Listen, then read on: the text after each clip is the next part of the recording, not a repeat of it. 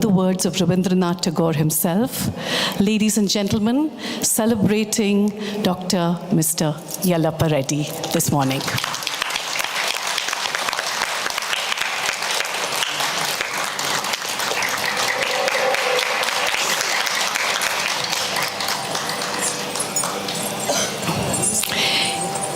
Inspired by the guidance of his guru and mentor, Mr. Reddy's life's work is also a celebration of ecology through music and dance.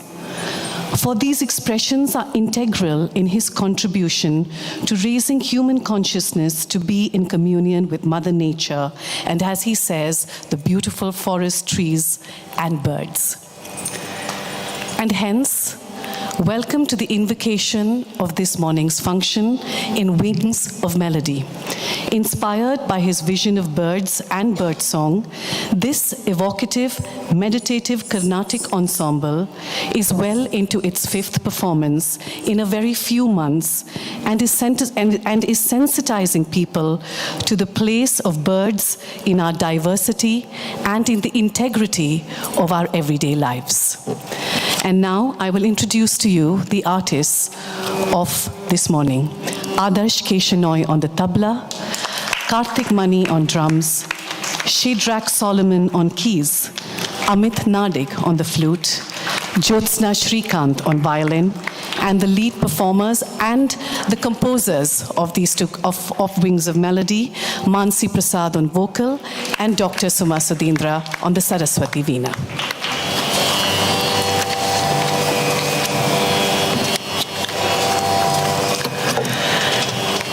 The Hamsa is the only bird known in Indian mythology to separate milk from water. Many ragas in the Carnatic music lineage begin with the word Hamsa.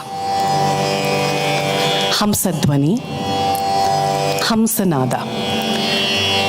The two ragas, Hamsadvani and Hamsanada, differ in one note. Mansi, help me out here.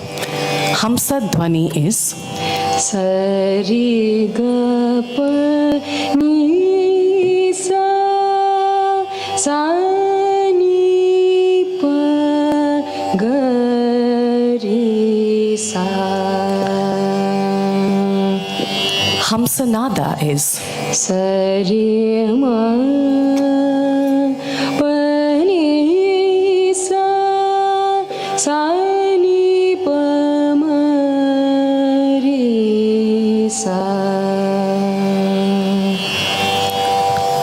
So the first invocation composition of this morning is a conversation between two swans. Maybe they are dueling with each other on who separates the milk from the water better. A conversation we are all having with ourselves in these troubling times, these challenging times, on maybe whose truth is really wiser. Now, in this story, the Hamsa birds agree to the combination of two ragas. They make peace, and they give birth to a new way, a new sound. This ensemble hence gives birth musically to a new raga. Mansi? Sari ga ma pa ni sa sa.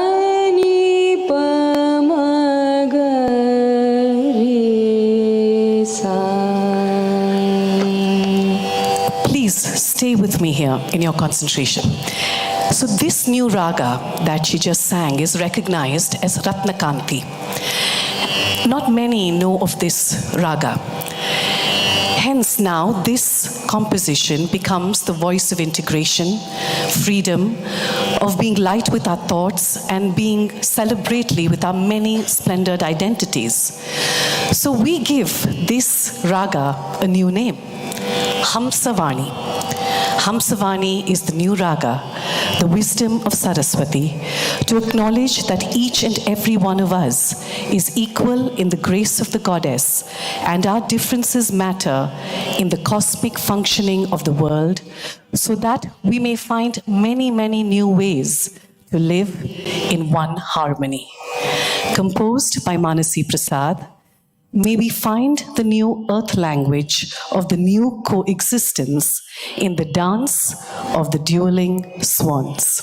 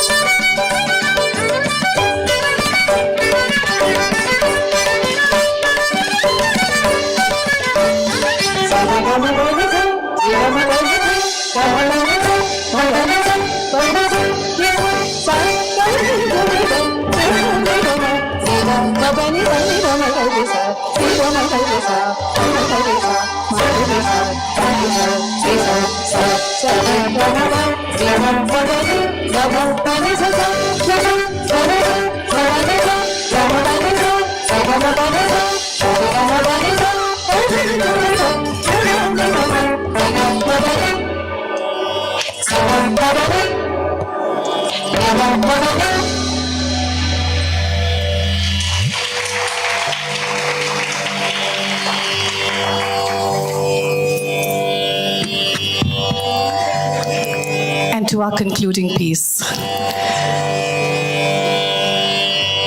In Inspired by the work and the words of Mr. Yellappa Reddy and the communion between ecology and music, if we must live a life, let us live it in embracing the unknown and in community. Nothing emphasizes this more than a Carnatic music ensemble, because this ensemble constantly plays with the unknown, which is why it is a revered sacred tradition that has existed through millennia. Just like the birds, extinction is not a life purpose. Continuity and preservation is. Joy, peace, laughter, and love definitely is.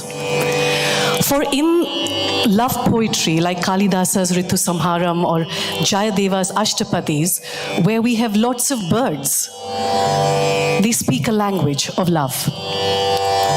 For even in the Purusha Suktam, in the Rig Veda, an ode to the universe's nature, it is exalted that that entire universe and nature lives in us, and hence we live in Mother Nature, in that one of the Mahakavyas that says, Tattvam Asi, I am that. That beautiful Mother Nature that lives and breathes inside of me. And hence now imagine a peacock dancing in the rain, calling out to its mate and showing her just how magnificently beautiful he is. Because the only way forward for us as human beings is to return to the womb of Shakti, of Saraswati, of Vanadurga, and to her, to this great goddess who Mr. Yellappa Reddy embodies in his work. We pay our salutations in this concluding piece, knowing we are all guests on this earth. Our souls are deep with dreams, just like birds in flight and musicians in song. May we rise to more conscious ways of living. Wings of Melody will conclude this morning's tribute concert with a Tilana in Raga Bindu Malini, inspired by the dance of peacocks on riverbanks in love-infused mating seasons, composed by Dr. Suma Sudhindra.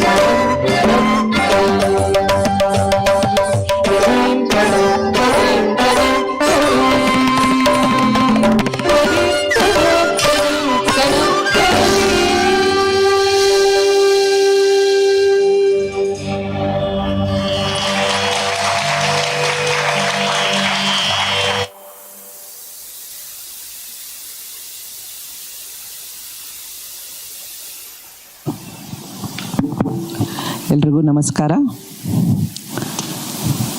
It's a great honor for us to give this small tribute to one of our leading legends who is saving the environment. Yellappa Reddy sir was responsible to have started this concept. We did a bird song exhibition at the Indian Music Experience, and he was the one who was guiding us through that.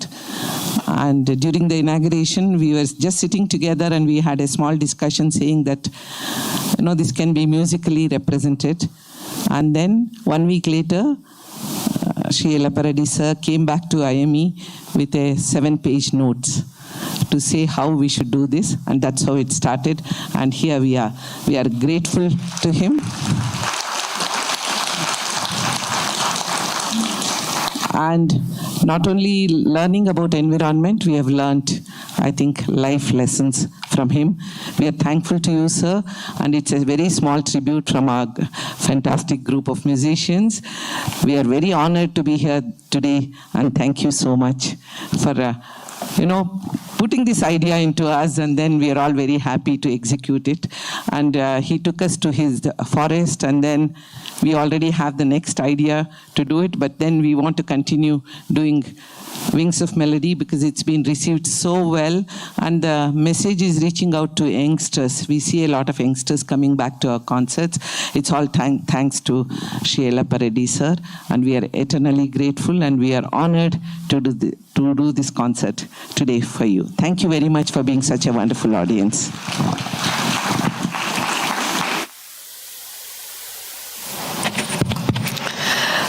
Jyoti Kumar will now honor the artists on stage.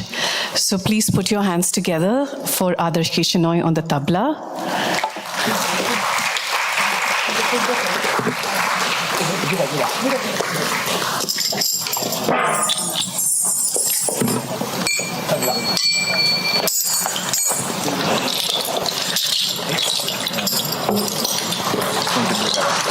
Karthik Mani on drums.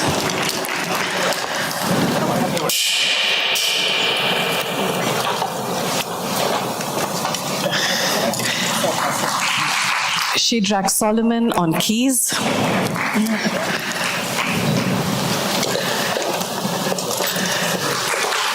Amit Nadig on the flute.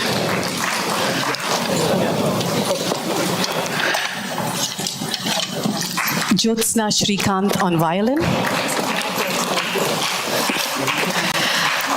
Manasi Prasad on vocals. Dr. Suma Sudhindra on the Saraswati Veena. On sound, we have Naveen. On visuals, we have Kirti Kumar.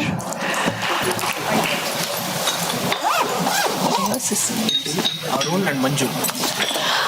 Arun and Manju assisted Karthik Mani on drums and drum setup.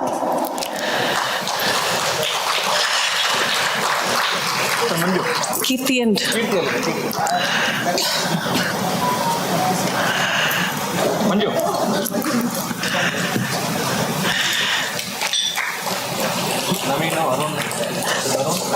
Ladies and gentlemen, namaskara, and thank you so very much for the honor of being able to be a part of the invocation of this very sacred and auspicious day.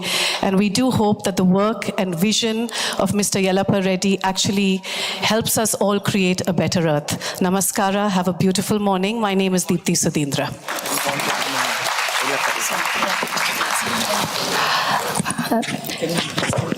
Thank you to Sri Yellappa Reddy sir for having shown us the power of music in spreading messages. If it were not for you, we would not have been aware of the power that each of us as an artist has in today's society. And this power is to spread messages of positivity, of the fact that we are part of this entire universe together. We cannot thank you enough, sir, and this is just a small token of our respect for you, presented by Dr. Suma Sudhindra on all our behalf.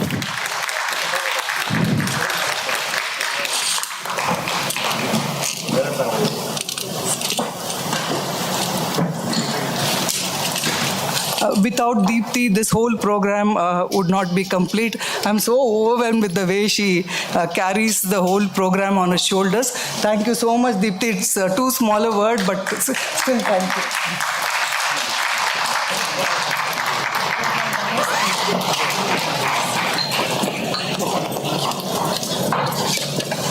you. Dance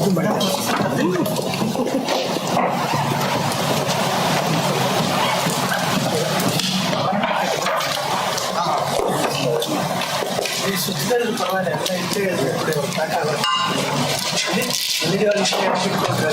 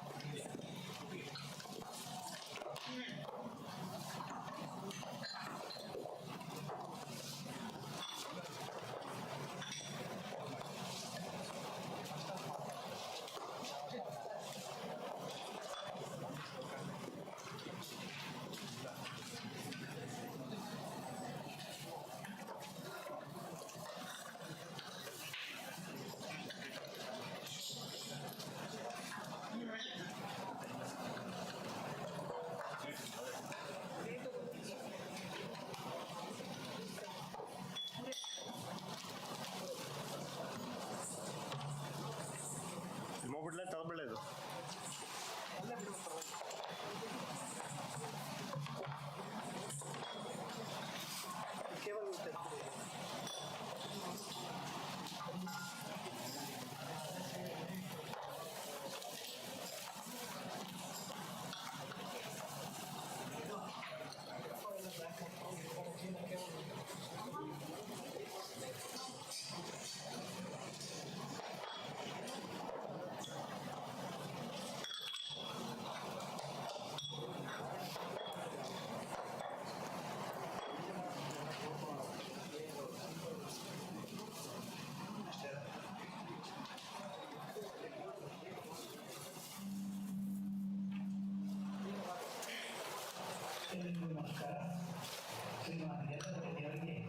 ನಮಸ್ಕಾರ. ಈ ಕಾರ್ಯಕ್ರಮವನ್ನು ಆಯೋಜಿಸಿದವರಿಗೆ ನನ್ನ ಅಭಿನಂದನೆಗಳು. ಈ ಸುಂದರ ಕಾರ್ಯಕ್ರಮದಲ್ಲಿ ಕೈ ಜೋಡಿಸಕ್ಕೆ ನನಗೆ ಸಾಧ್ಯ ಆಗ್ತಾ ಇಲ್ಲ. ಇವುಗಳನ್ನೇ ಕೈ ಜೋಡಿಸ್ತೀನಿ. ನಾನು ಎಲ್ಲೇ ಇದ್ದರೂ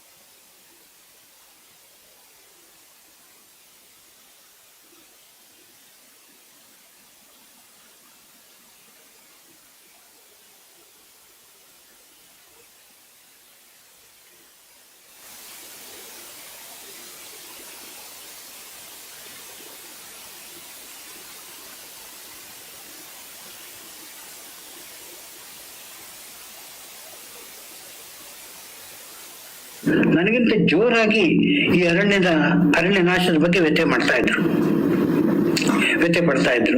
ನನಗಿಂತ ಜಾಸ್ತಿ ಪ್ರಮಾಣದಲ್ಲಿ ಇವರಿಗೆ ರಾಜಕಾರಣಿಗಳ ಮೇಲೆ ಕೋಪ ಇತ್ತು. ಸರ್ಕಾರದ ವಿನಾಶಕಾರಿ ಧೋರಣೆ ಬಗ್ಗೆ ಇವರು ಸಖತ್ ಶಾಪ ಆಗ್ತಾ ಇದ್ರು. ನಾವು ಕೈ ಕೊಟ್ಕೊಂಡು ರಾಜಕಾರಣಿಗಳು ಹೇಳ್ದಂಗೆ ಕುಣಿಬೇಕಲ್ಲ, ನಮ್ ಕರ್ಮ ನೋಡಿ ಅಂತ ಬೈತಾ ಇದ್ರು. ಆ ಕಾರಣಕ್ಕೆ ನಮ್ಮಿಬ್ಬರ ಮಧ್ಯೆ ಒಂಥರ ಬಾಂಧವ್ಯ ಬೆಳೀತು. ಇವ್ರ ಜೊತೆ ಡಾಕ್ಟರ್ ಶಿವರಾಮ್ ಕಾರಂತರು, ಅವ್ರ ಜೊತೆಗೆ ಡಾಕ್ಟರ್ ಕುಸುಮಾಸ್ವರವ್, ಅವ್ರ ಜೊತೆಗೆ ನಾನು ಪಶ್ಚಿಮ ಘಟ್ಟದ ಕಾಡುಗಳನ್ನು ಸಾಕಷ್ಟು ಸುತ್ತಿದ್ವಿ. ಇವರು ಮತ್ತು ಡಾಕ್ಟರ್ ಕುಸುಮಾಸ್ವರವ್ 2 ಕಣ್ಣುಗಳಾಗಿ ಪಶ್ಚಿಮ ಘಟ್ಟಗಳ ರಕ್ಷಣೆಗೆ ನಿಂತ ಹಾಗೆ ನನಗೆ ಕಾಣಿಸ್ತಾ ಇತ್ತು. ಇವರಿಬ್ಬರ ನಡುವೆ ಶಿವರಾಮ್ ಕಾರಂತರು ಇದ್ರು. ನಾವು ಅಂದ್ರೆ ನನ್ನ ಕುಟುಂಬದವರು ನಮ್ಮ ತಂದೆಯವರ ನೆನಪಿನಲ್ಲಿ ಭಾವನಾ ಪರಿಸರ ಪ್ರಶಸ್ತಿಯನ್ನ ಕೊಡ್ತಾ ಇದ್ದೀವಿ. 1 ವರ್ಷ ಡಾಕ್ಟರ್ ಕುಸುಮಾಸ್ವರವ್ ಅವರಿಗೂ, ಇನ್ನೊಂದು ವರ್ಷ ಶ್ರೀ ಯಲ್ಲಪ್ಪ ರೆಡ್ಡಿ ಅವರಿಗೂ ಕೊಟ್ಟಿದ್ವಿ.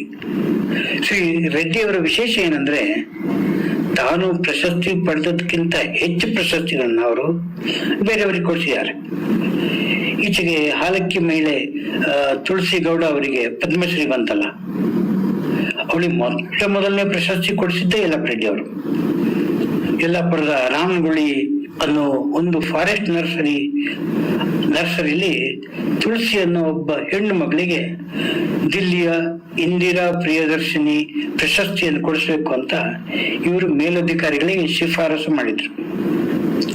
ಎಲ್ಲ ಅಧಿಕಾರಿಗಳು ತಮಗೆ ಪ್ರಶಸ್ತಿ ಸಿಗ್ಬೇಕು ಅಂತ ಏನೆಲ್ಲ ಸರ್ಕಸ್ ಮಾಡ್ತಾ ಇರ್ಬೇಕಾದ್ರೆ ಇವರು ಒಬ್ಬ ದಿನಗೂಲಿ ಹೆಣ್ಣು ಮಗಳಿಗೆ ಪ್ರಶಸ್ತಿ ಕೊಡಿಸಿದ್ದು ಅದು ಏನಿದೆ, ಅದು ನನಗಂತೂ ಮರೆಯೋಕೆ ಆಗದೆ ಇರುವಂತ ಸಂದರ್ಭ. ಅವಳನ್ನು ಇವರೇ ರೈಲ್ನಲ್ಲಿ ಕೂರಿಸಿ ಗೈಡ್ ಆಗಿ ದಿಲ್ಲಿ ಕರ್ಕೊಂಡೋಗಿ ಪ್ರಶಸ್ತಿ ಕೊಡಿಸಿದ್ರು. ಆಮೇಲೆ ಅವಳಿಗೆ ನಾನಾ ಪ್ರಶಸ್ತಿ ಬಂತು. ಕೊನೆಗೆ ರಾಜ್ಯೋತ್ಸವ ಪ್ರಶಸ್ತಿನೂ ಬಂತು, ಪದ್ಮಶ್ರೀ ಕೂಡ ಬಂತು. ಜೊತೆಗೆ ವೈದಿಕ ಜ್ಞಾನವನ್ನು ಸೇರಿಸಿ ಇವರು ಅಲ್ಲಿ ನಕ್ಷತ್ರವನ, ಔಷಧವನ, ಮೂಲಿಕೆವನ ಇತ್ಯಾದಿ ಎಲ್ಲ ನಿರ್ಮಾಣ ಮಾಡಿದ್ರು.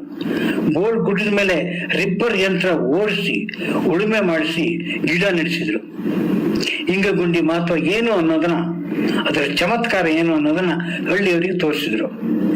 ತಾವು ಹೋದಲ್ಲೆಲ್ಲ ಹೊಸ ಅರಣ್ಯವನ್ನ ಸೃಷ್ಟಿ ಮಾಡಿದ್ರು.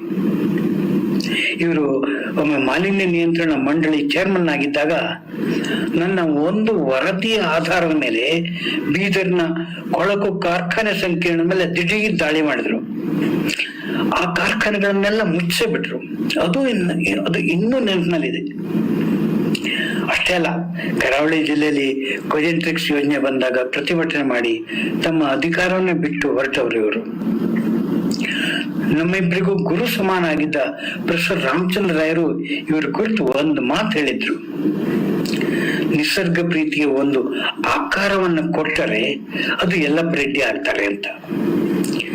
ಅಂತ ಅಪರೂಪದ ಆಕಾರವನ್ನು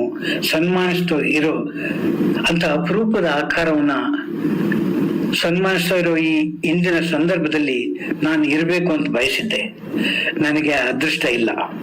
ನನ್ನ ಹಾಗೆ ಈ ನಾಡಿನ ಅದೆಷ್ಟು ಲಕ್ಷ ಗಿಡ, ಮರ, ಪ್ರಾಣಿ, ಪಕ್ಷಿ, ಕೆರೆ, ತೊರೆ ಅವೆಲ್ಲ ಈ ಸಂದರ್ಭದಲ್ಲಿ ಇಲ್ಲಿ ಇರಬೇಕು ಅಂತ ಬಯಸಿದ್ವೋ ಏನೋ. ಅವಕ್ಕೂ ಆ ಅದೃಷ್ಟ ಇಲ್ಲ. ಅವೆಲ್ಲವೂ ತಮ್ಮ ಜಾಗದಲ್ಲಿ ನಿಂತ್ಕೊಂಡೇ ರೆಡ್ಡಿ ಅವ್ರನ್ನ ಹಾರೈಸ್ತವೆ. ರೆಡ್ಡಿ ಸಾಹೇಬ್ರೆ, ಜ್ಞಾನ ಭಾರತಿ ಕ್ಯಾಂಪಸ್ ಅಲ್ಲಿ ನೀವು ಲಕ್ಷಾಂತರ ಗಿಡ ಮರ ಬೆಳೆಸಿದ್ದೀರಲ್ಲ, ಅವುಗಳ ಪರವಾಗಿ ನನ್ನಿಂದ ಒಂದು ವಿನಂತಿ ಇದೆ. ನೀವು 100 ವರ್ಷಕ್ಕೆ ಕಾಲಿಟ್ಟಾಗ ನೀವೇ ಅಲ್ಲಿಗೆ ಬರಬೇಕು, ಜ್ಞಾನ ಭಾರತಿ ಕ್ಯಾಂಪಸ್ಗೆ ಬರಬೇಕು. ಆ ಹಸಿರಮ್ಮ, ಆ ಪ್ರಕೃತಿ ಆರೋಗ್ಯದಿಂದ ಇರ್ಲಿ ಅಂತ ನೀವು ನಗನಗ್ತಾ ಹಾರೈಸಬೇಕು. ನಮಸ್ಕಾರ, ಎಲ್ಲರಿಗೂ ನಮಸ್ಕಾರ.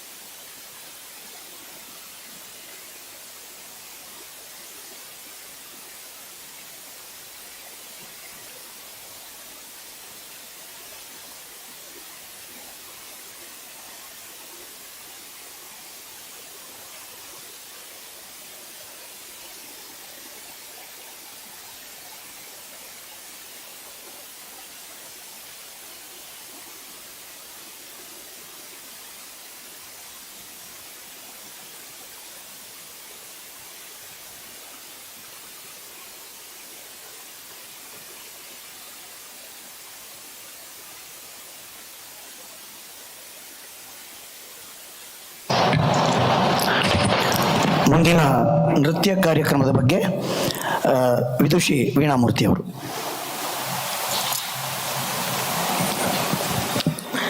ಎಲ್ರಿಗೂ ನಮಸ್ಕಾರ. ಇಂದಿನ ನೃತ್ಯ ಕಾರ್ಯಕ್ರಮದಲ್ಲಿ ಸೂರ್ಯ ಎನ್ ರಾವ್ ಅವರು ಒಂದು ಟ್ರೆಡಿಷ್ನಲ್ ಅಂದರೆ ಬಹಳ ಪ್ರಾಚೀನವಾದಂಥ ಒಂದು ನೃತ್ಯ ಪ್ರಕಾರವನ್ನು ಮಾಡ್ತಾ ಇದ್ದಾರೆ. This is a tribute, a small tribute from my institution to my Guru, Sri Yellappa Reddy garu. Ardhanarishwara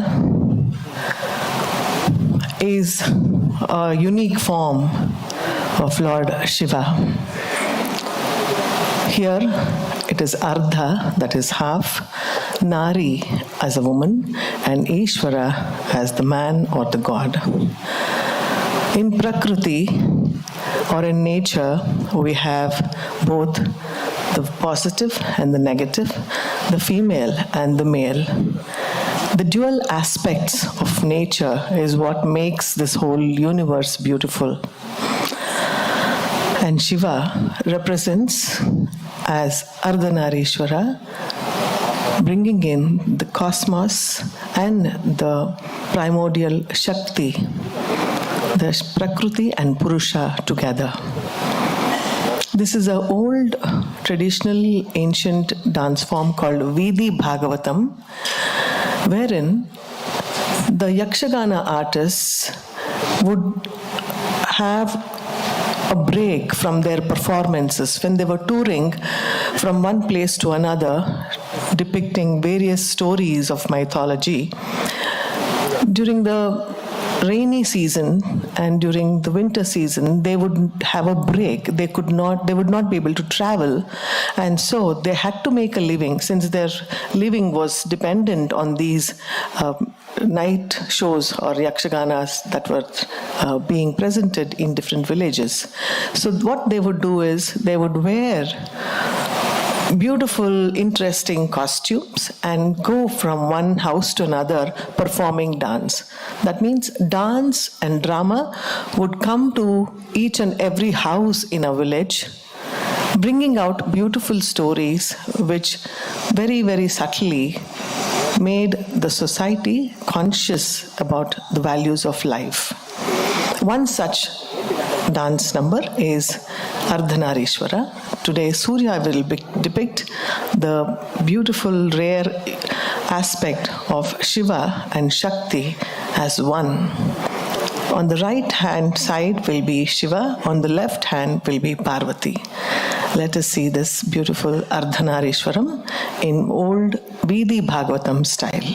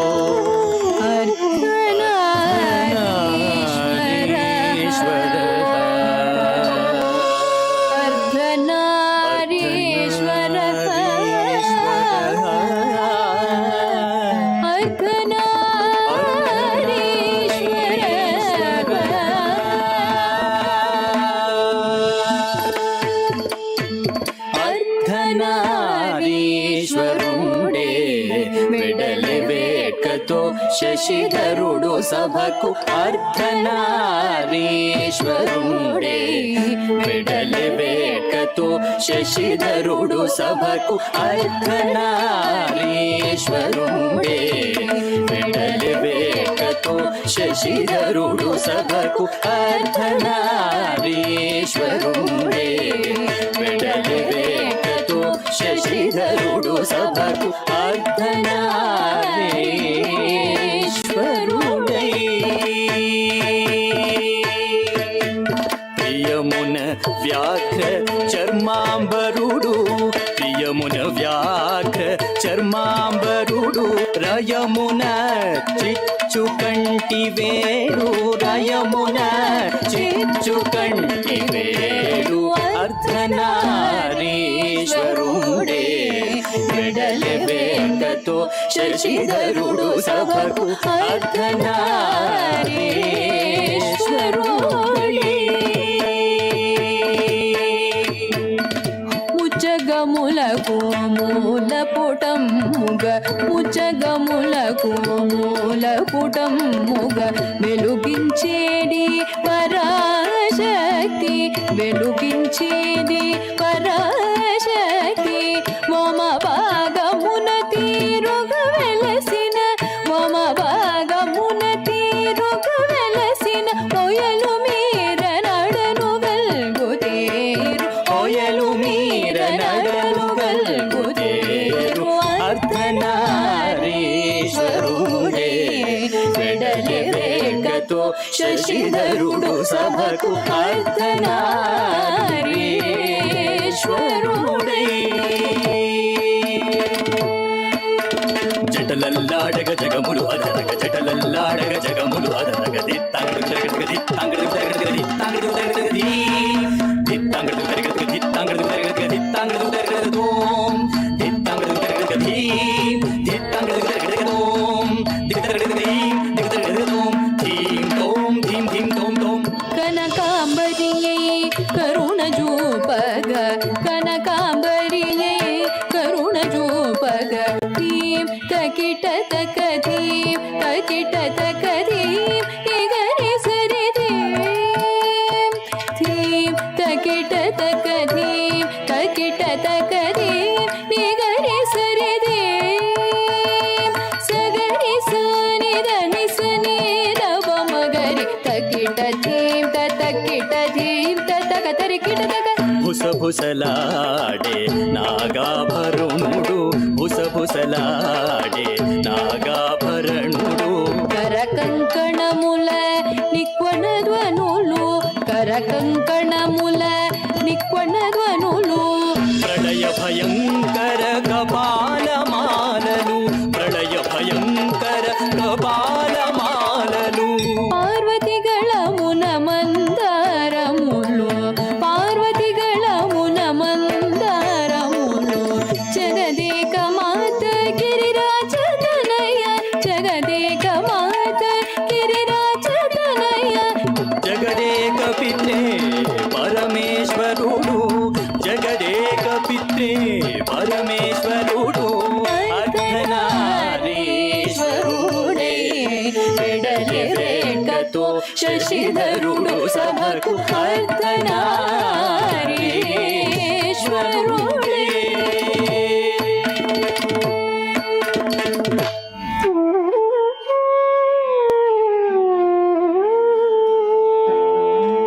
చాంపేయ గౌరార్ధ శరీరకాయ కర్పూర గౌరార్ధ శరీరకాయ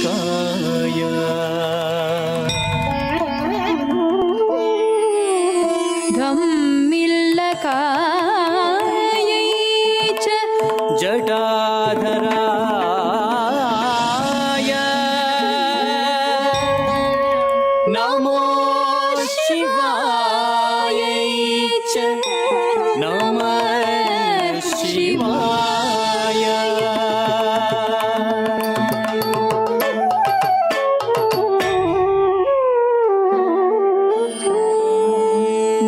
మందారమా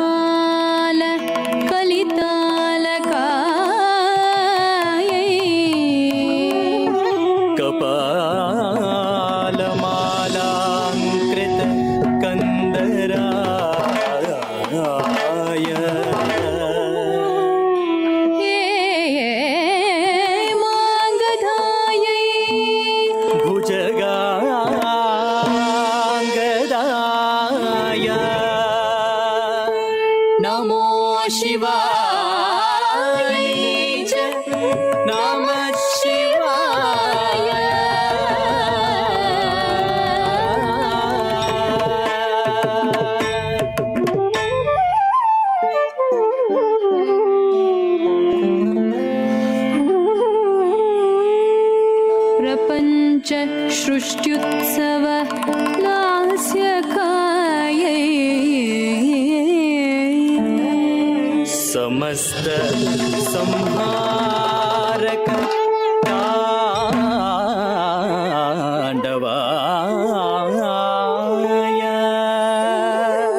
जगज्जनन्यै च जगदेकपित्रे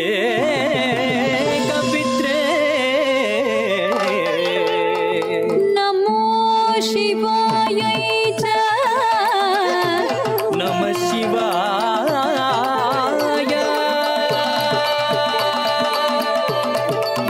नमो अर्धनारीश्वर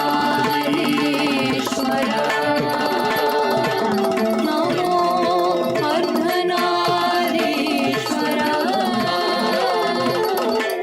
नमो अर्धनारीश्वर नमो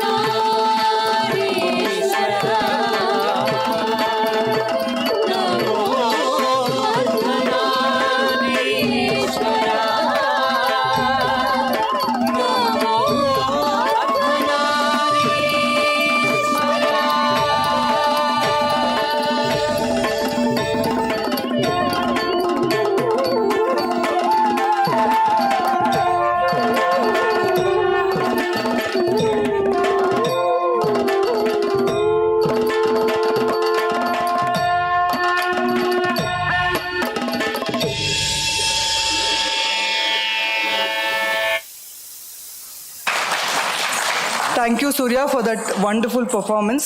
Since Suma, Veena, and Surya are busy artists, they may leave, so they will not wait until I propose my vote of thanks. So, my heartfelt thanks to all of you. You have given form to my father's greatest passion, music and dance. It's very, very overwhelming. Thank you so much.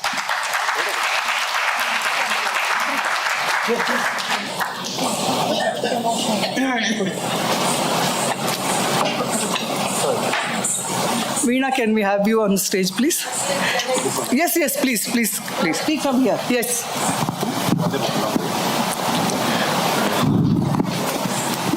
Shri Yellappa Reddy Garu and my relationship has been over a few years now. For me, it has been a Gurukula. For the learnings that I've had from him is immense. I have grown as a teacher to my students. I have grown as a choreographer. It's all because of his guidance through the years. A country with rich culture and tradition, India has also been a home to great leaders who have fought for her freedom and also to protect her values and her glorious tradition. Just like what we gather from our mythology, Lord Vishnu and his Dashawataras signify the evolution of man and the intellect. He taught us that the main dharma was to protect the good and destroy the evil. In spite of various invasions, be it by the Mughals, Dutch, Portuguese, or the British, our freedom fighters and great leaders have restored India's glory and have managed to bind us all together in the spirit of nationalism.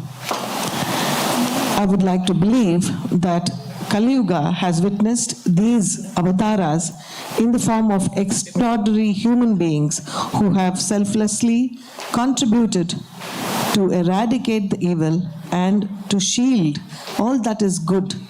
That includes the Vanadurge, or our nature, and the bounty of the richness of our glorious nature. We have glimpsed and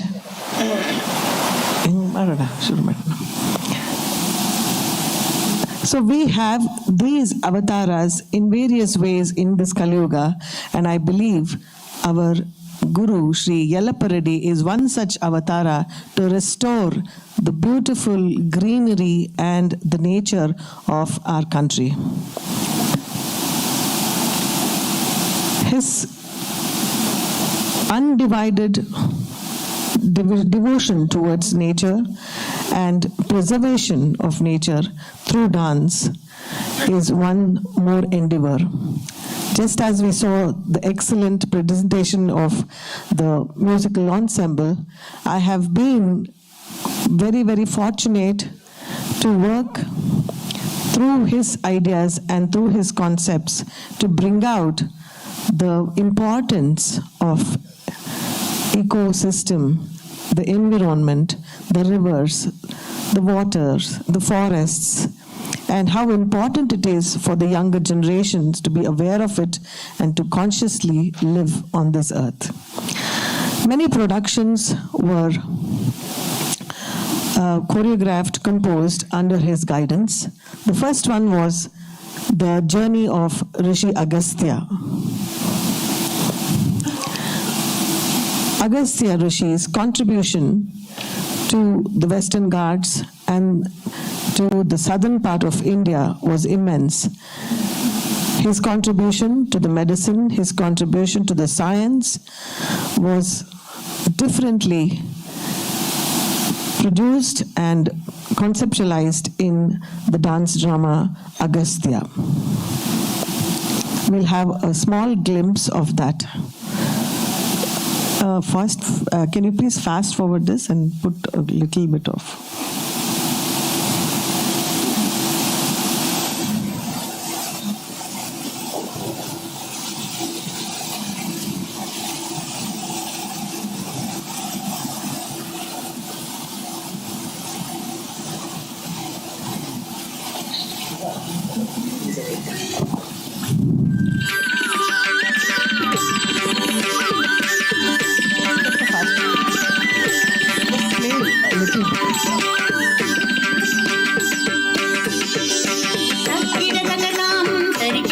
This is the Agastya Rishi's entry and how his birth had made a big difference.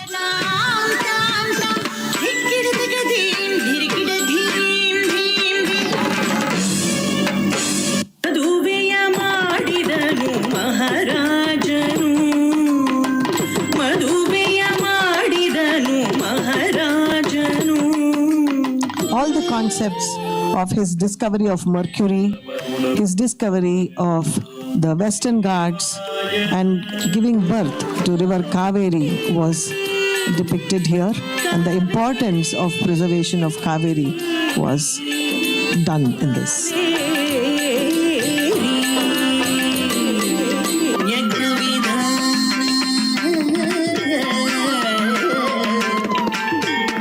The next production that we did was Dhruva. Here, the importance of education for every child, where Mother Nature and forest becomes the school and Vanadurge is the teacher. Dhruva was conceptualized by Sri Yellappa Reddy, wherein the mythological character of a young boy trying to get a proper place on his father's lap, just as a student who tries to get a seat in the schools today, which is so difficult. These metaphors were worked here.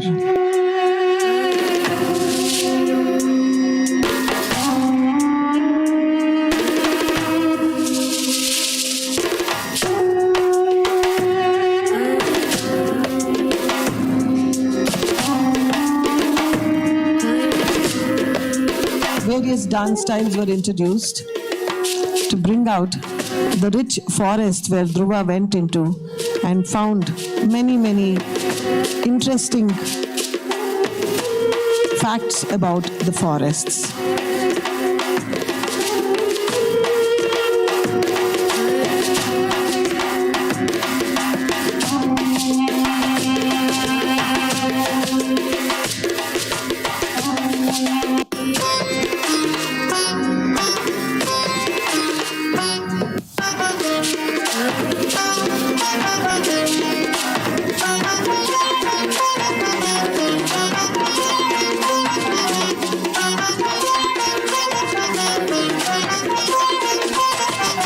Our next production was Jeevanadi. Sri Yellappa Reddy sir was most saddened at the state of our rivers which are depleting today, the Tunga and Bhadra, to bring in the awareness of the rivers and save our rivers, and also to bring about the awareness of restoration of rivers, rights of the rivers for water conservation was brought out in this beautiful dance ballet, where the Tunga and Bhadra were characterized, and Varaha as the god who came in to restore Mother Earth. Every aspect of Sringeri was brought in the banks of the river Tunga, and at the end of the play, Tunga and Bhadra and gods seek the help and also include the audience by asking them to be the spirit of Lord Vishnu and Shiva to restore the rivers. Another beautiful venture was Aranyeni Nagesharanu. This was conceptualized by Sri Yellappa Reddy Garu for the launch of his book. He has written a beautiful book on the richness of our forests. Each tree, whether it is Audumbara or Ashwatha, each tree and its attributes were described in this book, and our attempt to bring it out in the dance form and bring out the aspects of Aranyeni Nagesharanu was also presented most recently. So this has been my journey with him. I am ever grateful to him because today young dancers have realized these values. They have come to know about our rivers, our forests, and many youngsters are seeking to become their own volunteering work of bringing back the glory of forests and the rivers.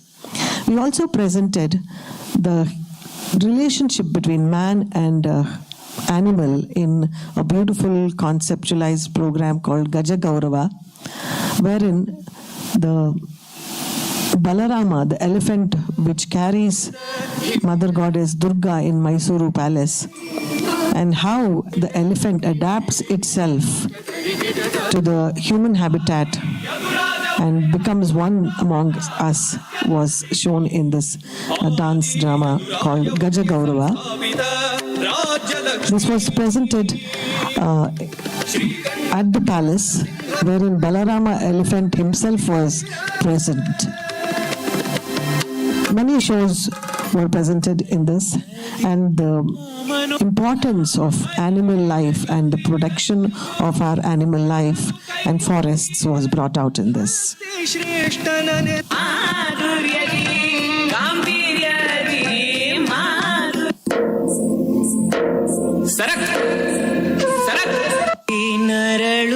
I had the fortune of going and visiting the elephant station that was there at Mysore Palace along with Yellappa Reddy sir, to observe the movements of the elephant and also the whispering language of the elephants. It was a beautiful learning experience for me.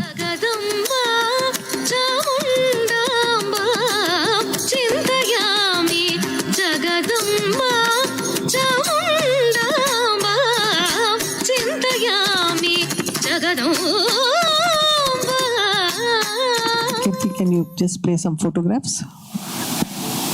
Some of the beautiful memories that I've had working with him.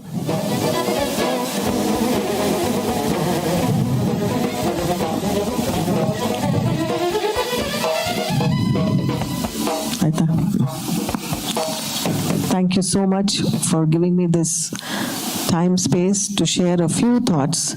The journey has been abundantly rich for me to learn, to process, and to live a life which is full of joy and consciousness. This is what I have learned, and I will be continuing learning with him and also along with my students. I immensely thank Jyoti for giving me this time, and also my heartfelt thanks to my Guru, Sri Yellappa Reddy sir. Thank you, Veena. Thank you so much. Surya, can you please come? Thank you, Kirti.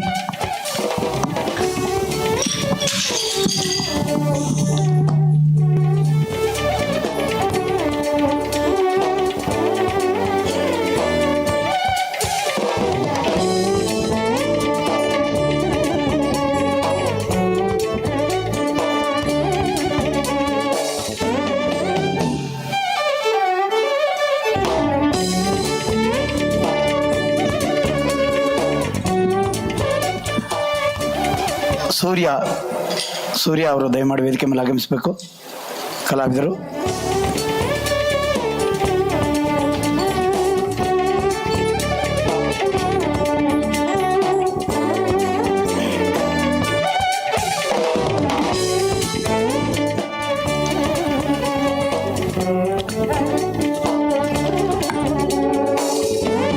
Sharada ಗುರುಭ್ಯೋ ನಮಃ.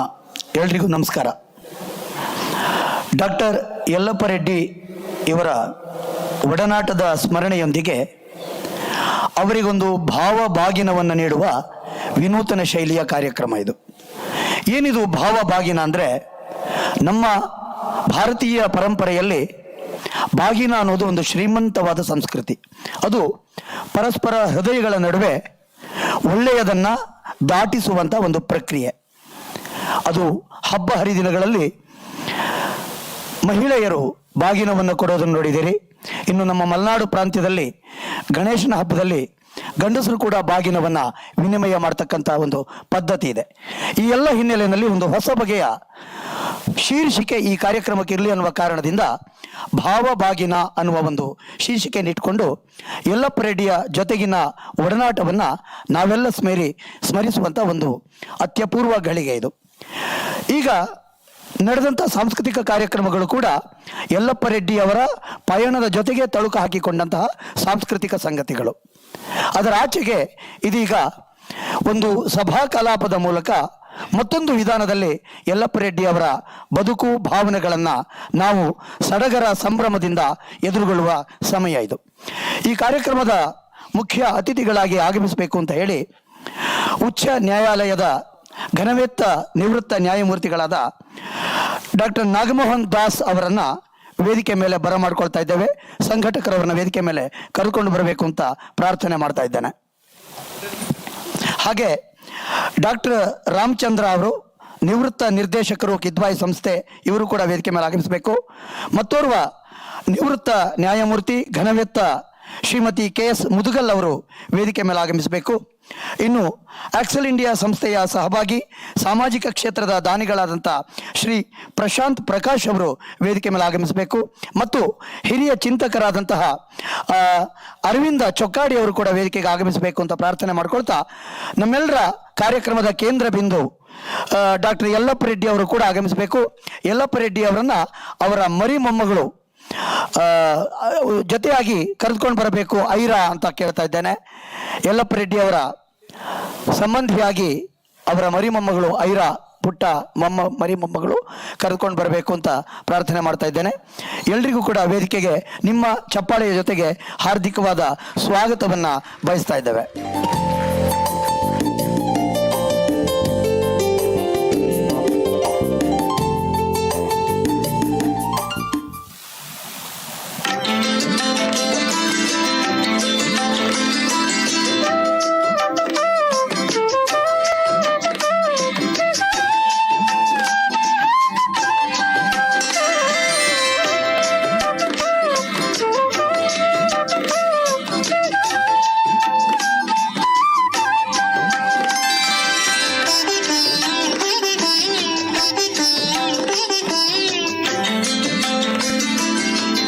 ಸಮಾಜದ ಬೇರೆ ಬೇರೆ ಕ್ಷೇತ್ರದ ಗಣ್ಯ ಮಹನೀಯರಿಂದ ಈ ವೇದಿಕೆ ಅತ್ಯಂತ ಸುಶೋಭಿತವಾಗಿ ಪರಿಸರದ ಪ್ರಭಾವಳಿಯಿಂದ ಕಂಗೊಳಿಸ್ತಿದೆ ಅನ್ನುವ ಮಾತನ್ನ ಹೇಳ್ತಾ ಡಾಕ್ಟರ್ ವೆಂಕಟೇಶ್ ಅವರು ದಯಮಾಡಿ ವೇದಿಕೆ ಮೇಲೆ ಆಗಮಿಸಬೇಕು ಅಂತ ಪ್ರಾರ್ಥನೆ ಮಾಡ್ಕೊಳ್ತಾ ಇದ್ದೇನೆ.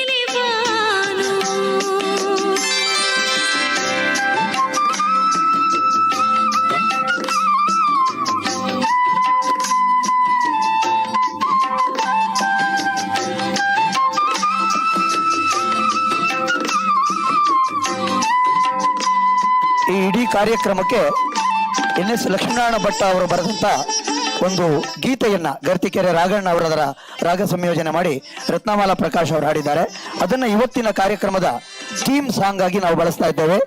ಈ ನೀಲಿ ಬಾನು ಹೂಬಳ್ಳಿ ಕಾನು ಕಾಣಲಾಗದಂಥ ಕಣ್ಣಿದ್ದು ಏನು ಎನ್ನುವುದು ಒಂದು ಕ್ವಶನ್ ಆಗಿ ಬರೆದಂಥ, ಒಂದು ಪ್ರಶ್ನೆಯಾಗಿ ಬರೆದಂಥ ಒಂದು ಪರಿಸರದ ಬಹಳ ದೊಡ್ಡ ರೂಪಕದ ಒಂದು ಹಾಡದು.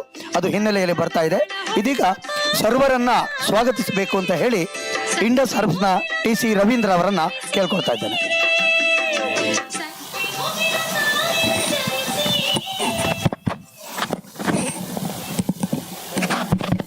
ಬಂಧುಗಳೇ, ಬಹಳ ವಿಶಿಷ್ಟವಾದಂತಹ ಒಂದು ದಿವಸ.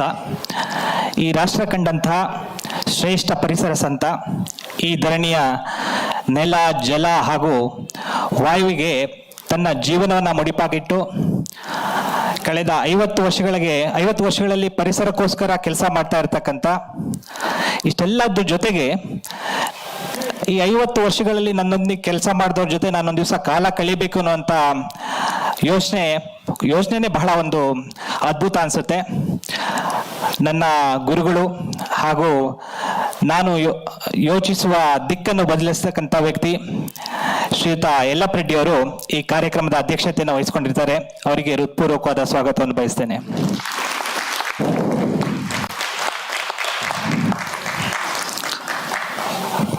ಹಾಗೆಯೇ ಕರ್ನಾಟಕ ಹೈಕೋರ್ಟ್ನ ನಿವೃತ್ತ ನ್ಯಾಯಮೂರ್ತಿ ಆಗಿರ್ತಕ್ಕಂಥ ಜಸ್ಟಿಸ್ ನಾಗಮೋಹನ್ ದಾಸ್ ರವರು ಅನೇಕ ಪರಿಸರಕ್ಕೋಸ್ಕರ ಅನೇಕ ಕಠಿಣ ನಿಲುವುಗಳನ್ನು ಕೂಡ, ತೀರ್ಪುಗಳನ್ನು ಕೂಡ ತೆಗೆದುಕೊಂಡು ಇವತ್ತು ನಮ್ಮೆಲ್ಲರಿಗೂ ಕೂಡ ಅನುಕರಣೀಯ ವ್ಯಕ್ತಿಗಳಾಗಿರೋರು ಯಲ್ಲಪ್ಪ ರೆಡ್ಡಿ ಜೊತೆಗೆ ಒಂದು ಉತ್ತಮವಾದಂಥ ಒಡನಾಟವನ್ನು ಹೊಂದಿರತಕ್ಕಂಥ ಶ್ರೀಯುತ ನಾಗಮೋಹನ್ ದಾಸ್ ಅವರಿಗೆ ಈ ಸಮಯದಲ್ಲಿ ಹೃತ್ಪೂರ್ವಕವಾದ ಸ್ವಾಗತವನ್ನು ಬಯಸ್ತೇನೆ.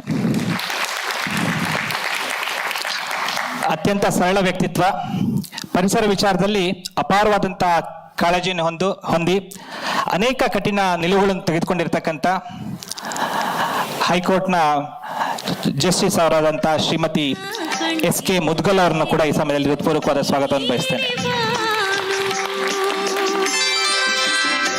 ಇವತ್ತು ಬಹಳ ವಿಶೇಷವಾದಂಥ ದಿವಸ ನನಗೆ,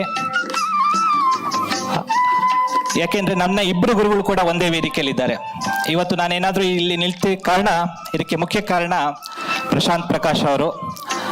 ಬಹುಶಃ ನನ್ನಂಥ ಲಕ್ಷಾಂತರ ಜನಕ್ಕೆ ಇವತ್ತು ಹೇಗೆ ಉದ್ಯಮ ನಡೆಸಬೇಕು ಅನ್ನುವಂಥ ನಿಟ್ಟಿನಲ್ಲಿ ಮಾರ್ಗದರ್ಶನ ಮಾಡೋದ್ರ ಜೊತೆಗೆ ಸಾಮಾಜಿಕ ಹಾಗೂ ಪರಿಸರದ ವಿಚಾರದಲ್ಲಿ 100 ಕೋಟಿಯಷ್ಟು ಹಣವನ್ನು ಕರ್ನಾಟಕದಲ್ಲಿ ಆ ಥರದ ಕೆಲಸಗಳನ್ನು ಮಾಡಿರ್ತಕ್ಕಂಥ ಪ್ರಶಾಂತ್ ಪ್ರಕಾಶ್ ಅವರು ಇವತ್ತು ವೇದಿಕೆಯಲ್ಲಿ ಉಪಸ್ಥಿತರಿದ್ದಾರೆ. ಅವರಿಗೆ ಹೃತ್ಪೂರ್ವಕವಾದ ಸ್ವಾಗತವನ್ನು ಬಯಸ್ತೇನೆ. ಹಾಗೆ ಒಬ್ಬ ವ್ಯಕ್ತಿಯ ಕೈಗೆ ಒಂದು ಸಂಸ್ಥೆ, ಸರಿಯಾದ ವ್ಯಕ್ತಿಗೆ ಕಡೆಗೆ ಒಂದು ಸಂಸ್ಥೆ ಸಿಕ್ಕಿದ್ರೆ ಏನಾಗುತ್ತೆ ಅನ್ನೋದಕ್ಕೆ ಒಂದು ಉದಾಹರಣೆ ಕಿದ್ವಾಯಿ ಹಾಸ್ಪಿಟಲ್. ಕಳೆದ ಒಂದು ಅವಧಿಯಲ್ಲಿ ಕಿದ್ವಾಯಿ ಹಾಸ್ಪಿಟಲ್ನ ಅಂತಾರಾಷ್ಟ್ರೀಯ ಮಟ್ಟಕ್ಕೆ ತೆಗೆದುಕೊಂಡು ಹೋಗಿರ್ತಕ್ಕಂಥ ಹಾಗೆ ಸ್ನೇಹಿತರಾದಂಥ ಡಾಕ್ಟರ್ C ರಾಮಚಂದ್ರ ಅವರಿಗೆ ಹೃತ್ಪೂರ್ವಕವಾದ ಸ್ವಾಗತವನ್ನು ಬಯಸ್ತೇನೆ.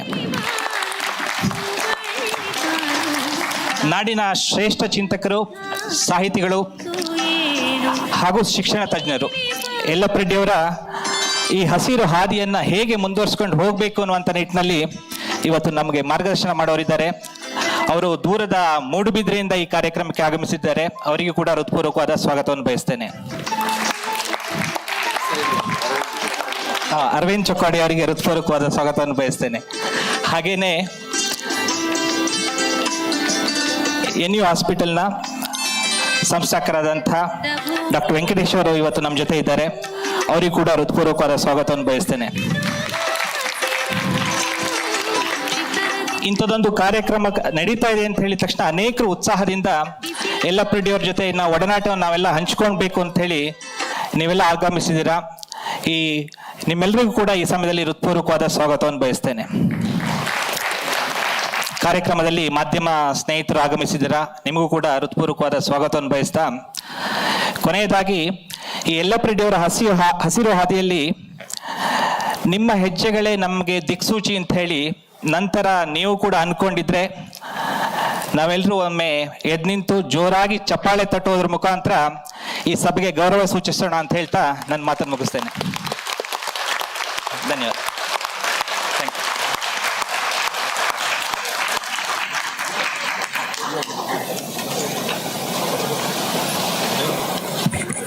ಸರ್ವರನ್ನ ಸ್ವಾಗತಿಸಿದ ರವೀಂದ್ರ ಅವರಿಗೆ ವಂದಿಸುತ್ತಾ ಇದೀಗ ಈ ಕಾರ್ಯಕ್ರಮನ ಜ್ಯೋತಿ ಬೆಳಗೋದ್ರ ಮೂಲಕ ಎಲ್ಲ ಅತಿಥಿ ಗಣ್ಯರು ಸೇರಿ ಜ್ಯೋತಿಯನ್ನು ಬೆಳಗೋದ್ರ ಮೂಲಕ ಇದಕ್ಕೊಂದು ಶ್ರೀಕಾರವನ್ನು ಹಾಡಬೇಕು, ಓಂಕಾರವನ್ನು ಹಾಡಬೇಕು ಅಂತ ಸರ್ವರಲ್ಲೂ ಕೂಡ ಪ್ರಾರ್ಥನೆಯನ್ನು ಮಾಡ್ಕೊಳ್ತಾ ಇದ್ದೇನೆ.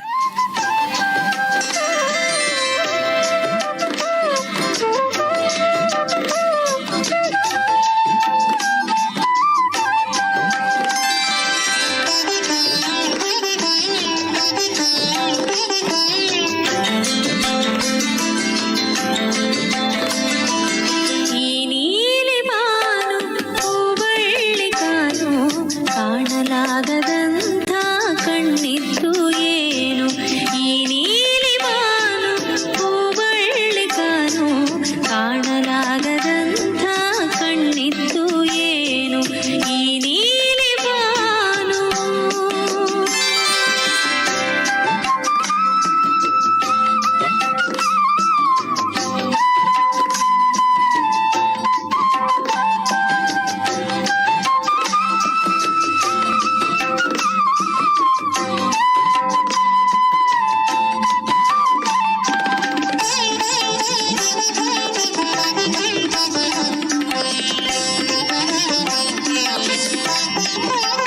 ಪ್ರಕೃತಿ ಮತ್ತು ಮನುಷ್ಯನ ನಡುವೆ ಏಕತೆಯ ಸಾಧ್ಯತೆಯನ್ನ ಮೆರೆದು ಇವತ್ತು ಪರಿಸರ ಕ್ಷೇತ್ರದ ಒಂದು ಅಸ್ಮಿತೆಯಾಗಿ ನಮ್ಮ ನಡುವೆ ಇರುವವರು ಡಾಕ್ಟರ್ ಯಲ್ಲಪ್ಪ ರೆಡ್ಡಿ ಅವರು.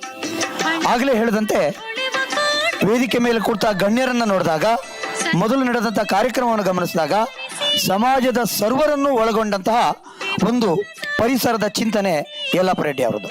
ಹಾಗಾಗಿ ವೇದಿಕೆಯ ಮೇಲೆ ಬೇರೆ ಬೇರೆ ಕ್ಷೇತ್ರದ ಗಣ್ಯರು ತಮ್ಮ ಒಂದು ಉಪಸ್ಥಿತಿಯನ್ನ ಸಾಕ್ಷೀಕರಿಸಿದ್ದಾರೆ. ಇವರುಗಳು ಮಾತಿನ ಮೂಲಕ ಯಲ್ಲಪ್ಪ ರೆಡ್ಡಿ ಅವರ ಒಡನಾಟವನ್ನ ಸ್ಮರಿಸುವ ಘಳಿಗೆ ಇದು. ಇದಕ್ಕಾಗಿ ಮೊದಲು ನಾನು ನಿವೃತ್ತ ನಿರ್ದೇಶಕರು ಕಿದ್ವಾಯಿ ಸಂಸ್ಥೆ ಇದರ ಡಾಕ್ಟರ್ ರಾಮಚಂದ್ರ ಅವರನ್ನ ಬರಮಾಡ್ಕೊಳ್ತಾ ಇದ್ದೇನೆ.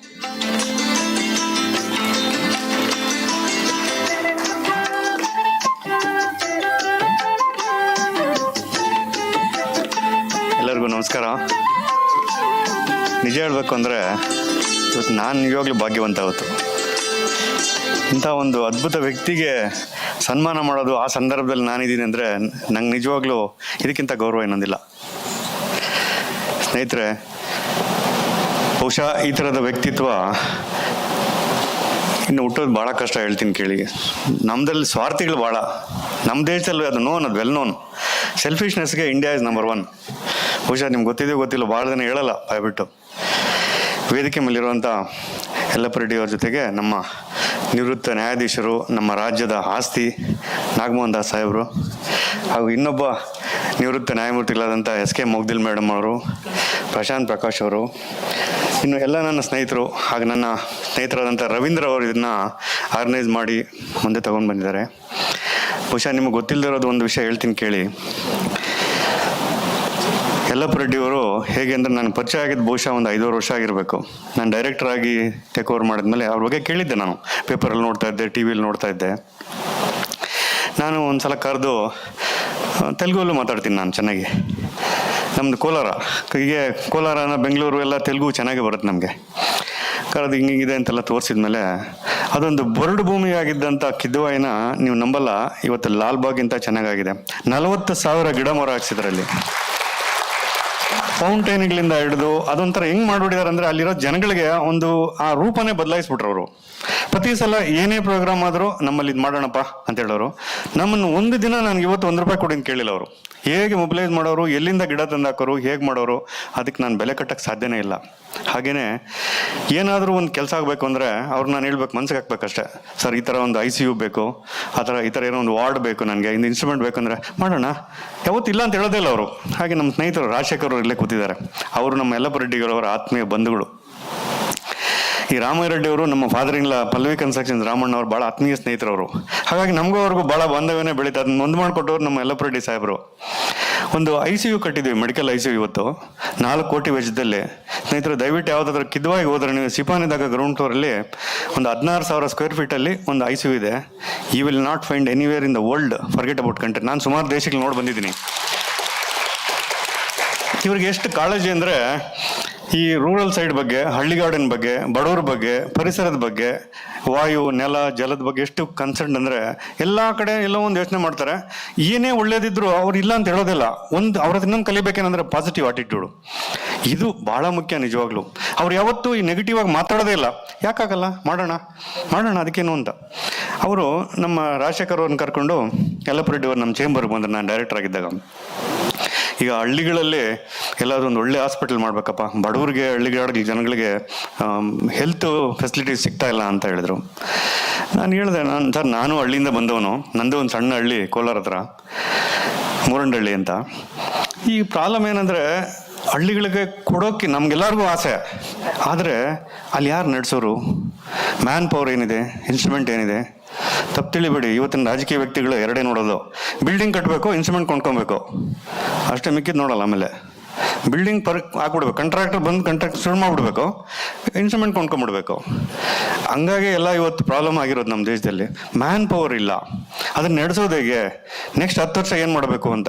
ನಾನು ಡೈರೆಕ್ಟರ್ ಆಗಿದ್ದಾಗ ಏನು ಮಾಡ್ತಾ ಇದ್ದೆ, ಏನೇ ಇನ್ಸ್ಟ್ರೂಮೆಂಟ್ ಕೊಂಡ್ಕೊಂಡ್ರು ಗೌರ್ಮೆಂಟ್ ಹಾಸ್ಪಿಟಲಲ್ಲಿ 10 ವರ್ಷ, 5 ವರ್ಷ ವಾರಂಟಿ, 5 ವರ್ಷ CMC ಅಲ್ಲೇ ಮಾಡಿಬಿಡ್ಬೇಕು. ಮಾಡಲ್ಲ. ಇದನ್ನ ಮಾಡಿ ಏನು ಸ್ವಲ್ಪ ಜಾಸ್ತಿ ಆಗುತ್ತೆ, ಪರವಾಗಿಲ್ಲ. ಇದನ್ನ ಭಾಳ ಕಾನ್ಸೆಪ್ಟ್ ಇರೋದು ಭಾಳ ಕಡಿಮೆ. ನಾನು ಹೇಳಿದೆ, ಸರ್ ಹಳ್ಳಿಗಳಲ್ಲಿ ಮಾಡೋದೇನೋ ಸ್ವಲ್ಪ ಮಾಡಬೇಕು, ಉದ್ದೇಶ ಒಳ್ಳೇದು, ಆದರೆ ಯಾರು ನಡೆಸಲ್ಲ ಸರ್. ನೀವು ಒಂದು ಅಲ್ಟ್ರಾಸೌಂಡ್ ಮಿಷನ್ ಕೊಡ್ತೀರಿ, ರೇಡಿಯಾಲಜಿಸ್ಟ್ ಬೇಕು, ಸಿಟಿಯಲ್ಲೇ ರೇಡಿಯಾಲಜಿ ಸಿಗಲ್ಲ, ಇನ್ನು ಹಳ್ಳಿಗೆ ಯಾರು ಹೋಗ್ತಾರೆ? ನಮ್ಮ ಥರ ಸರ್ಜನ್ನು ನಮ್ಗೇನು ಫೆಸಿಲಿಟಿ ಕೊಡ್ತೀರಿ ಹಳ್ಳಿಗೆ ಹೋಗೋಕ್ಕೆ? ಹೋಗಲ್ಲ ಯಾರೂ. ಅದಾದಮೇಲೆ ಒಂದು 2 days ಆದಮೇಲೆ ಬಂದರು, ಏನು ಮಾಡ್ಬೋದು ಹೇಳಪ್ಪ ಅಂತ. ಒಂದು ಮೆಡಿಕಲ್ ICU ಮಾಡ್ಬೋದು, ಒಂದು ಅವಶ್ಯಕತೆ ಇದೆ ಅಂದರು. ಭಾಳ ಅವಶ್ಯಕತೆ ಇದೆ ಸರ್, ಭಾಳ ಬಡವರಿದ್ದಾರೆ ನಮ್ಮಲ್ಲಿ, ಅವ್ರಿಗೆ ಒಳ್ಳೆ ಫೆಸಿಲಿಟಿ ಸಿಗ್ತಾ ಇಲ್ಲ ಅಂತ. ನಿಜವಾಗ್ಲೂ ಹೇಳ್ತೀನಿ, ಇವತ್ತು ಲಾಸ್ಟ್ ಮಾರ್ಚ್ 1ನೇ ತಾರೀಕು ನಾವು ಇನಾಗ್ರೇಟ್ ಮಾಡಿದ್ವಿ. ಬಹುಶಃ ಅದಕ್ಕೆ ರೂವಾರಿ ಇನ್ಫ್ಯಾಕ್ಟು ಯಲ್ಲಪ್ಪ ರೆಡ್ಡಿ ಸಾಹೇಬರು, ನೀವು you will not find anywhere, you name anything for that matter, one of the state of the art medical ICUs. ಅದಕ್ಕೆ ನಮ್ಮ ರಾಜಶೇಖರ್ ಸರ್ಗೆ ನಾವು ನಿಜವಾಗ್ಲೂ ಥ್ಯಾಂಕ್ಸ್ ಹೇಳಬೇಕು. ಹಾಗೇನೆ ಸ್ನೇಹಿತರೆ, ವಾಯು, ನೆಲ, ಜಲ, ಪರಿಸರ, ಪ್ರಾಣಿಗಳು ನಮ್ಮ ಮನುಷ್ಯರ ಎಲ್ಲರ ಹಕ್ಕು ಹಾಗೂ ನಮ್ಮ ನೈಜವಾದಂಥ ಒಂದು ಜವಾಬ್ದಾರಿ. ಅದನ್ನು ತೋರಿಸ್ಕೊಟ್ಟವರು ಯಲ್ಲಪ್ಪ ರೆಡ್ಡಿ ಅವರು ಈ ರಾಜ್ಯಕ್ಕೆ. ಅನ್ಫಾರ್ಚುನೇಟ್ಲಿ ಕೇಂದ್ರ ಸರ್ಕಾರನೂ ಗುರುಸಿ ಅವ್ರಿಗೆ ಯಾವುದು ಪದ್ಮ ಅವಾರ್ಡು ಕೊಡಲಿಲ್ಲ, ಕರ್ನಾಟಕ ಸರ್ಕಾರ ಗುರುಸಿ ಯಾವುದು ಕರ್ನಾಟಕ ರತ್ನನೂ ಕೊಡಲಿಲ್ಲ. ಇನ್ಫ್ಯಾಕ್ಟ್ ಅದು ಅವ್ರಿಗೆ ದಕ್ಕಬೇಕು. ಇವತ್ತು ಕರ್ನಾಟಕ ರತ್ನ ಆಗಲಿ, ಪದ್ಮ ಅವಾರ್ಡ್ ಆಗಲಿ, ಯಾರು ಕರೀದೇನೆ ಅವ್ರಿಗೆ ಬರ್ಮಾಡ್ಕೊಡ್ಬೇಕು, ಅವ್ರು ಅಪ್ಲೈ ಮಾಡಬೇಕಾಗಿಲ್ಲ ಅಂತ ಒಂದು ಗಣ್ಯ ವ್ಯಕ್ತಿತ್ವ. ಹಾಗೆ ಒಂದು 3 ದಿನದ ಕೆಳಗಡೆ ನಾನು ನೆನೆಸ್ಕೊಂಡೆ ಸರ್ ನಿಮ್ಮನ್ನು. ತೆಲುಗು ಎಷ್ಟು ಜನಕ್ಕೆ ಅರ್ಥ ಆಗುತ್ತೋ ಗೊತ್ತಿಲ್ಲ, ಸೀತಾ ಮಹಾಲಕ್ಷ್ಮಿ ಅಂತ ಒಂದು ಪಿಕ್ಚರ್, ತೆಲುಗು ಪಿಕ್ಚರು, ನನ್ನ ಸ್ನೇಹಿತರು ಡಿಸ್ಕಸ್ ಮಾಡ್ತಾ ಇದ್ರು ಮೊನ್ನೆ. ಮಾಡ್ತಾ ಇರ್ಬೇಕಾದ್ರೆ ಹೇಳ್ತಾ ಇದ್ದಾರಲ್ಲ, ಒಂದು ಸಾಂಗ್ ಹೇಳ್ತಾರೆ, ಒಂದು ಈ ಸೀತಾಲು ಸಿಂಗಾರಂ ಮಹಾಲಕ್ಷ್ಮಿ ಬಂಗಾರಂ ಅಂತ. ಅಂದರೆ ಮನೆಗೆ ಮಹಾಲಕ್ಷ್ಮಿ ಹೇಗಿರಬೇಕು ಅಂತ ಹೆಂಡತಿನ ಹೇಗೆ ಟ್ರೀಟ್ ಮಾಡಬೇಕು. ಆಮೇಲೆ ಗಂಡ ಅಂದರೆ ಏನು, ಗಂಡ ಹೆಂಡತಿ ಹೇಳ್ತಾಳೆ ಬಂಗಾರ ಕೊಂಡಾಲುಂಟು అంటే ಬಂಗಾರದ ಬೆಟ್ಟ ಭಗವಂತನ ನೀನೊಂದು ಅವತಾರ ಅಂತ. ಆದರೆ ಇವತ್ತು ಈ ಮೌಲ್ಯಗಳೆಲ್ಲ ಹೊರಟೋಗ್ತಾ ಇದ್ದಾವೆ, ಗಂಡ ಹೆಂಡತಿನ ಮೌಲ್ಯ. ಹಾಗೆ ಒಂದು ಆದರ್ಶ ದಂಪತಿಗಳು ಇವ್ರು ನಿಜವಾಗ್ಲೂ ಯಲ್ಲಪ್ಪ ರೆಡ್ಡಿ ಅವರು. ಗಂಡ ಅಂದ್ರೆ ಏನು, ಹೆಂಡತಿ ಅಂದ್ರೆ ಏನು, ಮಕ್ಕಳು ಅಂದ್ರೆ ಹೆಂಗಿರ್ಬೇಕು, ಪರಿಸರ ಅಂದ್ರೆ ಹೆಂಗಿರ್ಬೇಕು, ಒಂದು ನಿಜವಾದಂಥ ವ್ಯಕ್ತಿತ್ವ. ನಿಜವಾಗ್ಲೂ ಎಷ್ಟು ಹೇಳಿದ್ರು ಸಾಲದ ಅವ್ರ ಬಗ್ಗೆ. ಸ್ನೇಹಿತರೆ, ಇನ್ನೂ ಹೇಳ್ತಾ ಹೋದ್ರೆ ಭಾಳನೇ ಇದೆ. ಬಹುಶಃ ಅವ್ರನ್ನ ತಪವನ್ನು ಕಟ್ಟಬೇಕು ಅಂತಿದ್ರು, ಅಷ್ಟೊತ್ತಿಗೆ ನನ್ನ ಟೆನ್ಯೂರ್ ಸರ್ಕಾರದವ್ರು ಮುಗಿಸ್ಬಿಟ್ರು. ಹಂಗಾಗಿ ಅದನ್ನ ಕಟ್ಟಕ್ಕಾಗಲಿಲ್ಲ. ಮುಂದಿನ ದಿನಗಳಲ್ಲಿ ಏನೇನಾಗುತ್ತೋ ಗೊತ್ತಿಲ್ಲ. ಅವ್ರು ಒಂದೇ ಅಲ್ಲ, ನೀವು ಎಲ್ಲೇ ಹೇಳಿ, ಏನಾದರೂ ಹೇಳಿ. ಇವತ್ತು ಹುಣಸೂರು ಕಡೆ ಇರೋವಂಥ ಟೀಕ್ ನಾವೆಲ್ಲರೂ ಯೂಸ್ ಮಾಡ್ತಾ ಇದೀವಿ. ಬಹುಶಃ ಒಂದು 50 ವರ್ಷದ ಕೆಳಗಡೆ ಹಾಕಿರೋ ಟೀಕು, ಅದು ಯಾರ್ದು ಗೊತ್ತಾ? ಅದಕ್ಕೆ ರೂವಾರಿ ಯಲ್ಲಪ್ಪ ರೆಡ್ಡಿ ಸಾಹೇಬರು. ಇವ್ರಿಗೆ ಭಗವಂತ 100 ವರ್ಷ ಆಯುಸ್ ಕೊಟ್ಟು ಚೆನ್ನಾಗಿಟ್ಟು, ಹೀಗೆ ಎಲ್ಲೋ ಒಂದು ಕಡೆ ಕೇಂದ್ರ ಸರ್ಕಾರ ಮತ್ತು ರಾಜ್ಯ ಸರ್ಕಾರ ಗುರುಸಿ ಅವ್ರಿಗೆ ಸನ್ಮಾನ ಮಾಡಿದ್ರೆ ನಮ್ಗೆಲ್ಲರಿಗೂ ಖುಷಿ ಆಗುತ್ತೆ. Thank you. ಧನ್ಯವಾದ ರಾಮಚಂದ್ರ ಸರ್ ನಿಮಗೆ. ಇದೀಗ ಈ ಕಾರ್ಯಕ್ರಮದ ಕುರಿತು ಘನವೇತ್ವ ಉಚ್ಚ ನ್ಯಾಯಾಲಯದ ನಿವೃತ್ತ ನ್ಯಾಯಮೂರ್ತಿಗಳಾದ ಶ್ರೀಮತಿ KS ಮುದ್ಗಲ್ ಅವರು.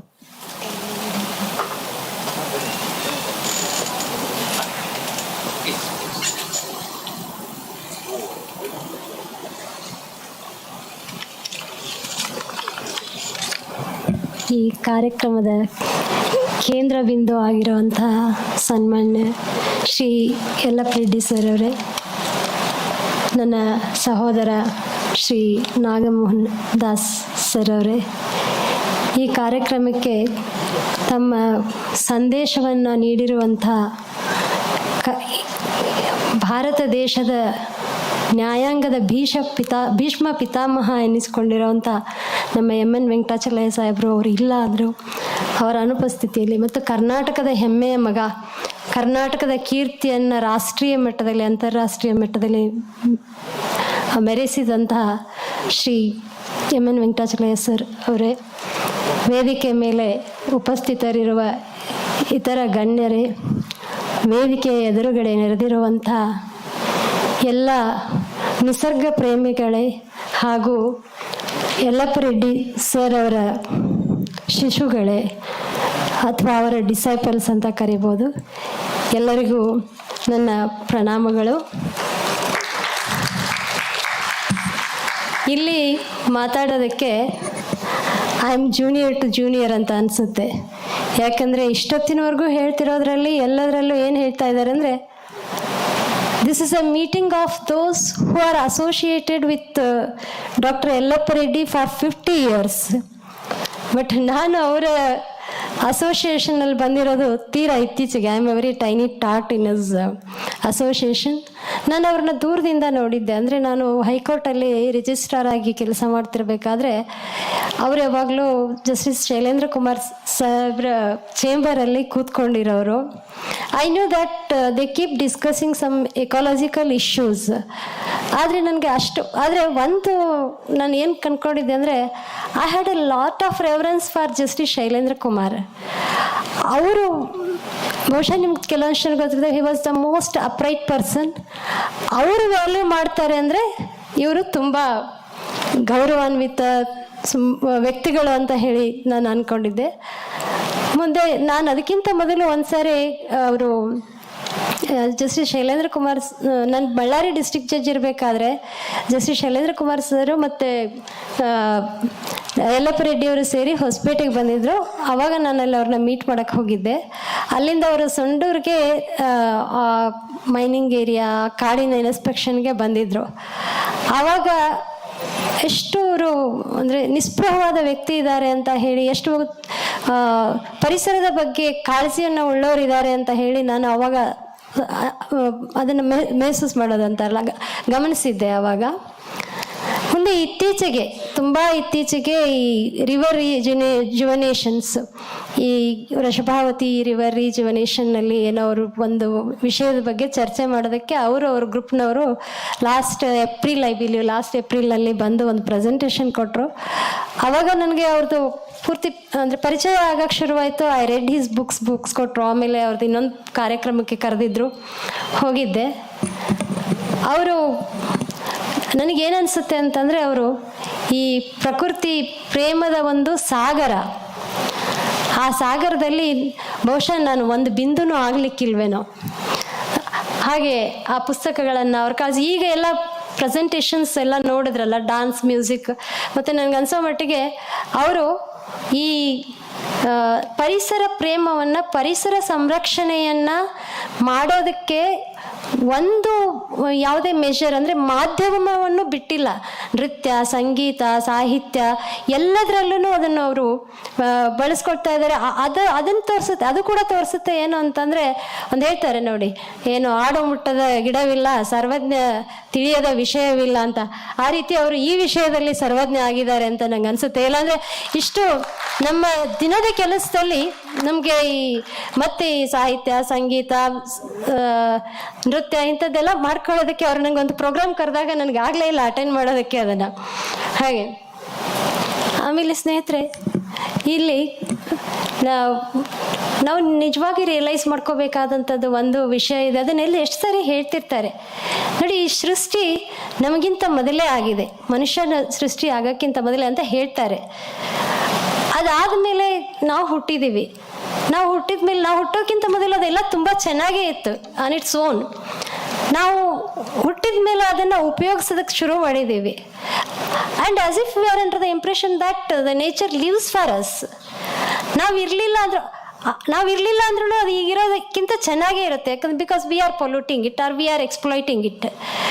ಆದರೆ ಅದು ಇರಲಿಲ್ಲ ಅಂದರೆ ನಾವು ಇರ್ತೀವ ಅಂತ ಒಂದು ನಿಮಿಷ ವಿಚಾರ ಮಾಡಬೇಕು. ಯಾಕಂದರೆ ಸೂರ್ಯ ಬೆಳಕಿರಲಿಲ್ಲ, ಅಥವಾ ಗಾಳಿ ಇರಲಿಲ್ಲ, ನೀರಿರಲಿಲ್ಲ ಅಂತಂದರೆ ನಾವು ಹ್ಯೂಮನ್ ರೈಸ್ ಬದುಕೋದಕ್ಕೆ ಸಾಧ್ಯ ಆಗುತ್ತಾ ಅಂತ ಹೇಳಿ. ಅದಕ್ಕಾಗಿ ಅವರು ಎಷ್ಟೊಂದು ಹೋರಾಟ ಮಾಡ್ತಿದ್ದಾರೆ. ಅದನ್ನು ಈ ಥರ ತನ್ನ ಬಗ್ಗೆ ತಾನು ಹೇಳ್ಕೊಳ್ಳೋಕ್ಕೆ ಧ್ವನಿ ಇಲ್ಲದೆ ಇರೋದನ್ನು ಸಂರಕ್ಷಣೆ ಮಾಡೋದಕ್ಕೆ ಅವರು ಈ ಥರ ಒಂದು ಸೈನ್ಯವನ್ನು ಕಟ್ಕೊಂಡು ಹೋರಾಡ್ತಾ ಇದ್ದಾರಲ್ಲ. ಅವರು ಹೇಳಿದ್ರು ನೋಡಿ, ನಿಸ್ವಾರ್ಥ ಅಂತ ರಾಮಚಂದ್ರ ಅವರು ಹೇಳಿದರು. ಆ ನಿಸ್ವಾರ್ಥತೆಯಿಂದ ಹೋರಾಡ್ತಿದ್ದಾರೆ. ಮತ್ತು ನಾನು ಬದಲಿ ಆಗ್ಬೋದು, ನಾನು ಏನೋ ಒಂದು ಐಡಿಯಾಲಜಿಸ್ ಇಟ್ಕೋಬೋದು, ಆದರೆ ಆ ನನ್ನ ಐಡಿಯಾಲಜಿಸನ್ನ ಇನ್ನೊಬ್ಬರಲ್ಲಿ ತುಂಬೋದಿರುತ್ತಲ್ಲ, ಅದು ತುಂಬ ಕಷ್ಟದ ಕೆಲಸ. ಅದು ಏನು ರಿಟರ್ನ್ಸ್ ಸಿಗೋದಿಲ್ಲ ಇದರಲ್ಲಿ. ಯಾರಿಗೆ ಏನು ಸಿಗುತ್ತೆ ಇದನ್ನು ಮಾಡಿದಾಗ? ಏನು ರಿಟರ್ನ್ ಸಿಗೋದಿಲ್ಲ. ಅವ್ರು ಹೇಳಿದಾಗೆ ಪ್ರತಿಯೊಬ್ಬರು everybody keeps looking for returns, ಸಿಗೋದಿಲ್ಲ. ಅಂಥದ್ರಲ್ಲೂ ಅವ್ರು ಇಷ್ಟೊಂದು ಸೈನ್ಯ ಕಟ್ತಾರಲ್ಲ, ನಿಜವಾಗೂ ಅದು ಅವ್ರ ಧೀಮಂತಿಕೆಗೆ ಸಾಕ್ಷಿ. ಅದಕ್ಕೆ ನಾವು ಅವರನ್ನು ಆಮೇಲೆ ನಾನು ಇನ್ನೊಂದು ಕಡೆ ಎಲ್ಲೋ ಹೋದಾಗ ಇವರು ಹೇಳ್ತಾ ಇದ್ರು, ರಾಮಚಂದ್ರ ಅವರು, ಲೆಟ್ ಅಸ್ ನಾಟ್ ಬಿ, ಅಷ್ಟು ನಾವು ನಿರಾಶಾದಾಯಕರಾಗಬೇಕಾಗಿಲ್ಲ. ಯಾಕಂದರೆ ನಮ್ಮ ಸಂಸ್ಕೃತಿಯಲ್ಲಿ, ನಮ್ಮ ಇದರಲ್ಲಿ ಬೇರೆ ಎಲ್ಲ ಏನು ಹೇಳ್ತಾರೆ ಅಂದರೆ, ಒಂದು ದೇವರಿಂದ ಒಂದು ದೇವಸ್ಥಾನ ಒಂದೇನೋ ಗುರುತಿಸ್ಬೇಕಂದ್ರೆ ದೇವರಿಂದ ಐಡೆಂಟಿಫೈ ಮಾಡ್ತಾರೆ ಅದನ್ನು. ಈಗ ಫಾರ್ ಎಕ್ಸಾಂಪಲ್ ಅಂದರೆ ವಿತೌಟ್ ಮೀನಿಂಗ್ ಎನಿಥಿಂಗ್, ಏನು ಸೇಂಟ್ ಪ್ಯಾಟ್ರಿಕ್ ಚರ್ಚ್ ಅಥವಾ ಇಂಥ ದರ್ಗಾ ಅಂತ. ಆದರೆ ನಮ್ಮಲ್ಲಿ ಏನಿದೆ, ನಮ್ಮಲ್ಲಿ ನಾವು ದೇವರನ್ನು ಸೃಷ್ಟಿಯಿಂದ ಐಡೆಂಟಿಫೈ ಮಾಡ್ತೀವಿ. ಈಗ ನೋಡಿ, ನಾವು ಪ್ರಾಣಿಗಳಿಂದ ಹೇಳಬೇಕು ಅಂತಂದರೆ ಶಿವನ ನಂದೀಶ್ವರ ಅಂತ ಕರಿತೀವಿ, ನಂದಿ ವಾಹನ ಅಂತ ಕರಿತೀವಿ, ಶಿವ ಅಂತ ಕರೆಯೋದಿಲ್ಲ. ಆಮೇಲೆ ಈಗ ಅರ್ಧನಾರೀಶ್ವರ ತೋರಿಸಿದ್ರು. ಅರ್ಧನಾರೀಶ್ವರ ತೋರಿಸೋದ್ರಲ್ಲಿ ಶಿವ ಅಂತ ಡೈರೆಕ್ಟ್ಲಿ ಹೇಳೋದಿಲ್ಲ, ನಾಗಾಭರಣ ಅಂತ ಹೇಳ್ತೀವಿ. ಕೈಯಲ್ಲಿ ಏನು ಹಾಕೊಳ್ಳೋದ್ರೆ ಪ್ರಾಣಿಗಳನ್ನು ಮೊದಲು ಐಡೆಂಟಿಫೈ ಮಾಡ್ತೀವಿ. They are the part of the nature. ಹಾಗೆ ನಾವು ವಿಷ್ಣುವಿನ ವಿಷಯದಲ್ಲಿ ಹೇಳಬೇಕಾದ್ರೆ ಗರುಡ ವಾಹನ ಅಂತ ಹೇಳ್ತೀವಿ. ಆಮೇಲೆ ಬೆಟ್ಟದಿಂದ ಗುರುತಿಸ್ತೀವಿ ಶಿವನ, ವೆಂಕಟಾಚಲವಾಸ ಅಂತ ಹೇಳ್ತೀವಿ. ಮೌಂಟ್ ಕೈಲಾಸ ಪರ್ವತ, ಮಾನಸ ಸರೋವರ ಅಂತ ಹೇಳಿ. ಆಮೇಲೆ ಕೃಷ್ಣನ ಬಗ್ಗೆ ಹೇಳ್ತಿರ್ಬೇಕಾದ್ರೆ ನೋಡಿ, ಕೃಷ್ಣ ಅಂತ ನೇರವಾಗಿ ಹೇಳೋದಿಲ್ಲ ನಾವು. ಒಂದು ಭಜನೆಗಳು ಎಷ್ಟು ಚೆನ್ನಾಗಿ ಬರುತ್ತೆ, ಯಮುನಾ ತೀರ ವಿಹಾರಿ ಹೇ ರಾಧೆ ಗೋವಿಂದ ಅಂತ ಹೇಳ್ತಾರೆ. ಕೃಷ್ಣ ಅಂತ ಹೇಳೋದಿಲ್ಲ, ಯಮುನಾ ತೀರ ಅಂದರೆ ಆ ನದಿಗೆ ಪ್ರಾಮಿನೆನ್ಸ್ ಕೊಡ್ತಾರೆ. ಹಾಗೇನೆ ಬೆಟ್ಟಕ್ಕೆ ಕೊಡಬೇಕಾದ್ರೆ, ಕೃಷ್ಣನ ಹೇಳಬೇಕಾದ್ರೆ ಗೋವರ್ಧನ ಗಿರಿಧಾರಿ ರಾಧೆ ಗೋವಿಂದ ಅಂತಂದರೆ ಗೋವರ್ಧನ ಪರ್ವತದಿಂದ ಭಗವಂತನ ಐಡೆಂಟಿಫೈ ಮಾಡ್ತೀವಿ ನಾವು. ಈ ಲಲಿತಾ ಸಹಸ್ರನಾಮದಲ್ಲಿ ಬರುತ್ತೆ, ಲಲಿತಾದೇವಿ ಅಂತ ಹೇಳೋದಿಲ್ಲ, ವಿಂಧ್ಯಾಚಲ ನಿವಾಸಿನಿ ಅಂತ ಹೇಳಿ, ವಿಂಧ್ಯಾಚಲ ಬೆಟ್ಟದಲ್ಲಿ ಇರೋಳು ಅಂತ ಹೇಳಿ. ಹಾಗೆ ನಮ್ಮಲ್ಲಿ ಈ ಸೃಷ್ಟಿಯನ್ನು ಗೌರವಿಸುವಂಥದ್ದು, ಸೃಷ್ಟಿಕರ್ತನಿಂದ ಬೇರೆ ಎಲ್ಲ, ಸೃಷ್ಟಿನೇ ಮೊದಲಿಟ್ಟು, ಸೃಷ್ಟಿಕರ್ತ ಸೃಷ್ಟಿಯನ್ನು ಮಾಡಿದ್ರು, ಭಗವಂತ ಮಾಡಿದ್ರು, ಅವನೇ ಮೊದಲು ಅಂತ ಗೌರವಿಸುವಂಥದ್ದು ನಮ್ಮ ಸಂಸ್ಕೃತಿಯಲ್ಲೇ ಇದೆ. ಆದರೆ ಅದು ಕಾಲಕ್ರಮೇಣ ಸ್ವಲ್ಪ ಈ ಡಾಕ್ಟರ್ ಅಲ್ಜಿಮೀರೋ ಇದು ವಯಸ್ಸಾದಾಗೆ ಹಾಗೆ ನಾವು ಅದನ್ನು ಮರಿತಾ ಇದ್ದೀವಿ. ಮುಖ್ಯವಾಗಿ ಇವರು ಯಲ್ಲಪ್ಪ ರೆಡ್ಡಿಯವರು ನಮ್ಮ ಎಲ್ಲ ವೇದ ಉಪನಿಷತ್ತು ಏನಿದೆ ಅದರ ಎಂಪಾಡಿಮೆಂಟ್ ಅಂತ ನನಗೆ ಅನಿಸುತ್ತೆ.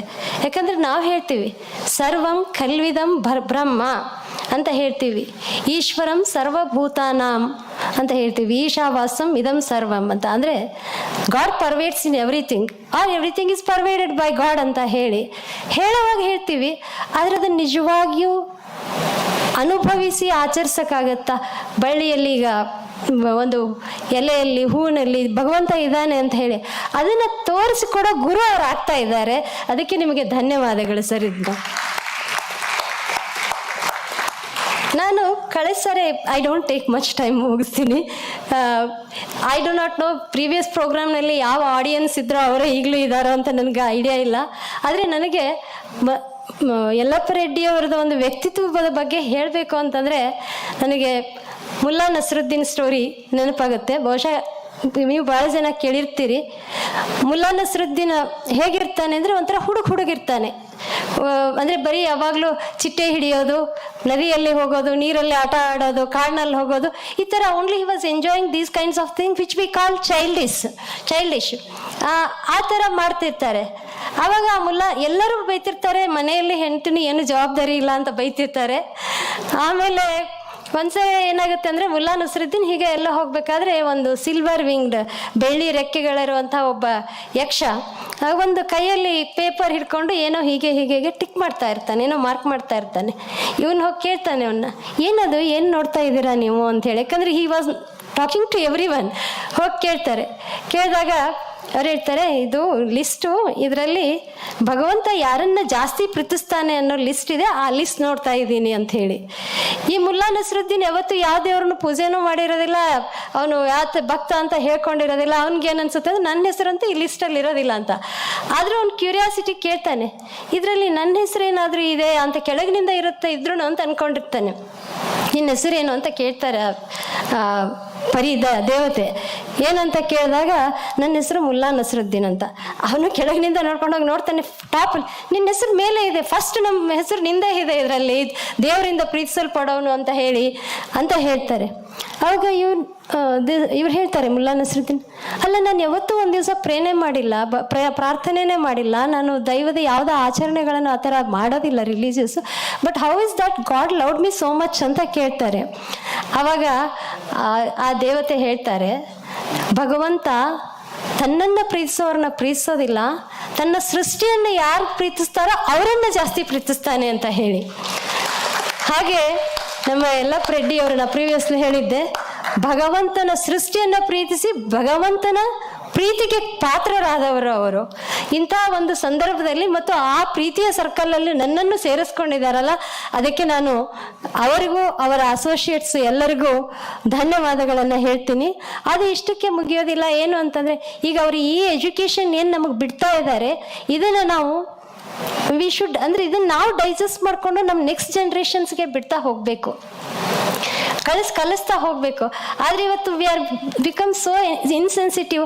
ನಮ್ಮ ಕಾಲದಲ್ಲಿ ಈ ಸಂದರ್ಭದಲ್ಲಿ ನನಗೊಂದು ಹೇಳಲೇಬೇಕು ಅನಿಸುತ್ತೆ. ಹಿಂದಿನ ಕಾಲದಲ್ಲಿ ಅವ್ರಿಗೆ ಏನು ದೊಡ್ಡ ಗ್ರ್ಯಾಜುಯೇಟ್ ಪೋಸ್ಟ್ ಗ್ರ್ಯಾಜುಯೇಟ್ ಏನು ಇರಬೇಕಾಗಿರಲಿಲ್ಲ. ನನ್ನ ತಾಯಿ ಬರೀ 4ನೇ class ಕಲಿತವರು.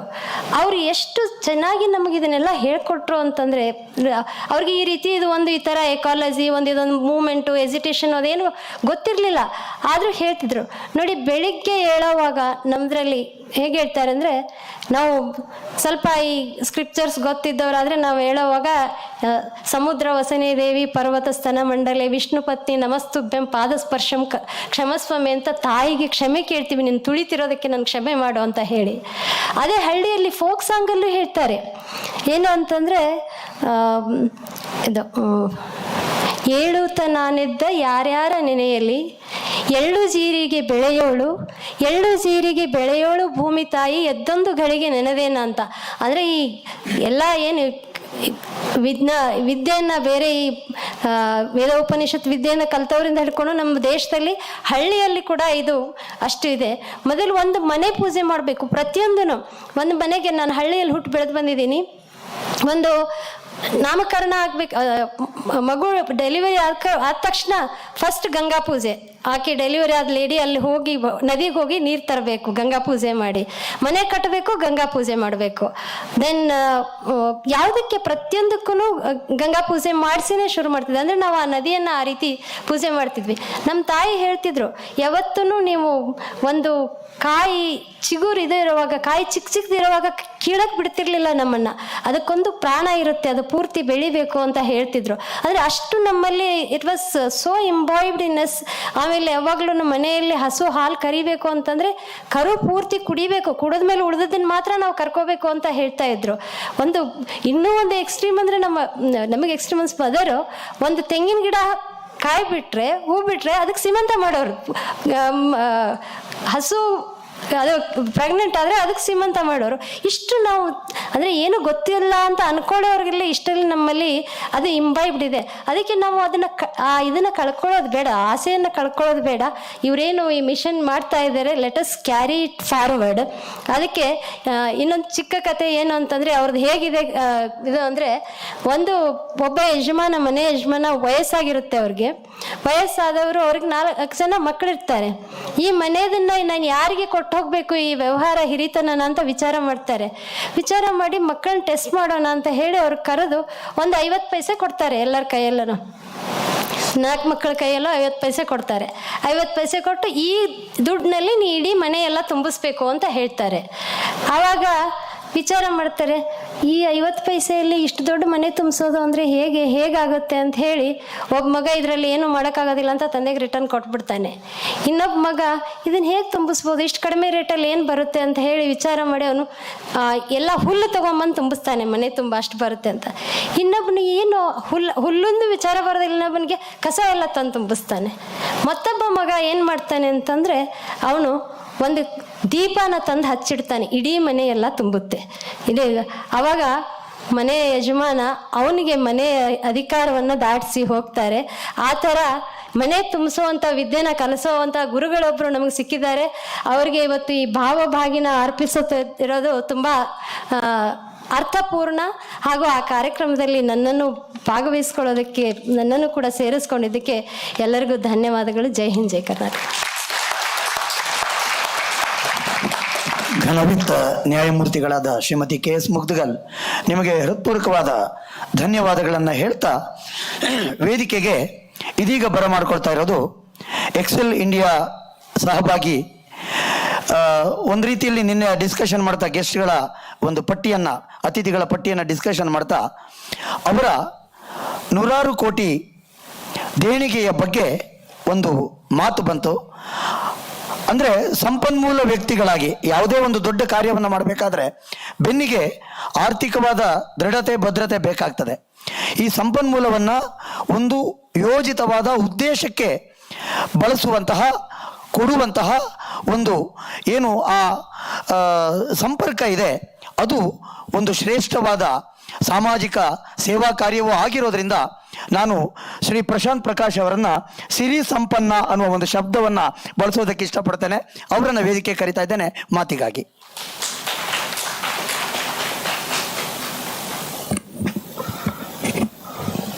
My honorable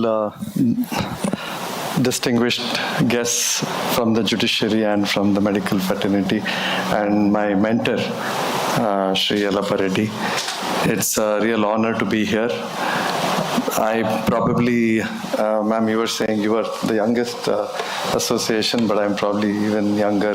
But I've known him for a decade now, and I see myself as being from a very different space, being in business, but at the same time very close to him, because I think that bridge that is required between the transformation that our country is going through in its development journey and the role of people like Mr. Yellappa Reddy are so necessary and so relevant that we need people who can bridge these two ecosystems.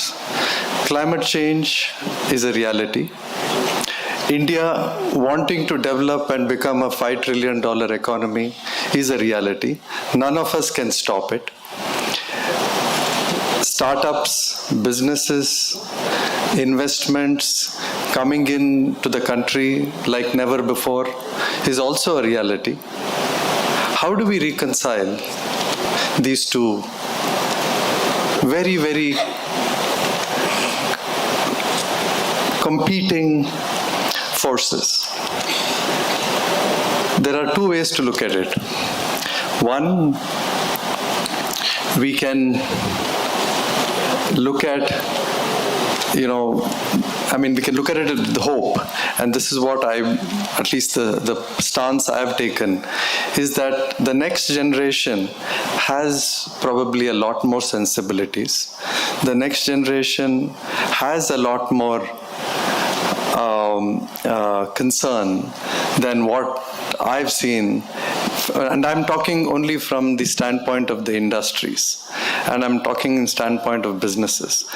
Of course, in rural India, and like ma'am just articulated quite a bit, culturally, I think we have a heritage of respecting, recognizing the value of what nature and environment can do for us.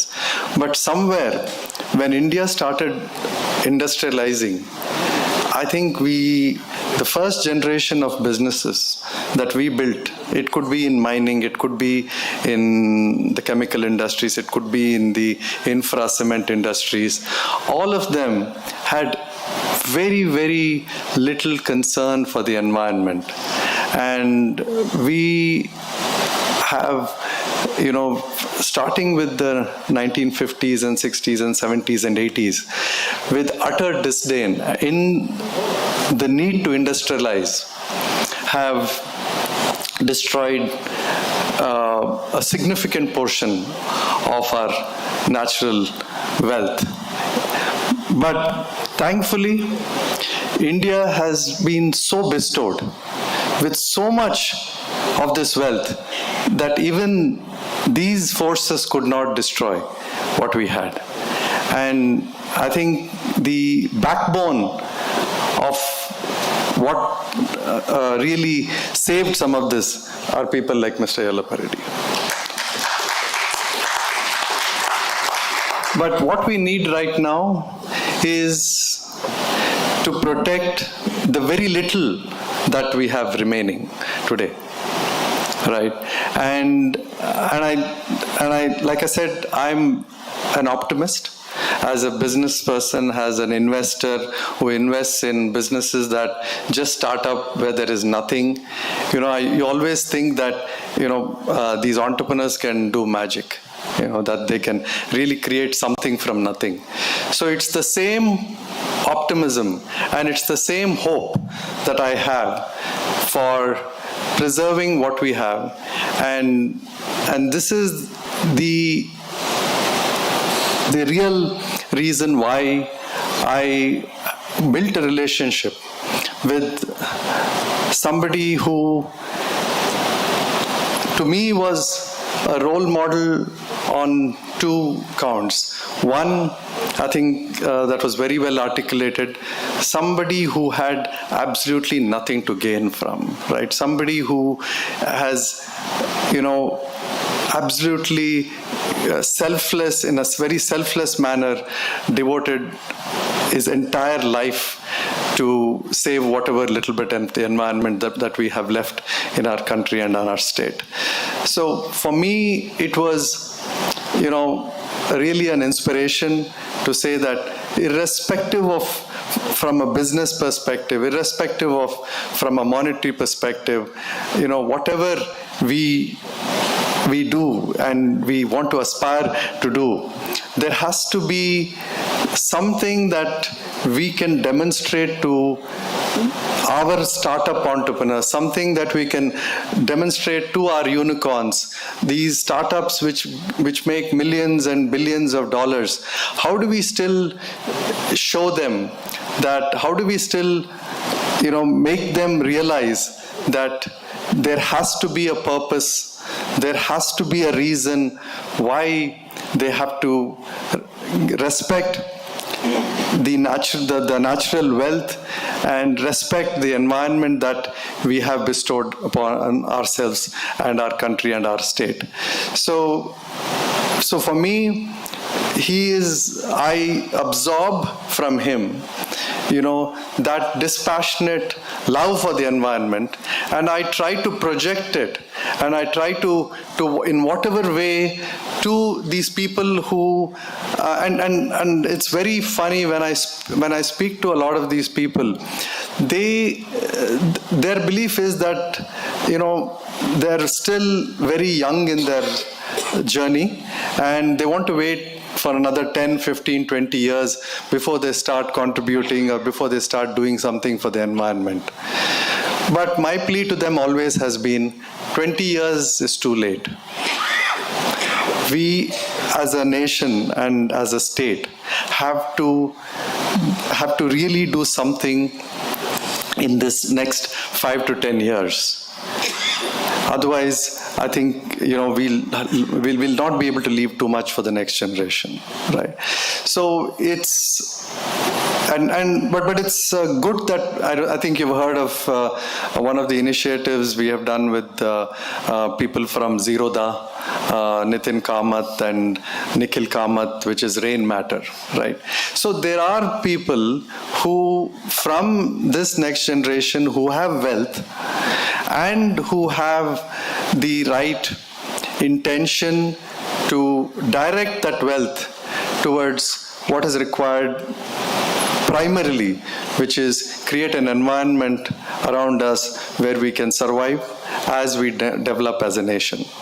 Now, just coming back to some of the areas that I've been able to work with.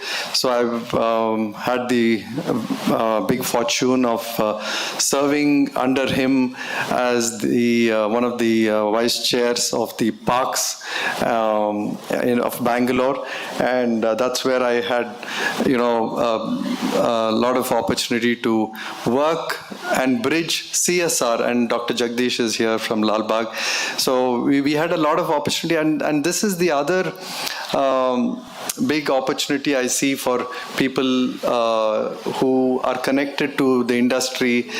I think there is a lot of belief that healthcare is important, education is important, and a significant amount of CSR has to be directed towards these two. I don't disagree at all. But for good health and good education, you need to have an environment that we can all survive and flourish in. And this is what I've been trying to do, to see if we can get enough CSR money directed towards efforts here in our city, in whether it's Lal Bagh and Cubbon Park. We've been able to do multiple projects. And there's also this one region that I'm very passionate about, which is the Nandi Valley region, one of the sources of many rivers in this part of the country. And one of the last bastions of again nature, the Nandi Valley region. So we have had an opportunity to again work closely with Dr. Yellappa Reddy, do lakhs of trees in that region. If you ever go to the Nandi Valley, you will see that place has changed. Right, and consistently for the past 15 years, we've been, with the help of Ravindra and with the help of other environmental folks, well-meaning folks, we've been able to transform the entire Nandi, and whether it's Nandi or Channagiri, all those hills were totally barren. So that's the beauty of some of the work that I've seen that we've been able to do with him, is that we've been able to show change in 10 years. In 1 decade, we could transform, sir, with your help, an entire region that very systemically. And ma'am, while there has been a lot of that cultural heritage that has come, bad practices have kind of gotten into the system, even in our rural areas. So every year, whatever new shrubs that would come on those hills would be burnt by the local villagers. Why would they burn it? Because they want fresh grass to grow for their cattle and for their cows, right? So in a sense, while there is a few people even in our rural areas, in our villages, who have carried forward some of the things that ma'am spoke about, 80% of them have lost it. And we had to systemically put 20 to 25 people just to guard those hills first. Because if we plant every year we would plant 10 to 20,000, 30,000 trees, but they would just get burned the next year. Right? So some of these require a combination of good money and resources, because a lot of it does not come from the government, right? So there has to be civil society that plays a role. It requires working closely with the local stakeholders, the villagers and everybody, the local stakeholders, and it requires people like Mr. Yellappa Reddy, who is able to galvanize, catalyze, and get them to also participate in this transformation that we have to see. So this transformation of multiple regions around Bangalore and creating a Bangalore or recreating a Bangalore that we all had pride in is my single purpose and mission. I have nothing bigger than that I want to work with. And there my guru and my inspiration is Mr. Yellappa Reddy, and I'll do everything it takes to use your good offices, sir, and your capabilities to ensure that the glory of the city and the state which has the best best climatic zones, and I don't believe there is any state in this country that has a better environment, natural environment bestowed upon it, and we will have to do everything we have in our power to protect that for the next generation. Thank you. ಧನ್ಯವಾದಗಳು Prashant Prakash sir ನಿಮಗೆ. ಇದೀಗ NU ಆಸ್ಪತ್ರೆಯ ಮುಖ್ಯಸ್ಥರಾದಂಥ doctor Venkatesh ಅವರು ಈ ಕಾರ್ಯಕ್ರಮದ ಕುರಿತಾಗಿ ನಮ್ಮ ಜೊತೆ.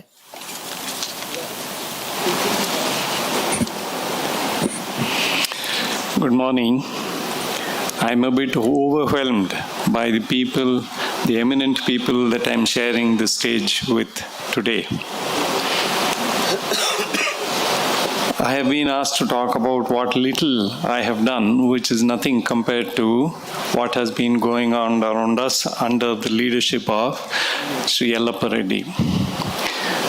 Every now and then, nature creates an individual who leaves a significant impact on the rest of the world.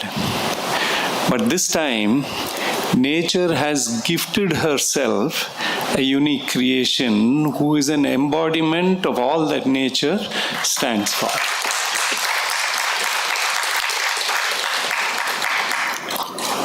It is such a pleasure to interact with him and listen to him. The only regret is, at least from my side, is that I would like to spend more and more time with him, which I have not been able to. My contribution in this has been that I took up a completely degraded piece of land. It was only boulders and ravines with nothing growing there. To cross from one part to the other, we had to go either all the way to the top or not go at all. Over the years, I prevented soil erosion, saw that water got into the soil and all that, and now it is completely green. It's lush green. The entire place, everybody there, all the creatures live in harmony. The snakes and the cows, the peacocks with all the other creatures over there. Nobody is bothered about the snake going or the scorpions and the crabs and all that wandering about the place. The dog and the cat live together, curled up within one another. That is the kind of place that has happened over time. Now what was completely bare now has a lot of water throughout the year. Of course, did all this happen on my own? There was nothing in the family that had connection with trees and plants. But over a period of time, of course, Sri Yellappa Reddy has been instrumental in getting me forest trees from different parts of Karnataka.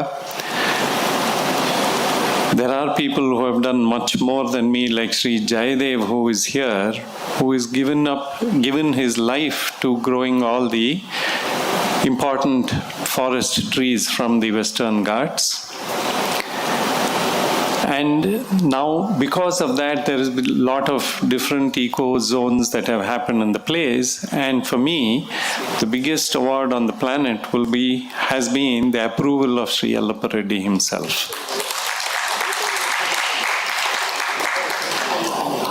That has been mentioned that the government has not honored him. There is no greater honor than every person that he comes in contact with has so much of respect and admiration for him. When the government does get around to honoring him, it honors itself, not this man, because he's a giant of a person who has had so much to do and left behind so much for the future in this place. Thank you.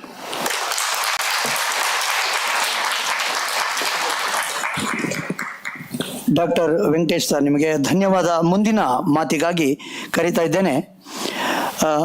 ಈಗಾಗಲೇ ಹೇಳದಂತೆ ಮೂಡುಬಿದ್ರೆಯಿಂದ ಈ ಕಾರ್ಯಕ್ರಮಕ್ಕೆ ಆಗಮಿಸಿರುವಂಥ ಅರವಿಂದ್ ಚೊಕ್ಕಾಡಿ ಅವರನ್ನು.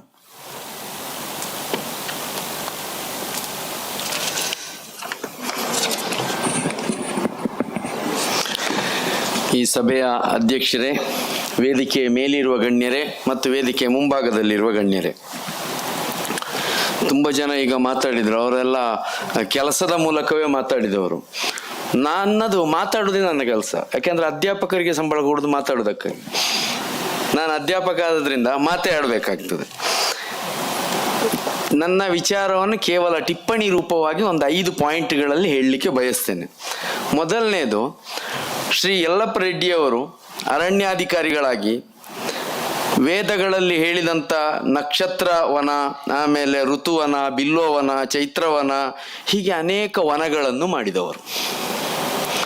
ಮಹಾಭಾರತದಲ್ಲಿ clear ಆಗಿ ಒಂದು ಕಡೆ ಉಲ್ಲೇಖ ಇದೆ, ನಮ್ಮ ಅಗತ್ಯಕ್ಕಿಂತ ಜಾಸ್ತಿ ಒಂದು ಕಟ್ಟಿಗೆ ತುಂಡನ್ನು ಬಳಸುವುದು ಕೂಡ ಅಧರ್ಮ ಅಂತೇಳಿ. ಇನ್ನೊಂದು ಇದರಲ್ಲಿ ಒಂದು ವಿಡಂಬನಾತ್ಮಕ ಸನ್ನಿವೇಶ ಏನು ಅಂತ ಹೇಳಿದ್ರೆ, ಯಲ್ಲಪ್ಪ ರೆಡ್ಡಿಯವರು ಸ್ವಯಂ ನಿವೃತ್ತಿಯನ್ನು ತೆಗೆದುಕೊಳ್ಳುವಾಗ ಈ ವ್ಯವಸ್ಥೆಯಲ್ಲಿ ನಾನು ನ್ಯಾಯವನ್ನು ಸಲ್ಲಿಸಲಿಕ್ಕೆ ಸಾಧ್ಯ ಆಗ್ತಾ ಇಲ್ಲ ಅನ್ನುವ ನಿಟ್ಟಿನಲ್ಲಿ ಅವರು ಸ್ವಯಂ ನಿವೃತ್ತಿಯನ್ನು ತಗೊಂಡದ್ದು. ಅಂದ್ರೆ ಇದರ ಅರ್ಥ, ಸಮಾಜ ಧರ್ಮವನ್ನು ಹೇಳುವುದನ್ನು ಬಯಸ್ತದೆ, ಧರ್ಮವನ್ನು ಬಾಳುವುದನ್ನು ಬಯಸುವುದಿಲ್ಲ. ಯಲ್ಲಪ್ಪ ರೆಡ್ಡಿಯವರು ಧರ್ಮವನ್ನು ಬಾಳಿದವರು, ಆದ ಕಾರಣ ಅವರು ಅಲ್ಲಿಂದ ಹೊರಗೆ ಬರಬೇಕಾಯ್ತು. ಇದು ನಮ್ಮ ಮುಂದೆ ಇರುವಂಥ ಒಂದು ವಿಡಂಬನಾತ್ಮಕ ಸನ್ನಿವೇಶ. ಈ ಸನ್ನಿವೇಶ ನಿರಂತರವಾಗಿ ಇತಿಹಾಸದ ಉದ್ದಕ್ಕೂ ನಡೀತಾ ಬಂದಿದೆ. ಐತಿಹಾಸಿಕವಾದ ಸಂಘರ್ಷ ಏನು ಅಂತಂದ್ರೆ, ಸಂಸ್ಕೃತಿ ಮತ್ತು ನಾಗರಿಕತೆಯ ನಡುವಿನ ಸಂಘರ್ಷ. ಅದು ವೇದಗಳಲ್ಲಿ ಬರ್ತದೆ, ನಮೋ ಅರ್ಭಕೇಭ್ಯ ಅಂತೇಳಿ. ಅಂದ್ರೆ ಬಾಲ್ಯವನ್ನು ವಿಸ್ತರಿಸಲು ಬಯಸುವುದು ಸಂಸ್ಕೃತಿ. ಬಾಲ್ಯವನ್ನು ಬಹಳ ಬೇಗ ಮುಗಿಸಿ KG ಕ್ಲಾಸ್ನಲ್ಲೇ ಅವ ಕಂಪ್ಯೂಟರ್ ಸೈನ್ಸ್ ಕಲಿಬೇಕು ಅಂತೇಳಿ ಹೇಳಿ ಅವನನ್ನು ನಾಗರಿಕನನ್ನಾಗಿ ಮಾಡಿ ಡೈರೆಕ್ಟ್ ಅಮೆರಿಕಕ್ಕೆ ತಗೊಂಡು ಹೋಗುವಂಥದ್ದು, ಅದು ನಾಗರಿಕತೆಯಿಂದ ಉಂಟಾದಂಥ ಒಂದು ಮನೋಭಾವನೆ ಅಂತೇಳಿ ಹೇಳುವಂಥದ್ದು. ಇಲ್ಲಿ ಸಂಸ್ಕೃತಿ ಅನ್ನುವುದು ಸಹಜವಾದದ್ದರಿಂದ ಹುಟ್ಟಿಕೊಳ್ತದೆ. ನಾಗರಿಕತೆ ಅನ್ನುವಂಥದ್ದು ಪ್ರಭುತ್ವದ ನಿರ್ದೇಶನದಿಂದ, ಹಣದ ಉದ್ದೇಶದಿಂದ, ಹೆಚ್ಚು ಬುದ್ಧಿವಂತಿಕೆಯಿಂದ ನಿರ್ಮಾಣವಾಗ್ತಾ ಹೋಗುವಂಥದ್ದು ನಾಗರಿಕತೆ ಅಂತ ಹೇಳೋದು. ಈ ನಾಗರಿಕತೆ ಮತ್ತು ಸಂಸ್ಕೃತಿಯ ಸಂಘರ್ಷದಲ್ಲಿ ನಾಗರಿಕತೆಯೇ ಗೆಲ್ತದೆ. ಅದು ಸಾಬೀತಾಗಿರುವಂಥ ಸತ್ಯ ಅದು. ಯಾಕೆಂದ್ರೆ ಅದರ ಹಿಂದೆ ಪ್ರಭುತ್ವದ ಶಕ್ತಿ ಇರ್ತದೆ. ಆದರೆ ಈ ಸಂಸ್ಕೃತಿಯ ಸಂಘರ್ಷ ಎಷ್ಟು ತೀವ್ರವಾಗಿರ್ತದೋ ಅಷ್ಟು ಒಂದು ಜೀವಪರವಾದ, ಒಂದು ಪೋಷಣೆಯ ಪರವಾದಂತಹ ಒಂದು ದೃಷ್ಟಿಕೋನ ಮತ್ತು ಬಾಳುವೆ ಸಮಾಜದಲ್ಲಿ ಇರ್ತದೆ. ಈ ದೃಷ್ಟಿಯಲ್ಲಿ ಯಲ್ಲಪ್ಪ ರೆಡ್ಡಿ ಅಂತವರು ಮಹತ್ವದವರು. ಯಾಕೆಂತಂದ್ರೆ ಅವರು ಸಂಸ್ಕೃತಿಯ ಪ್ರತಿನಿಧಿಯಾಗಿ, ಸಹಜತೆಯ ಪ್ರತಿನಿಧಿಯಾಗಿ ಸಂಘರ್ಷಕ್ಕೆ ಇಳಿದಿದ್ದಾರೆ ಮತ್ತು ಅದರ ಉತ್ಪನ್ನವನ್ನು ನಾವೆಲ್ಲರೂ ಇವತ್ತು ಕಾಣ್ತಾ ಇದ್ದೇವೆ ಅನ್ನೋ ಕಾರಣಕ್ಕಾಗಿ ಅವರು ಬಹಳ ಮುಖ್ಯರಾಗ್ತಾರೆ ಅನ್ನುವಂಥದ್ದು. ಒಬ್ಬ ಉನ್ನತ ಅಧಿಕಾರಿಯಾಗಿ ಅರಣ್ಯ ಇಲಾಖೆಯಲ್ಲಿದ್ದು ಕಣ್ಣಿನ ಶಸ್ತ್ರಚಿಕಿತ್ಸೆಯ ಅವಶ್ಯಕತೆ ಬಂದಾಗ ಅಮೆರಿಕಕ್ಕೆ ಹೋಗ್ಲಿಕ್ಕೆ ಅವರು ಆಸ್ತಿಯನ್ನು ಮಾರಾಟ ಮಾಡಬೇಕಾಯಿತು ಅನ್ನುವಂಥ ಒಂದು ಉಲ್ಲೇಖ ಒಂದು ಕಡೆ ಬರ್ತದೆ. ಇದು ಇಷ್ಟು ಹೇಳಿದರೆ ಸಾಕು, ಮತ್ತೆ ನಾವು ಅವರು ದಕ್ಷರಾಗಿದ್ದರು, ಪ್ರಾಮಾಣಿಕರಾಗಿದ್ದರು ಅಂತೇಳಿ ಹೇಳುವಂಥ ವಿಶೇಷಣ ಎಲ್ಲ ಅವಶ್ಯಕತೆ ಇಲ್ಲ. ಇಷ್ಟು ಹೇಳಿದರೆ ಎಲ್ಲ ವಿಚಾರಗಳು ಗೊತ್ತಾಗ್ತವೆ. ಅವರು ಅಧಿಕಾರಿಯಾಗಿಯೂ ಸಹಜವಾಗಿಯೇ ಬದುಕಿದ್ರು ಅಂತೇಳಿ ಹೇಳುವಂಥದ್ದು. ಈ ಸಹಜತೆ ಅನ್ನುವಂಥದ್ದೇ ಸಂಸ್ಕೃತಿ. ನೋಡಿ, ಆ ಸಹಜತೆ ಇಲ್ಲದಿದ್ದರೆ ಗುತ್ತಿಗೆ ಆಧಾರದ ಒಬ್ಬ ಸಿಬ್ಬಂದಿಯನ್ನು ರಾಷ್ಟ್ರಮಟ್ಟದ ಪ್ರಶಸ್ತಿಯನ್ನು ತೆಗೆದುಕೊಳ್ಳಲಿಕ್ಕೆ ಕಳಿಸುವುದಕ್ಕೆ ಸಾಧ್ಯ ಇಲ್ಲ. ಹಾಗೆ ಕಳಿಸುವ ಒಂದು ಮನೋಭಾವನೆ ಯಲ್ಲಪ್ಪ ರೆಡ್ಡಿ ಅವರ ಹತ್ರ ಇದೆ ಅನ್ನುವಂಥದ್ದು ಅವರು ಸಹಜವಾಗಿ ಬದುಕಿದ್ದಾರೆ ಅನ್ನುವುದಕ್ಕೆ ಸಾಕ್ಷಿ ಅಂತೇಳಿ. ಅವರ ಪುಸ್ತಕದಲ್ಲಿ ಒಂದು ಕಡೆ ಬರ್ತದೆ, ಮದುವೆಗೆ ಹುಡುಗಿ ನೋಡ್ಲಿಕ್ಕೆ ಹೋಗುದು, ವಧುವನ್ನು ನೋಡ್ಲಿಕ್ಕೆ ಹೋಗಿ ಆಮೇಲೆ ಮಡಿಕೇರಿಯ ಕಾಡುಗಳಲ್ಲಿ ಹೋದಾಗ ಅಲ್ಲಿ ಒಂದು ಮಾತು ಹೇಳ್ತಾರೆ. ಏನಂದ್ರೆ, ವಧುವನ್ನು ನೋಡಿ ಮಡಿಕೇರಿಯ ಕಾಡುಗಳಿಗೆ ನಾನು ಹೋದಾಗ ಗಿಡ ಮರಗಳೆಲ್ಲವೂ ನನಗೆ ಹೊಸದಾಗಿ ಕಾಣಲಿಕ್ಕೆ ಶುರುವಾಯಿತು. ಇದು ತುಂಬಾ ಸ್ವಾರಸ್ಯಕರವಾಗಿದೆ. ಅದು ಯಾಕೆ ಅದು ಬಹಳ ಮುಖ್ಯ ಅಂತ ಹೇಳಿದ್ರೆ, ನಾವು ಜೈವಿಕವಾದ ಅಸ್ತಿತ್ವದಲ್ಲಿ ಅದರ ವಿವರಣೆಯನ್ನು ಕೊಡಲಿಕ್ಕೆ ನಾನು ಹೋಗುವುದಿಲ್ಲ, ಸೈಕಾಲಜಿ ಜೀವವಿಜ್ಞಾನದ ವಿಚಾರಕ್ಕೆ ಹೋಗುವುದಿಲ್ಲ. ಹೆಣ್ಣು ಹೆಚ್ಚು ಕ್ರಿಯೇಟಿವ್ ಆದಂಥ ಅಪ್ರೋಚ್. ಹೆಣ್ಣು ಅಂದರೆ ನಾನು ಫಿಸಿಕಲಿ ಹೇಳ್ತಾ ಇಲ್ಲ, ಸ್ತ್ರೀ ಅಂಶವನ್ನು ಹೇಳ್ತಾ ಇರೋದು. ಗಂಡು ಹೆಚ್ಚು ರ್ಯಾಷನಲ್ ಆದಂಥ ಪ್ರಕ್ರಿಯೆಯನ್ನು ಹೊಂದಿರುವಂಥದ್ದು ಅಂತೇಳಿ ಹೇಳುವಂಥದ್ದು. ಇದು ಎರಡೂ ಒಟ್ಟಾದಾಗ ಅಲ್ಲಿ ಪ್ರಕೃತಿಯೇ ಒಂದು ಅದ್ಭುತ ಅಂತೆ. ಅದೊಂದು ಹಳೆಯ ಪದ್ಯ ಇದೆ, ಮನವು ಪ್ರೇಮ ತಾಳಿದೆ ತನುವು ಮುದವನಾಳಿದೆ ನವವಸಂತ ಗಾನದೋಳು ನೀನು ನಾಟ್ಯ ಗೈಯಲಹ ಅಂತೇಳಿ. ಅದರಲ್ಲಿ ಕೊನೆಗೆ ಬರ್ತದೆ ರಂಗರಂಗು ವೈಭವ ತುಂಬಿ ಪ್ರಕೃತಿ ಕುಣಿಯುತ್ತ ಆಡಿತೆ ಅಂತ. ಅಂದ್ರೆ ಗಂಡು ಹೆಣ್ಣು ಅನ್ನುವ ಎರಡು ಶಕ್ತಿ ಸೇರಿದಾಗ ಪ್ರಕೃತಿಯೇ ಕುಣಿತದೆ ಅಂತೇಳಿ ಹೇಳುವಂಥದ್ದು. ಹಾಗೆ ಪ್ರಕೃತಿ ಮತ್ತು ಶಕ್ತಿ ಅಂತೇಳಿ ಹೇಳುವ ರೀತಿಯಲ್ಲಿ ನಾವು ಅದನ್ನು ಅರ್ಥ ಮಾಡಿಕೊಂಡಿದ್ದೇವೆ. ಈಗ ಅರ್ಧನಾರೀಶ್ವರನ ನೃತ್ಯ ಆಯಿತು, ಈ ಅರ್ಧನಾರೀಶ್ವರನ ನೃತ್ಯವು ಕೂಡ ಅದನ್ನೇ ಸೂಚಿಸುವಂತಹದ್ದು ಅಂತೆ. ಇಲ್ಲಿ ಹಸಿರ ಹಾದಿಯ ಅವರ ಜೀವನದ ಬೆಳಕು ನಮಗೆ ಕೊಟ್ಟಿರುವ ಬೆಳಕು ಕೂಡ ಈ ಹಿನ್ನೆಲೆಯದ್ದು ಅಂತೇಳಿ. ಹಸಿರ ಹಾದಿಯ ಬೆಳಕು ಅನ್ನೋದು ಸಹಜ ಪ್ರೀತಿಯಿಂದ ಬರುವಂತಹದ್ದು. ಯಾಕೆ ಅಂತ ಹೇಳ್ತೇನೆ, ಪ್ರಾಣಿಗಳು ಉಸಿರಾಡಿ ಬಿಡುವ ಇಂಗಾಲದ ಡೈಆಕ್ಸೈಡು ಸಸ್ಯಗಳಿಗೆ ಬೇಕು, ಇಲ್ಲದಿದ್ರೆ ಸಸ್ಯಗಳು ಬದುಕುವುದಿಲ್ಲ. ಸಸ್ಯಗಳು ವಿಸರ್ಜಿಸುವಂತ ಆಮ್ಲಜನಕ ಪ್ರಾಣಿಗಳಿಗೆ ಬೇಕು, ಇಲ್ಲ ಇದ್ರೆ ನಾವು ಬದುಕುವುದಿಲ್ಲ. ಅಂದ್ರೆ ಮನುಷ್ಯನ ಅರ್ಧ ಜೀವ ಸಸ್ಯದ ಕೈಯಲ್ಲಿದೆ, ಸಸ್ಯದ ಅರ್ಧ ಜೀವ ಪ್ರಾಣಿಗಳ ಕೈಯಲ್ಲಿದೆ. ಇದು ನಮಗೆ ಅರ್ಥವಾದಾಗ ಸಸ್ಯವನ್ನು ನಾವು ಯಾಕೆ ನಮ್ಮದಾಗಿ ಭಾವಿಸಬೇಕು ಅನ್ನೋದು ಗೊತ್ತಾಗ್ತದೆ. ಈ ಯಾಜ್ಞವಲ್ಕ್ಯ ಸ್ಮೃತಿಯಲ್ಲಿ ಯಾಜ್ಞವಲ್ಕ್ಯ ಮೈತ್ರೇಯಿ ಸಂವಾದ ಒಂದು ಬರ್ತದೆ. ಯಾಜ್ಞವಲ್ಕ್ಯ ಸ್ಮೃತಿಯಲ್ಲಿ ಅಲ್ಲ, ಬೃಹದಾರಣ್ಯಕ ಉಪನಿಷತ್ನಲ್ಲಿ ಬರುವುದು ಅದು. ಯಾಜ್ಞವಲ್ಕ್ಯ ಮೈತ್ರೇಯಿ ಸಂವಾದ, ಅಲ್ಲಿ ಒಂದು ಕಡೆ ಯಾಜ್ಞವಲ್ಕ್ಯ ಮೈತ್ರೇಯಿಯ ಪ್ರಶ್ನೆಗೆ ಉತ್ತರ ಕೊಡ್ತಾ ಒಂದು ಅಂಶವನ್ನು ಹೇಳ್ತಾನೆ. ನಾನು ನಿನ್ನನ್ನು ಪ್ರೀತಿಸುವುದು ನಿನ್ನ ಮೇಲೆ ಪ್ರೀತಿ ಇರುವ ಕಾರಣಕ್ಕಲ್ಲ, ನನಗೆ ನನ್ನ ಮೇಲೆ ಪ್ರೀತಿ ಇರುವ ಕಾರಣಕ್ಕೆ. ನನಗೆ ನನ್ನ ಮೇಲೆ ಪ್ರೀತಿ ಇರುವ ಕಾರಣಕ್ಕೆ ನೀನು ನನ್ನ ಅವಶ್ಯಕತೆ, ಆದ್ರಿಂದ ನಿನ್ನನ್ನು ನಾನು ಪ್ರೀತಿಸ್ತೇನೆ. ಈ ಸಂವಾದ ಬೆಳೀತಾ ಹೋಗಿ ಮನುಷ್ಯ ವಿಶ್ವವನ್ನು ಪ್ರೀತಿಸುವುದು ತನ್ನ ಅವಶ್ಯಕತೆಗಾಗಿ, ವಿಶ್ವಕ್ಕಾಗಿ ಅಲ್ಲ ಅಂತೇಳಿ. ಅಂದ್ರೆ ವಿಶ್ವದ ಒಂದು ಭಾಗವಾಗಿ ಮನುಷ್ಯ ತನ್ನನ್ನು ನೋಡಿಕೊಂಡಾಗ ಈ ಹಸಿರ ಹಾದಿಯ ಬೆಳಕು ಅನ್ನುವುದು ಒಂದು ಸಹಜ ಪ್ರೀತಿಯಾಗಿ ಕಾಣಲಿಕ್ಕೆ ಸಾಧ್ಯವಾಗ್ತದೆ ಅನ್ನುವಂಥದ್ದಕ್ಕೆ ಯಲ್ಲಪ್ಪ ರೆಡ್ಡಿ ಅವರು ಜೀವಂತ ಮಾದರಿಯಾಗಿ ನಮ್ಮ ಮುಂದೆ ಇದ್ದಾರೆ ಅಂತ ಹೇಳುದು. ಆಗ್ಲೇ ಮೇಡಮ್ ಅವರು ಒಂದು ವಿಚಾರವನ್ನು ಪ್ರಸ್ತಾಪ ಮಾಡಿದರು, ಅದನ್ನೇ ಮುಂದುವರಿಸ್ತೇನೆ ನಾನು. ನಮ್ಮಲ್ಲಿ ವೈದಿಕ, ಬೌದ್ಧ, ಜೈನ ಅಥವಾ ಜನಪದ ಅಥವಾ ಯಾವ ಒಂದು ಪರಂಪರೆಯನ್ನು ಬೇಕಾದ್ರೆ ತೆಗೆದು ನೋಡಿ ನೀವು, ಅದರಲ್ಲೆಲ್ಲ ಕಡೆಯಲ್ಲಿ ಪ್ರಾಣಿಗಳು ಮಾತಾಡ್ತವೆ ಕಥೆಗಳಲ್ಲೆಲ್ಲ, ಸಸ್ಯಗಳು ಮಾತಾಡ್ತವೆ, ಮರಗಳು ಮಾತಾಡ್ತವೆ, ಬೆಟ್ಟಗಳು ಮಾತಾಡ್ತವೆ, ನದಿಗಳು ಮಾತಾಡ್ತವೆ. ಇದೆಲ್ಲ ಯಾಕೆ ನಮ್ಮ ಪೂರ್ವಿಕರು ಕಂಡುಕೊಂಡದ್ದು ಅಂದ್ರೆ ಸಂಸ್ಕೃತಿಯಲ್ಲಿ ಕಂಡುಕೊಂಡದ್ದು. ನಾನು ನಾಗರಿಕತೆ ಬಗ್ಗೆ ಹೇಳಲಿಕ್ಕೆ ಹೋಗುದಿಲ್ಲ. ಕಂಡುಕೊಂಡದ್ದು ಯಾಕೆ ಅಂದ್ರೆ ಮನುಷ್ಯನ ಗುಣವನ್ನು ಇದೆಲ್ಲದಕ್ಕೂ ಆರೋಪಿಸುವ ಮೂಲಕ ಈ ಸೃಷ್ಟಿ ಅನ್ನುವುದು ಮನುಷ್ಯನ ಹಾಗೆ ಇವೆಲ್ಲವಕ್ಕೂ ಸೇರಿದಂತಹದ್ದೇ ಅನ್ನುವಂಥದ್ದನ್ನು ನಾವು ಕಲ್ಪಿಸಿಕೊಂಡ ಕ್ರಮ ಅದು. ಆ ಕ್ರಮ ಹೇಗಿರ್ತದೆ ಅಂದರೆ, ನಾನು ಬಾಲ್ಯದಲ್ಲಿ ಈ ಕೊಟ್ಟಿಗೆಗೆ ದನಗಳಿಗೆ ಸೊಪ್ಪು ತರಲಿಕ್ಕೆ ಎಲ್ಲ ಕಾಡಿಗೆಲ್ಲ ಹೋಗ್ತಾ ಇದ್ದೆ, ಕೂಲಿ ಕೆಲಸಗಾರರ ಜೊತೆ ಎಲ್ಲ ಹೋಗ್ತಾ ಇದ್ದೆ, ಮರ ಹತ್ತಿ ಸೊಪ್ಪು ತೆಗಿತಾ ಇದ್ದೆ, ಇಂಥದ್ದೆಲ್ಲ ಮಾಡ್ತಾ ಇದ್ದೆ.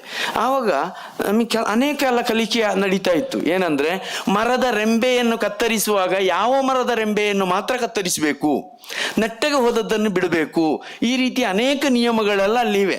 ಇದನ್ನು ಯಾರು ಸಸ್ಯಶಾಸ್ತ್ರಜ್ಞರು ಹೇಳಿದ್ದಲ್ಲ, ಕೂಲಿ ಕೆಲಸಗಾರರು ನಮಗೆ ಕಲಿಸಿದಂಥ ವಿಚಾರ ಅದು.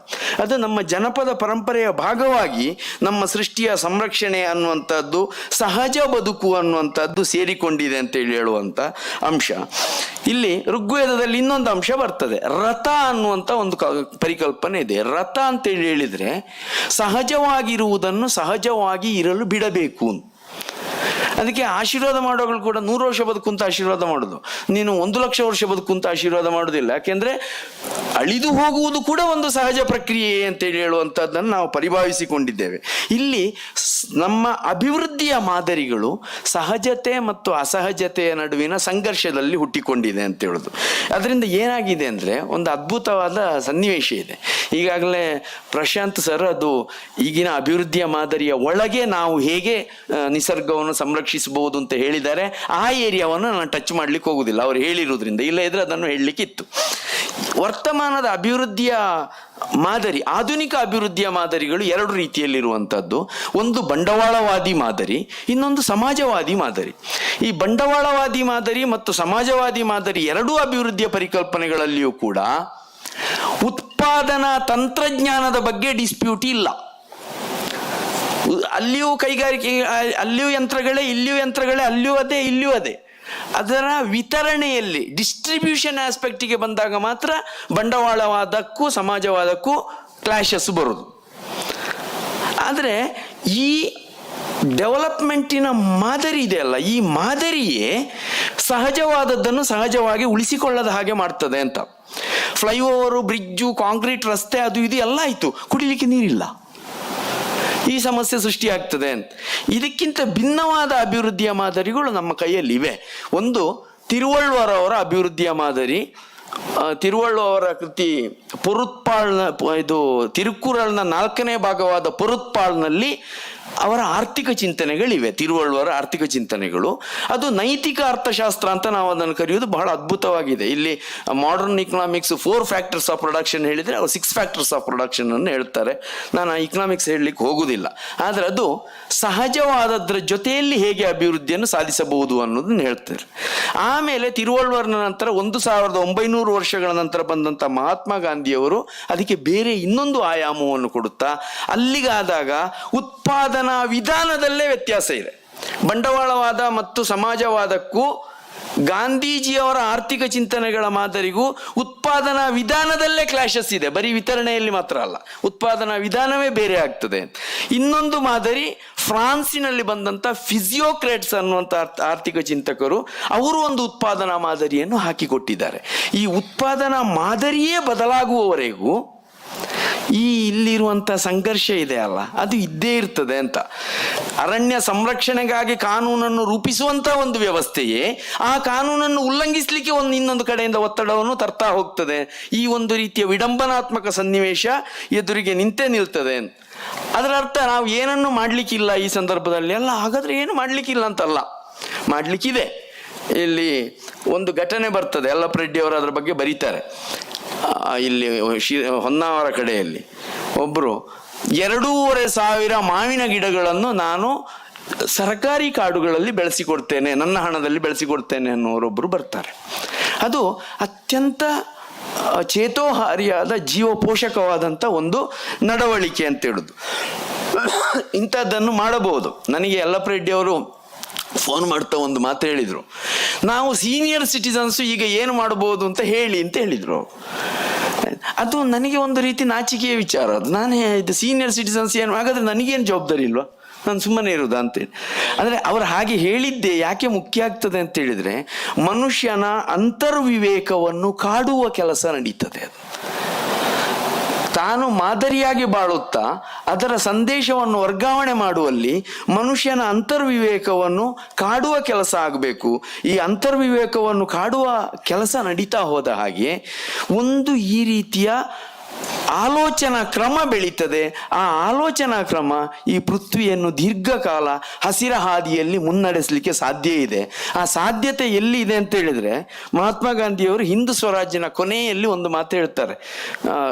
ವಾಟ್ ಈಸ್ ಸ್ವರಾಜ್ ಅಂತೇಳಿ ಕೇಳಿದಾಗ, ನನ್ನ ಕೆಲಸವನ್ನು ನಾನು ಮಾಡ್ತೇನೆ ಅಷ್ಟೇ ಅಂತೇಳಿ. ಈ ನನ್ನ ಕೆಲಸವನ್ನು ನಾನು ಮಾಡ್ತೇನೆ ಅಷ್ಟೇ ಅಂತೇಳಿ ಹೇಳೋದ್ರ ಜೀವಂತ ಮಾದರಿಯಾಗಿರುವಂಥ ಯಲ್ಲಪ್ಪ ರೆಡ್ಡಿ ಅವರಿಗೆ ನಾನು ಅತ್ಯಂತ ಪ್ರೀತಿಪೂರ್ವಕವಾದ ಅಭಿನಂದನೆಗಳನ್ನು ಮತ್ತು ಕೃತಜ್ಞತೆಯನ್ನು ಸಲ್ಲಿಸ್ತಾ ನನ್ನ ಮಾತುಗಳನ್ನು ಕೇಳಿದ ಎಲ್ಲರಿಗೂ ವಂದಿಸಿ ನನ್ನ ಮಾತುಗಳನ್ನು ಮುಗಿಸ್ತೇನೆ. ನಮಸ್ಕಾರ.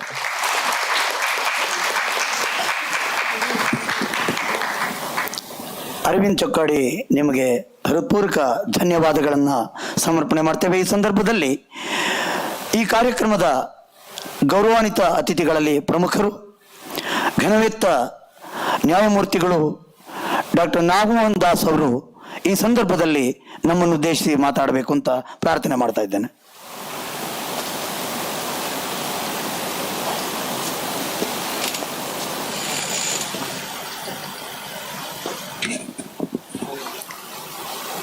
ಎಲ್ಲರಿಗೂ ನಮಸ್ಕಾರ. ವೇದಿಕೆ ಮೇಲಿರ್ತಕ್ಕಂಥ ಎಲ್ಲ ಗಣ್ಯರೇ, ಇಲ್ಲಿ ನೆರೆದಿರ್ತಕ್ಕಂಥ ಎಲ್ಲ ಆತ್ಮೀಯರೇ, ಈ ಕಾರ್ಯಕ್ರಮದ ಪ್ರಾರಂಭದಲ್ಲಿ ನಾವೆಲ್ಲ ದೀಪ ಹಚ್ಚಿದ್ವಿ, ಅದು ಆರೋಯ್ತು ಸ್ವಲ್ಪ ಹೊತ್ತಿಗೆ, ಮತ್ತೆ ಹಚ್ಚಿದ್ರು, ಈಗ ಮತ್ತೆ ಆರೋಗಿದೆ. ಹಚ್ಚೋದು, ದೀಪ ಹಚ್ಚೋದು ಬಹು ಕಷ್ಟದ ಕೆಲಸ. ಬೆಳಕಿನ ದೀಪ ಹಚ್ಚೋದು ಇನ್ನೂ ಕಷ್ಟದ ಕೆಲಸ. ಆದರೆ ಬೆಂಕಿ ಹಚ್ಚೋದು ಬಹಳ ಸುಲಭದ ಕೆಲಸ. ಗೌರವಾನ್ವಿತ ಯಲ್ಲಪ್ಪ ರೆಡ್ಡಿಯವರು ಇಡೀ ಜೀವನದ ಉದ್ದಕ್ಕೂ ಈ ಸಮಾಜದಲ್ಲಿ ಬೆಳಕಿನ ದೀಪನ ಹಚ್ಚಿ ನಮ್ಮೆಲ್ಲರ ವಿಶ್ವಾಸನ ಗಳಿಸ್ತಕ್ಕಂಥ ಒಬ್ಬ ಮಹನೀಯ. ಈಗಾಗಲೇ ಸಾಕಷ್ಟು ಗಣ್ಯರು ಮಾತಾಡಿದ್ದಾರೆ. ಅವರು ಬೇರೆ ಬೇರೆ ಕೋನದಲ್ಲಿ ಮಾತಾಡಿದ್ದಾರೆ, ಬೇರೆ ಬೇರೆ ವಿಚಾರಗಳ ಬಗ್ಗೆ ಮಾತಾಡಿದ್ದಾರೆ. ಕೆಲವು ವಿಚಾರಗಳ ಬಗ್ಗೆ ನನಗೆ ಸಹಮತವೂ ಇಲ್ಲ, ಆದರೆ ನಾನು ಇಲ್ಲಿ ಒಂದು ಆರ್ಗ್ಯುಮೆಂಟ್ಗೆ ಹೋಗೋದಿಲ್ಲ. ಯಾಕೆಂದರೆ ಈ ಸಭೆ ಆ ಕಾರಣಕ್ಕಾಗಿ ಅಲ್ಲ. ನನಗೆ ಗೊತ್ತಿದೆ, ಇಲ್ಲಿ ಇವರಿಗೆ ನನಗೆ ಕೊಟ್ಟಂಥ ಅವಕಾಶ ನಿಮ್ಮೆಲ್ಲರಿಗೂ ಕೊಟ್ಟಿದ್ರೆ ನೀವು ಪ್ರತಿಯೊಬ್ಬರೂ ಬಂದು ಇಲ್ಲಿ ಮಾತಾಡೋಕ್ಕ ಮನಸ್ಸಿದೆ ಅಂತ ನನಗೆ ಗೊತ್ತಿದೆ.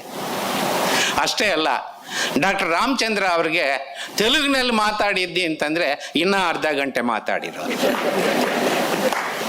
ಹಾಗಾಗಿ ನೀವು ಕೂಡ ನಿಮ್ಮ ಮುಕ್ತವಾದಂಥ ಅಭಿಪ್ರಾಯಗಳನ್ನು ಮಂಡಿಸಿ ಅಂದರೆ ಯಲ್ಲಪ್ಪ ರೆಡ್ಡಿ ಅವರಿಗೆ ನಮ್ಮೆಲ್ಲರಿಗಿಂತ ಇನ್ನೂ ಮಹತ್ವವಾದಂಥ ವಿಚಾರಗಳು ನಿಮ್ಮ ಮನಸ್ಸಿನಲ್ಲಿದೆ ಅಂತ ನನಗೆ ಗೊತ್ತಿದೆ. ಅದನ್ನು ತಿಳ್ಕೊಂಡು ನಾನು ಹೆಚ್ಚೊತ್ತು ಮಾತಾಡದೆ ಕೆಲವು ವಿಚಾರಗಳನ್ನು ನಿಮ್ಮ ಮುಂದೆ ಇಡಲಿಕ್ಕೆ ಇಷ್ಟಪಡ್ತೀನಿ. ನಾನು ಕಾಲೇಜ್ ವಿದ್ಯಾರ್ಥಿಯಾಗಿದ್ದಾಗ ಯಲ್ಲಪ್ಪ ರೆಡ್ಡಿಯವರು ವಿದ್ಯಾರ್ಥಿ ಯುವ ಜನರಲ್ಲಿ ಒಬ್ಬ ಪ್ರಾಮಾಣಿಕ ಮತ್ತು ದಕ್ಷ ಅಧಿಕಾರಿ ಎಂದು ನಮಗೆ ಪರಿಚಯ ಆದವರು. ನಾನು ಕಾಲೇಜ್ ಬಿಟ್ಟು ನಾನು ವಕೀಲನಾದ ನಂತರ ಯಲ್ಲಪ್ಪ ರೆಡ್ಡಿಯವರು ಪತ್ರಿಕೆಗಳಲ್ಲಿ, ವಾರಪತ್ರಿಕೆಗಳಲ್ಲಿ ಅವರ ಅನುಭವಗಳನ್ನು ಬರೀತಾ ಬಂದರು. ಅವನ್ನ ಓದಿ ನಾನು ಬಹಳ ಪ್ರೇರಣೆಯನ್ನು ನಾನು ಪಡೆದೆ. ಆ ನಂತರ ಅವ್ರ ಜೊತೆ ನಾನು ವೇದಿಕೆಗಳನ್ನು ಹಂಚಿಕೊಳ್ಳೋದಕ್ಕೆ ಪ್ರಾರಂಭ ಮಾಡಿದೆ. ಅಲ್ಲಿಗೆ ನಿಲ್ಲದೆ ನಾನು ಕರ್ನಾಟಕ ಹೈಕೋರ್ಟ್ನ ಲೀಗಲ್ ಸರ್ವೀಸಸ್ ಕಮಿಟಿ ಚೇರ್ಪರ್ಸನ್ ಆಗಿದ್ದಾಗ ಅವರ ಜೊತೆ ಲೋಕ್ ಅದಾಲತ್ನಲ್ಲಿ ಕೆಲಸ ಮಾಡ್ತಕ್ಕಂಥ ಭಾಗ್ಯನೂ ನನಗೆ ಸಿಕ್ತು. ಅನೇಕ ಜನರಿಗೆ ಲೋಕ್ ಅದಾಲತ್ ಅಂದರೆ ಗೊತ್ತಿಲ್ಲ. ನಿಮ್ಮಂಥ ಸಾರ್ವಜನಿಕರು ಪರಿಸರಕ್ಕೆ ಸಂಬಂಧಪಟ್ಟಂಗೆ, ನೈರ್ಮಲ್ಯಕ್ಕೆ ಸಂಬಂಧಪಟ್ಟಂಗೆ, ಪ್ರಕೃತಿಯ ರಕ್ಷಣೆಗೆ ಸಂಬಂಧಪಟ್ಟಂಗೆ ಸಾರ್ವಜನಿಕ ಹಿತಾಸಕ್ತಿ ರಿಟ್ ಅರ್ಜಿಗಳನ್ನು ಕೋರ್ಟ್ನಲ್ಲಿ ಹಾಕ್ತಾರೆ. ಒಂದು ಜಡ್ಜ್ಮೆಂಟ್ ಬರೆದು ಆ ಕೇಸುಗಳನ್ನು ಇತ್ಯರ್ಥ ಮಾಡಿ ಅವರು ಎತ್ತಿರ್ತಕ್ಕಂಥ ಸಮಸ್ಯೆಗೆ ಪರಿಹಾರನ ಸೂಚಿಸೋದಕ್ಕೆ ಸಾಧ್ಯ ಇಲ್ಲ. ಹಾಗಾಗಿ ಹೈಕೋರ್ಟ್ನವ್ರು ಏನು ಮಾಡ್ತಾರೆ ಅಂದರೆ, ಸಂಬಂಧಪಟ್ಟ ಇಲಾಖೆಗಳಿಗೆ ಮತ್ತು ಅಧಿಕಾರಿಗಳಿಗೆ, ಸರ್ಕಾರಕ್ಕೆ ಕಾಲಕಾಲಕ್ಕೆ ಆದೇಶಗಳನ್ನು ನೀಡಬೇಕು. ಈ ರೀತಿ ಕಾಲಕಾಲಕ್ಕೆ ಆದೇಶಗಳನ್ನು ನೀಡಬೇಕಾದ್ರೆ ಮತ್ತೆ ಮತ್ತೆ ಈ ರಿಟ್ ಅರ್ಜಿಗಳು ಕೋರ್ಟ್ ಮುಂದೆ ಬಂದು ಅವ್ರ ಕ್ಯೂನಲ್ಲಿ ನಿಂತು ಅದು ಆರ್ಡರ್ ಆಗಿದೆ, ರೀಚ್ ಆಗಿದೆ, ಸರಿಯಾದ ಮಾಹಿತಿ ದೊರಕದೆ ಇದ್ದಾಗ ಪರಿಹಾರ ಸಿಗೋದಿಲ್ಲ. ಹಾಗಾಗಿ ಹೈಕೋರ್ಟ್ನವರು ಲೋಕ್ ಅದಾಲತ್ ಅಂತಕ್ಕಂಥದ್ದನ್ನು ಸ್ಥಾಪನೆ ಮಾಡಿದ್ರು. ಆ ಲೋಕ್ ಅದಾಲತ್ಗೆ ಹೈಕೋರ್ಟ್ ಲೀಗಲ್ ಸರ್ವೀಸಸ್ ಕಮಿಟಿ ಚೇರ್ಪರ್ಸನ್ನು ಒಬ್ಬ ಸದಸ್ಯರಾಗಿರ್ತಾರೆ, ಮತ್ತೊಬ್ಬರು ಒಬ್ಬ ಸಮಾಜದ ಕಳಕಳಿ ಇರ್ತಕ್ಕಂಥ ಒಬ್ಬ ವ್ಯಕ್ತಿಯನ್ನು ಸದಸ್ಯರನ್ನಾಗಿ ಮಾಡ್ತಾರೆ. ಹಾಗೆ ನಮ್ಮ ಕರ್ನಾಟಕ ಹೈಕೋರ್ಟ್ನ ಲೋಕ್ ಅದಾಲತ್ಗೆ ನಾನು ಒಬ್ಬ ಸದಸ್ಯನಾಗಿ, ಯಲ್ಲಪ್ಪ ರೆಡ್ಡಿಯವರು ಒಬ್ಬ ಸದಸ್ಯರಾಗಿ ಸರ್ಕಾರ ನೇಮಕ ಮಾಡಿತ್ತು. ಹೀಗೆ ಯಲ್ಲಪ್ಪ ರೆಡ್ಡಿಯವರು ನಾನು 1 ವರ್ಷದ ಕಾಲ ಕರ್ನಾಟಕ ರಾಜ್ಯದಲ್ಲಿ 5 ಲೋಕ್ ಅದಾಲತ್ಗಳನ್ನು ನಾವು ನಡೆಸಿದ್ವಿ. ಆ ಎಲ್ಲ ಅದಾಲತ್ಗಳಲ್ಲಿ ನಾವು ಕಂಡುಕೊಂಡಂಥ ಬಹುದೊಡ್ಡ ಅನುಭವ ಏನು ಅಂತಂತಂದರೆ, he was not only an environmentalist, he was a social scientist, he was an economist, he was a great administrator, more than anything he was a great human being ಅಂತಕ್ಕಂಥ ಸತ್ಯನ ನಾನು ಅರ್ಥ ಮಾಡಿ, ಅದು ಅರಣ್ಯ ಸಂರಕ್ಷಣೆಗೆ ಸಂಬಂಧಪಟ್ಟಂಥ ವಿಚಾರ ಆಗ್ಬೋದು, ಕಲ್ಯಾಣಿಗಳ ಸಂರಕ್ಷಣೆ ಆಗ್ಬೋದು, ಕೆರೆಗಳ ಸಂರಕ್ಷಣೆ ಆಗ್ಬೋದು, ಬಯೋಮೆಡಿಕಲ್ ವೇಸ್ಟ್ ಡಿಸ್ಪೋಸಲ್ ಆಗ್ಬೋದು, ಸಾಲಿಡ್ ವೇಸ್ಟ್ ಡಿಸ್ಪೋಸಲ್ ಆಗೋದು, ಕಸಾಯಿಖಾನೆಗಳನ್ನು ಸುಧಾರಣೆ ಆಗ್ಬೋದು. ಈ ವಿಚಾರದಲ್ಲಿ ಯಲ್ಲಪ್ಪ ರೆಡ್ಡಿಯವ್ರ ಜೊತೆ ನಾವೊಂದು ಸಾರ್ಥಕವಾದಂಥ ಕೆಲಸ ಮಾಡಿದ್ದೀವಿ ಅಂತ ನನಗೆ ಸಮಾಧಾನ ಮತ್ತು ಹೆಮ್ಮೆ ಐತಿ. ಒಂದು ದಿವಸ ಯಲ್ಲಪ್ಪ ರೆಡ್ಡಿ ಅವರು ಬಂದು, ಸರ್ ನಾವೊಂದು ಸ್ಪಾಟ್ ಇನ್ಸ್ಪೆಕ್ಷನ್ ಮಾಡಬೇಕು. ಏನು ರೆಡ್ಡಿಯವರು ಹೇಳಿದ್ರು, ಇಲ್ಲ ಸರ್ ಕಲಾಸ್ಪಾಳ್ಯಂಗೆ ಹೋಗ್ಬೇಕು ಅಂದ್ರೆ. ಏನು ಕಲಾಸ್ಪಾಳ್ಯಂನಲ್ಲಿ ನಾವೇನು ಮಾಡೋದಿದೆ ರೆಡ್ಡಿ ಅವ್ರದ್ದು? ಇಲ್ಲ ಸರ್ ನಾವು ಹೋಗ್ಬೇಕು. ಅವ್ರ ಬಗ್ಗೆ ನನಗೆ ಗೌರವ ಮತ್ತು ಪ್ರೀತಿ ವಿಶ್ವಾಸ ಇದ್ದಿದ್ದರಿಂದ ನಾನು ಒಪ್ಕೊಂಡೆ. ನಾವು ಹೋದ್ವಲ್ಲಿ ಬಹಳ ಕೆಟ್ಟದಾದಂಥ ಸ್ಥಿತಿ ಕಲಾಸ್ಪಾಳ್ಯಂನಲ್ಲೂ ಇತ್ತು, ಸಿಟಿ ಮಾರ್ಕೆಟ್ನಲ್ಲೂ ಇತ್ತು, ವಿಕ್ಟೋರಿಯಾ ಹಾಸ್ಪಿಟಲ್ನಲ್ಲಿ ಇತ್ತು. ನಮ್ಮ ಆ ಒಂದು ವಿಸಿಟ್ಟು ಪರಿಣಾಮಕಾರಿಯಾದಂಥ ಬದಲಾವಣೆಗಳಿಗೆ ಕಾರಣ ಆಯಿತು. ಒಂದು ವಾರದಿಂದ ಯಲ್ಲಪ್ಪ ರೆಡ್ಡಿ ಅವ್ರು ನನಗೆ ಫೋನ್ ಮಾಡಿದರು, ಸರ್ ಇವತ್ತು ತುಂಬ ಜ್ಞಾಪಕ ಬಂತು ನೀವು ಅಂತ. ಏನು ಅಂತಂದರೆ, ನಾ ವಿಸಿಟ್ ಮಾಡಿದ ನಂತರ ಪ್ರಾರಂಭ ಆದಂಥ ಕಾರ್ಯ ಇವತ್ತು ಕಲಾಸ್ಪಾಳ್ಯಂನಲ್ಲಿ ಹೊಸ ಬಸ್ ನಿಲ್ದಾಣ ನಿರ್ಮಾಣ ಆಗಿ ಇವತ್ತು ಓಪನಿಂಗ್ ಆಗಿದೆ ಸರ್ ಅಂತಕ್ಕಂಥ ಸಂತೋಷ ಪಟ್ಟಂತ ಒಂದು ವಾರದಿಂದ. ಹೀಗೆ ಯಲ್ಲಪ್ಪ ರೆಡ್ಡಿಯವರು ನಾನು ಕೆಲಸ ಮಾಡಿರ್ತಕ್ಕಂಥದ್ದು ನನ್ನ ಜೀವನದ ಬಹುದೊಡ್ಡ ಒಂದು ಅಧ್ಯಾಯ ಅಂತ ನಾನು ಭಾವಿಸಿ ಈ ಸಂದರ್ಭದಲ್ಲಿ ಅವರಿಗೆ ನಾನು ಗೌರವವನ್ನು ಸಲ್ಲಿಸ್ತಾ ಇದ್ದೆ. ಬಂಧುಗಳೇ, ನಾನು ಕಾಲೇಜಿನಲ್ಲಿದ್ದಾಗ ಎನ್ವೈರನ್ಮೆಂಟಲ್ ಪಲ್ಯೂಷನ್ ಅಂತ ಕೇಳಿದ್ದೆ. ಅವಾಗ ಎನ್ವೈರನ್ಮೆಂಟಲ್ ಪಲ್ಯೂಷನ್ ಅಂದರೆ ನಮಗೆ ಹೆಚ್ಚು ಅರ್ಥ ಆಗಲಿಲ್ಲ. ಏನೋ ನೀರಿಗೆ ಏನೋ ಕಸ ಕಡ್ಡಿ ಸೇರೋದು ಅಂತ ಅಷ್ಟು ಗೊತ್ತಿತ್ತು. ಲಾಯರ್ ಆದಮೇಲೆ ನನಗೆ ಗೊತ್ತಾಗಿದ್ದು water pollution, air pollution, sound pollution. ನಾನಿನ್ನು ಕೆಲ ದಿವಸ ಜಡ್ಜ್ ಆಗ್ತೀನಿ ಅಂತಾಗ ಗೊತ್ತಾಯ್ತು, ಇಲ್ಲ ಲೈಟ್ ಪಲ್ಯೂಷನ್ನು ಇದೆ. Water pollution, air pollution, sound pollution, light pollution. Judge ಆದ್ಮೇಲೆ ಗೊತ್ತಾಯ್ತು ವೈಟ್ ಪಲ್ಯೂಷನ್ನು ಇದೆ ಅಂತ, ಅದು ಪ್ಲಾಸ್ಟಿಕ್ ಪಲ್ಯೂಷನ್. ಆವಾಗ ನಾನು ಹಿಂಗೆ ಯೋಚನೆ ಮಾಡ್ತಾ ಇದ್ದಾಗ ಒಂದು ದಿವಸ ಯಲ್ಲಪ್ಪ ರೆಡ್ಡಿ ಅವ್ರ ಜೊತೆ ನಾನು ಇದನ್ನು ಡಿಸ್ಕಸ್ ಮಾಡಿದ್ದೆ. ವಾಟರ್ಗೆ ಪಲ್ಯೂಷನ್ ಎಲ್ಲಿಂದ ಬರುತ್ತೆ? ಕೈಗಾರಿಕೆಗಳಿಂದ. ವಾಟರ್ ಪಲ್ಯೂಷನ್ಗೆ ಕಾರಣ ಕೈಗಾರಿಕೆಗಳ ತ್ಯಾಜ್ಯ, ಇಂಡಸ್ಟ್ರಿಯಲ್ ವೇಸ್ಟ್, ಇಂಡಸ್ಟ್ರಿಯಲ್ ಎಫ್ಲುಯೆಂಟ್. ಅದನ್ನು ಕುಡಿಯಬಾರ್ದು ಅಂತ ಯಾರು ಹೇಳೋರು? Medical industry. ಇಲ್ಲ ರೀ, ಇದು ಪಲ್ಯೂಟೆಡ್ ವಾಟ್ರು, ಇದು ನೀವು ಕುಡಿದ್ರೆ ನೀವು ಬೇಗ ಸತ್ತೋಗ್ತೀರಾ, ನಿಮ್ಗೆ ಆ ಕಾಯಿಲೆ ಬರುತ್ತೆ, ಈ ಕಾಯಿಲೆ ಬರುತ್ತೆ. ಅದಕ್ಕೆ ಇನ್ನೊಂದು ರೆಮಿಡಿ ಸೂಚಿಸ್ತಾರೆ ಅವರೇ. ಏನಂತಂದ್ರೆ, ಡೋಂಟ್ ವರಿ, ಬಿಸ್ಲೇರಿ ವಾಟರ್ ಕುಡಿರಿ. ಪಲ್ಯೂಷನ್ ಮಾಡುವವರು ಇಂಡಸ್ಟ್ರಿನೇ, ಅಂತ ಪಲ್ಯೂಟೆಡ್ ವಾಟರ್ ಕುಡಿಬೇಡಿ ಅಂತ ಹೇಳೋದು ಮೆಡಿಕಲ್ ಇಂಡಸ್ಟ್ರಿ. ನಿಮಗೆ ಬಿಸ್ಲೇರಿ ವಾಟರ್ ಇದೆ, ವರಿ ಮಾಡ್ಕೋಬೇಡಿ ಅಂತ ಹೇಳೋರು ಕೂಡ ವಾಟರ್ ಇಂಡಸ್ಟ್ರಿ. ಇವತ್ತು ಇಡೀ ಜಗತ್ತಿನಲ್ಲಿ water industry is one of the biggest commercial industry.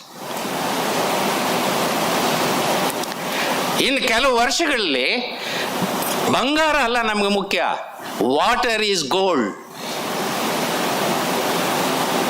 ಈಗಾಗಲೇ ವಾಟರ್ಗಾಗಿ ಘರ್ಷಣೆಗಳು, ಯುದ್ಧಗಳು ನಡೆದೋಗಿವೆ, ಇನ್ನೂ ಮುಂದುವರಿತಾ ಇವೆ.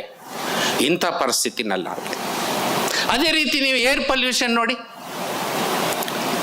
ಇಂಡಸ್ಟ್ರೀಸ್ನಿಂದ ಏರ್ ಪಲ್ಯೂಷನ್ ಆಗೋದು, ಟ್ರಾಫಿಕ್ನಿಂದ ಏರ್ ಪಲ್ಯೂಷನ್ ಆಗೋದು, ಇತರೆ ಬೇರೆ ಬೇರೆ ಚಟುವಟಿಕೆಗಳಿದೆ. ಇಲ್ಲ ರೀ, ಈ ಪಲ್ಯೂಟೆಡ್ ಏರನ್ನು ನೀವು ಸೇರಿಸಿದ್ರೆ ಲಂಗ್ಸಿಗೆ ತೊಂದರೆ ಬರುತ್ತೆ, ಬೇರೆ ಬೇರೆ ಹಾರ್ಟ್ ಪ್ರಾಬ್ಲಮ್ ಬರುತ್ತೆ, ಈ ಥರ ಅಂತ ಹೇಳೋರು ಯಾರು? Medical industry. ಅದಕ್ಕೆ ಪರಿಹಾರ ಏನು? ಡೋಂಟ್ ವರಿ, MG ರೋಡ್ನಲ್ಲಿ ನಾವು ಪ್ಯೂರ್ ಆಕ್ಸಿಜನ್ ಕ್ಲಬ್ಸ್ ಮಾಡಿದ್ದೀವಿ. ವಾರಕ್ಕೆ 2 ದಿವಸ ಬಂದು 2 ತಾಸು ಆಕ್ಸಿಜನ್ ತಗೊಂಡೋಗಿ. ಇದರ ಹಿಂದೆ ಯಾರಿದ್ದಾರೆ? ಏರನ್ನು ಪಲ್ಯೂಟ್ ಮಾಡೋದು ಇಂಡಸ್ಟ್ರಿ, ಏರನ್ನು ಸೇದಬೇಡಿ ಅಂತ ಪಲ್ಯೂಟೆಡ್ ಏರ್ ಅಂತ ಹೇಳೋದು ಮೆಡಿಕಲ್ ಇಂಡಸ್ಟ್ರಿ. ಇಲ್ಲ ಡೋಂಟ್ ವರಿ ಅಂತೇಳಿ ಆಕ್ಸಿಜನ್ ಕ್ಲಬ್ಗಳು ಮಾಡ್ತಕ್ಕಂಥದ್ದು ಇಂಡಸ್ಟ್ರಿ. ಹೀಗೆ ಈ ಎಲ್ಲ ಪಲ್ಯೂಷನ್ಗಳ ವಿರುದ್ಧ, ಅದು ಏರ್ ಪಲ್ಯೂಷನ್ ಆಗ್ಬೋದು, ವಾಟರ್ ಪಲ್ಯೂಷನ್ ಆಗ್ಬೋದು, ಸೌಂಡ್ ಪಲ್ಯೂಷನ್ ಆಗ್ಬೋದು, ಅಥವಾ ಲೈಟ್ ಪಲ್ಯೂಷನ್ ಆಗ್ಬೋದು, ಅಥವಾ ಪ್ಲಾಸ್ಟಿಕ್ ಪಲ್ಯೂಷನ್, ವೈಟ್ ಪಲ್ಯೂಷನ್, ಈ ಎಲ್ಲ ಪಲ್ಯೂಷನ್ಗಳ ಹಿಂದೆ ಕೈಗಾರಿಕಾ ಹಿತಾಸಕ್ತಿ ಇದೆ. ಕೈಗಾರಿಕಾ ಹಿತಾಸಕ್ತಿ ಅಂತಂದರೆ ಅದೊಂದು ಕಮರ್ಷಿಯಲ್ ಇಂಟ್ರೆಸ್ಟ್. ಆ ಕಮರ್ಷಿಯಲ್ ಇಂಟ್ರೆಸ್ಟ್ನ ಅಂತಿಮ ಗುರಿ ಲಾಭ. ಹಾಗಾಗಿ ಎಲ್ಲಿಯವರೆಗೂ ನಾವು ಈ ವಾಣಿಜ್ಯ ಮನೋಭಾವನ ನಾವು ಕಡಿಮೆ ಮಾಡೋದಕ್ಕೆ ಸಾಧ್ಯ ಆಗೋದಿಲ್ಲವೋ ಅಲ್ಲಿಯವರೆಗೂ ನಾವು ನಮ್ಮ ಪರಿಸರನ, ನಮ್ಮ ಸುತ್ತಮುತ್ತ ನೀರು, ಗಾಳಿ, ಬೆಳಕು, ಶಬ್ದ ಇಂಥವೆಲ್ಲ ಸಂರಕ್ಷಿಸ್ಕೊಳ್ಳೋಕೆ ಸಾಧ್ಯ ಆಗ್ತದೆ. ಇದನ್ನು ನಾವು ಹೆಚ್ಚು ಚರ್ಚೆ ಮಾಡಬೇಕಾಗಿದೆ. ಇದರ ಬಗ್ಗೆ ನಾವು ಹೆಚ್ಚು ಚಿಂತನೆ ಮಾಡಬೇಕಾಗಿದೆ. ಇದರ ಬಗ್ಗೆ ನಾವು ಹೆಚ್ಚು ಕ್ರಿಯಾಶೀಲರಾಗಬೇಕಾಗಿದೆ. ಪ್ರಕಾಶ್ರವರು ಮಾತಾಡ್ತಾ ಹೇಳಿದರು, nobody can stop India growing to 5 trillion economy, inflow of foreign investment. Correct. ನಾನು ಈಗಾಗಲೇ ಸುಮಾರು 1990s ನಮ್ಮಲ್ಲಿ ಉದಾರೀಕರಣ ನೀತಿ ಬಂದಾಗ ನಾನು ಆ ಮಾತನ್ನು ಹೇಳಿದ್ದೆ. ಹೊರಗಡೆಯಿಂದ ನಮಗೆ ಗೂಡ್ಸ್ ಬೇಡವಾ? ಬೇಕು. ತಂತ್ರಜ್ಞಾನ ಬೇಡವಾ? ಬೇಕು. ಬಂಡವಾಳ ಬೇಡವಾ? ಬೇಕು. ಆದರೆ ದುರಂತ ಏನು ಅಂತಂತಂದ್ರೆ, ನಮಗೆ ಯಾವ ಗೂಡ್ಸನ್ನು ತಯಾರು ಮಾಡೋದಕ್ಕೆ ಸಾಮರ್ಥ್ಯ ಇಲ್ಲವೋ ಅಂಥ ಗೂಡ್ಸ್ ಭಾರತ ಒಳಗಡೆಗೆ ಬಂದರೆ ಯಾವ ತೊಂದರೆ ಇಲ್ಲ. ಆದರೆ ಒಂದು ಪೆನ್ನು, ಒಂದು ಪೆನ್ಸಿಲ್, ಒಂದು ರಬ್ಬರು, ಒಂದು ಮೆಂಡರು ಗೂಡ್ಸನ್ನು ನಾವು ತಯಾರು ಮಾಡಿ, ಚಾಕ್ಲೇಟು, ಒಂದು ಬಿಸ್ಕೆಟ್ಟು ಮಾಡಿಕೊಳ್ಳುವ ಸಾಮರ್ಥ್ಯ ಭಾರತಕ್ಕಿಲ್ವಾ? ಆ ರೀತಿ ಸಾಮರ್ಥ್ಯ ಇದ್ರೆ ಅಂಥ ಗೂಡ್ಸ್ಗಳನ್ನು ನಾವು ಹೊರಗಡೆಯಿಂದ ತರಿಸ್ಕೊಳ್ಳೋ ಅವಶ್ಯಕತೆ ಇದೆಯಾ? ಆ ರೀತಿ ತರಿಸ್ಕೊಂಡ್ರೆ ದೇಶದ ಕೈಗಾರಿಕೆಗಳು ಏನಾಗ್ತವೆ? ನಿರುದ್ಯೋಗದ ಸಮಸ್ಯೆ ಏನಾಗುತ್ತೆ? ನಮ್ಮ ಆರ್ಥಿಕ ಪರಿಸ್ಥಿತಿ ಏನಾಗುತ್ತೆ? ಹೊರದೇಶದಿಂದ ತಂತ್ರಜ್ಞಾನ ಬೇಡವಾ ಅಂದರೆ ಬೇಕು. ಯಾವ ತಂತ್ರಜ್ಞಾನ ನಮ್ಮಲ್ಲಿಲ್ಲವೋ ಅಂಥ ತಂತ್ರಜ್ಞಾನ ಬರಲಿ. ಆಲೂಗಡ್ಡೆ ಚಿಪ್ಸ್ ಮಾಡ್ತಕ್ಕಂಥ ತಂತ್ರಜ್ಞಾನ ನಮಗೆ ಹೊರದೇಶದಿಂದ, ಅಮೆರಿಕಾದಿಂದ ಬರಬೇಕಾ? ಕೋಕೋ ಕೋಲಾ ಅಂತಕ್ಕಂಥ ಒಂದು ಜ್ಯೂಸನ್ನು ತಯಾರು ಮಾಡ್ಕೊಳ್ಳೋದಕ್ಕೆ ನಮಗೆ ಅಮೆರಿಕಾದಿಂದ ತಂತ್ರಜ್ಞಾನ ಬೇಕಾ? ಆ ಸಾಮರ್ಥ್ಯ ನಮಗಿಲ್ವಾ? There my reservation is there. Capital ನಮಗೆ ಹೊರಗಡೆಯಿಂದ ಬೇಕು. ಆದರೆ ಸಾಲ ಕೊಟ್ಟವನು ಷರತ್ತು ಆಗ್ತಾ ಇದ್ದಾರೆ. ಏನು ಅಂತಂದರೆ, ನಮ್ಮ ಬೆಂಗಳೂರಿನಲ್ಲಿ 300 ಲೇಔಟ್ಸ್ ಇವೆ. ಈಗ ನಾವು ಜಯನಗರ್ 2nd ಬ್ಲಾಕ್ನಲ್ಲಿ ಇದ್ದೀವಿ. ಈ ಥರ 300 ಲೇಔಟ್ಸ್ ಇದೆ. ಸ್ನೇಹಿತರೆ, ಬೆಂಗಳೂರಿನಲ್ಲಿ 1,500 ಸ್ಲಮ್ಸ್ ಇವೆ. ಸ್ಲಮ್ಗಳಲ್ಲಿ ದೀಪ ಇಲ್ಲ, ರಸ್ತೆ ಇಲ್ಲ, ಬಾತ್ರೂಮ್ ಇಲ್ಲ, ಲ್ಯಾಟ್ರಿನ್ ಇಲ್ಲ, ಕುಡಿಯೋ ನೀರಿಲ್ಲ, ದೀಪ ಇಲ್ಲ. ಪಶುಗಳ ಥರ ಜನರ ಜೀವನ ಮಾಡ್ತಾ ಇದ್ದಾರೆ. ಅದನ್ನು ಅಭಿವೃದ್ಧಿ ಮಾಡ್ತೀವಿ, ನೀವು ಬಂಡವಾಳ ಕೊಡಿ ಅಂತಂದರೆ ಫಾರಿನ್ನವರು ಹೇಳ್ತಾರೆ, ನಾವು ಅದಕ್ಕೆ ಕೊಡಲ್ಲ. ಬೆಂಗಳೂರಿನಲ್ಲಿ ಕಾಬೂಲ್ ಸ್ಟೋನ್ಸ್ ಹಾಕಿ ಫುಟ್ಪಾತ್ಗೆ ನಾವು ಸಾಲ ಕೊಡ್ತೀವಿ. ಇಂಥ ಸಾಲ ನಮಗೆ ಬೇಕಾ? ಹಾಗಾಗಿ ನಮಗೆ ದೇಶ ಅಭಿವೃದ್ಧಿ ಆಗಬೇಕು, ನಮ್ಮನ್ನೆಲ್ಲರನ್ನು ಒಳಗೊಂಡುವಂಥ ಅಭಿವೃದ್ಧಿ ಆಗಬೇಕ್ರಿ. ಕೃಷಿ ಬಿಕ್ಕಟ್ಟಿನಲ್ಲಿದೆ. ರೈತರು ಆರ್ಥಿಕವಾಗಿ, ಸಾಮಾಜಿಕವಾಗಿ, ನೈತಿಕವಾಗಿ ದಿವಾಳಿ ಆಗಿದ್ದಾರೆ. ಸರಿದಾರಿ ಯಾವುದು ಅಂತ ಗೊತ್ತಿಲ್ಲದೆ ಆತ್ಮಹತ್ಯೆ ಮಾಡ್ಕೊಳ್ತಾ ಇದ್ದಾರೆ. ಪ್ರತಿ ದಿವಸ ಈ ದೇಶದ ಯಾವುದೋ ಒಂದು ಮೂಲೆಯಲ್ಲಿ ಒಬ್ಬ ರೈತ ಆತ್ಮಹತ್ಯೆ ಮಾಡ್ಕೊಳ್ತಾ ಇದ್ದೇನೆ ಅಂತಕ್ಕಂಥ ಸತ್ಯನ ನಾವು ಅರ್ಥ ಮಾಡ್ಕೊಳ್ಳೇ ಇಲ್ವಲ್ಲ. ದಿನ ಬೆಳಗಾದರೆ ಕೈಗಾರಿಕೆಗಳಿಗೆ ಮುಚ್ಚೋಗ್ತಾ ಇವೆ. ನನ್ನ ಹತ್ರ ಎಲ್ಲ ಮಾಹಿತಿ ಇದೆ, ಸ್ಟ್ಯಾಟಿಸ್ಟಿಕ್ಸ್ ಇದೆ. ಕೆಲಸದಲ್ಲಿ ಇದ್ದವರು ಬೀದಿ ಪಾಲಾಗ್ತಾ ಇದ್ದಾರೆ. ಒಬ್ಬ ಕೆಲಸಗಾರ ಬೀದಿ ಪಾಲಾದ್ರೆ ಅವನ ಕುಟುಂಬ ಬೀದಿ ಪಾಲಾಗುತ್ತೆ ಅಂತಕ್ಕಂಥ ಕನಿಷ್ಠ ಅರಿವು ನಮ್ಮ ಸರ್ಕಾರಗಳಿಗಿಲ್ಲ.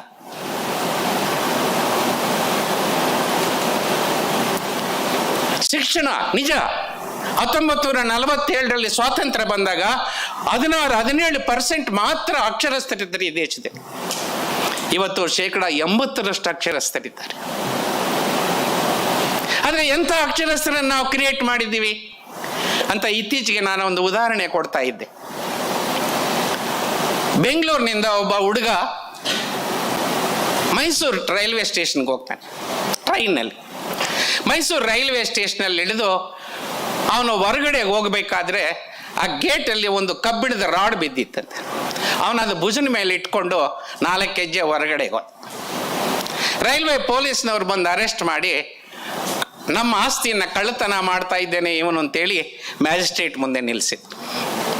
ಮ್ಯಾಜಿಸ್ಟ್ರೇಟ್ ನೋಡಿದ್ರು, ಅವನು ನೀಟಾಗಿ ಡ್ರೆಸ್ ಮಾಡ್ಕೊಂಡಿದ್ದಾನೆ, ತಲೆ ಬಾಚ್ಕೊಂಡಿದ್ದಾನೆ, ಸಭ್ಯವಾಗಿ ನಡ್ಕೊಳ್ತಾ ಇದ್ದಾನೆ. ಇವನೇನೋ ವಿದ್ಯಾವಂತನಿರಬೇಕು ಅಂತ, ಏನಪ್ಪ ನೀನು ಏನು ಓದಿದ್ಯಾ ಮಗು ಅಂತ ಕೇಳ್ತಾರೆ. ಆಗ ಆ ಹುಡುಗ ಹೇಳ್ತಾನೆ, ನಾನು ಡಿಗ್ರಿವರೆಗೂ ಓದ್ಕೊಂಡಿದ್ದೀನಿ. ಹಂಗಾದ್ರೆ ಈ ಕಬ್ಬಿಣದ ರೈಲ್ವೆ ಕಂಬಿಯನ್ನು ಯಾಕಪ್ಪ ಕಳ್ಳತನ ಮಾಡಿದ? ಸ್ವಾಮಿ, ಅಂತ ಅಪವಾದ ನನ್ನ ಮೇಲೆ ಹಾಕಬೇಡಿ, ನಾನು ಅಂತ ಕಳ್ಳತನ ಏನು ಮಾಡಿಲ್ಲ. ಹಂಗಿದ್ರೆ ನೀನು ಮಾಡಿದ ಕೆಲಸಕ್ಕೆ ಏನು ವಿವರಣೆ ಕೊಡ್ತೀಯಾ ಅಂತ ಕೇಳಿದಾಗ ಆ ಹುಡುಗ ಹೇಳ್ತಾನೆ, ರೈಲ್ವೆ ಸ್ಟೇಷನಲ್ಲಿ ಮೈಸೂರಲ್ಲಿ ಒಂದು ಬೋರ್ಡ್ ಹಾಕಿದ್ರು. ಆ ಬೋರ್ಡ್ನಲ್ಲಿ ಏನು ಬರೆದಿದ್ದು ಅಂದರೆ, treat railway property as your own property.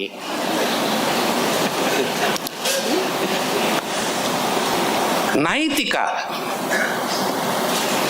ಜವಾಬ್ದಾರಿಯ ಗೊತ್ತಾಗಲಿಲ್ಲ, ಲೀಗಲ್ ಕಾನ್ಸಿಕ್ವೆನ್ಸಸ್ ಗೊತ್ತಾಗಲಿಲ್ಲ, ಮಾರಲ್ ಕಾನ್ಸಿಕ್ವೆನ್ಸಸ್ ಗೊತ್ತಾಗಲಿಲ್ಲ. This is the type of graduates that we have produced in these 70 years in India.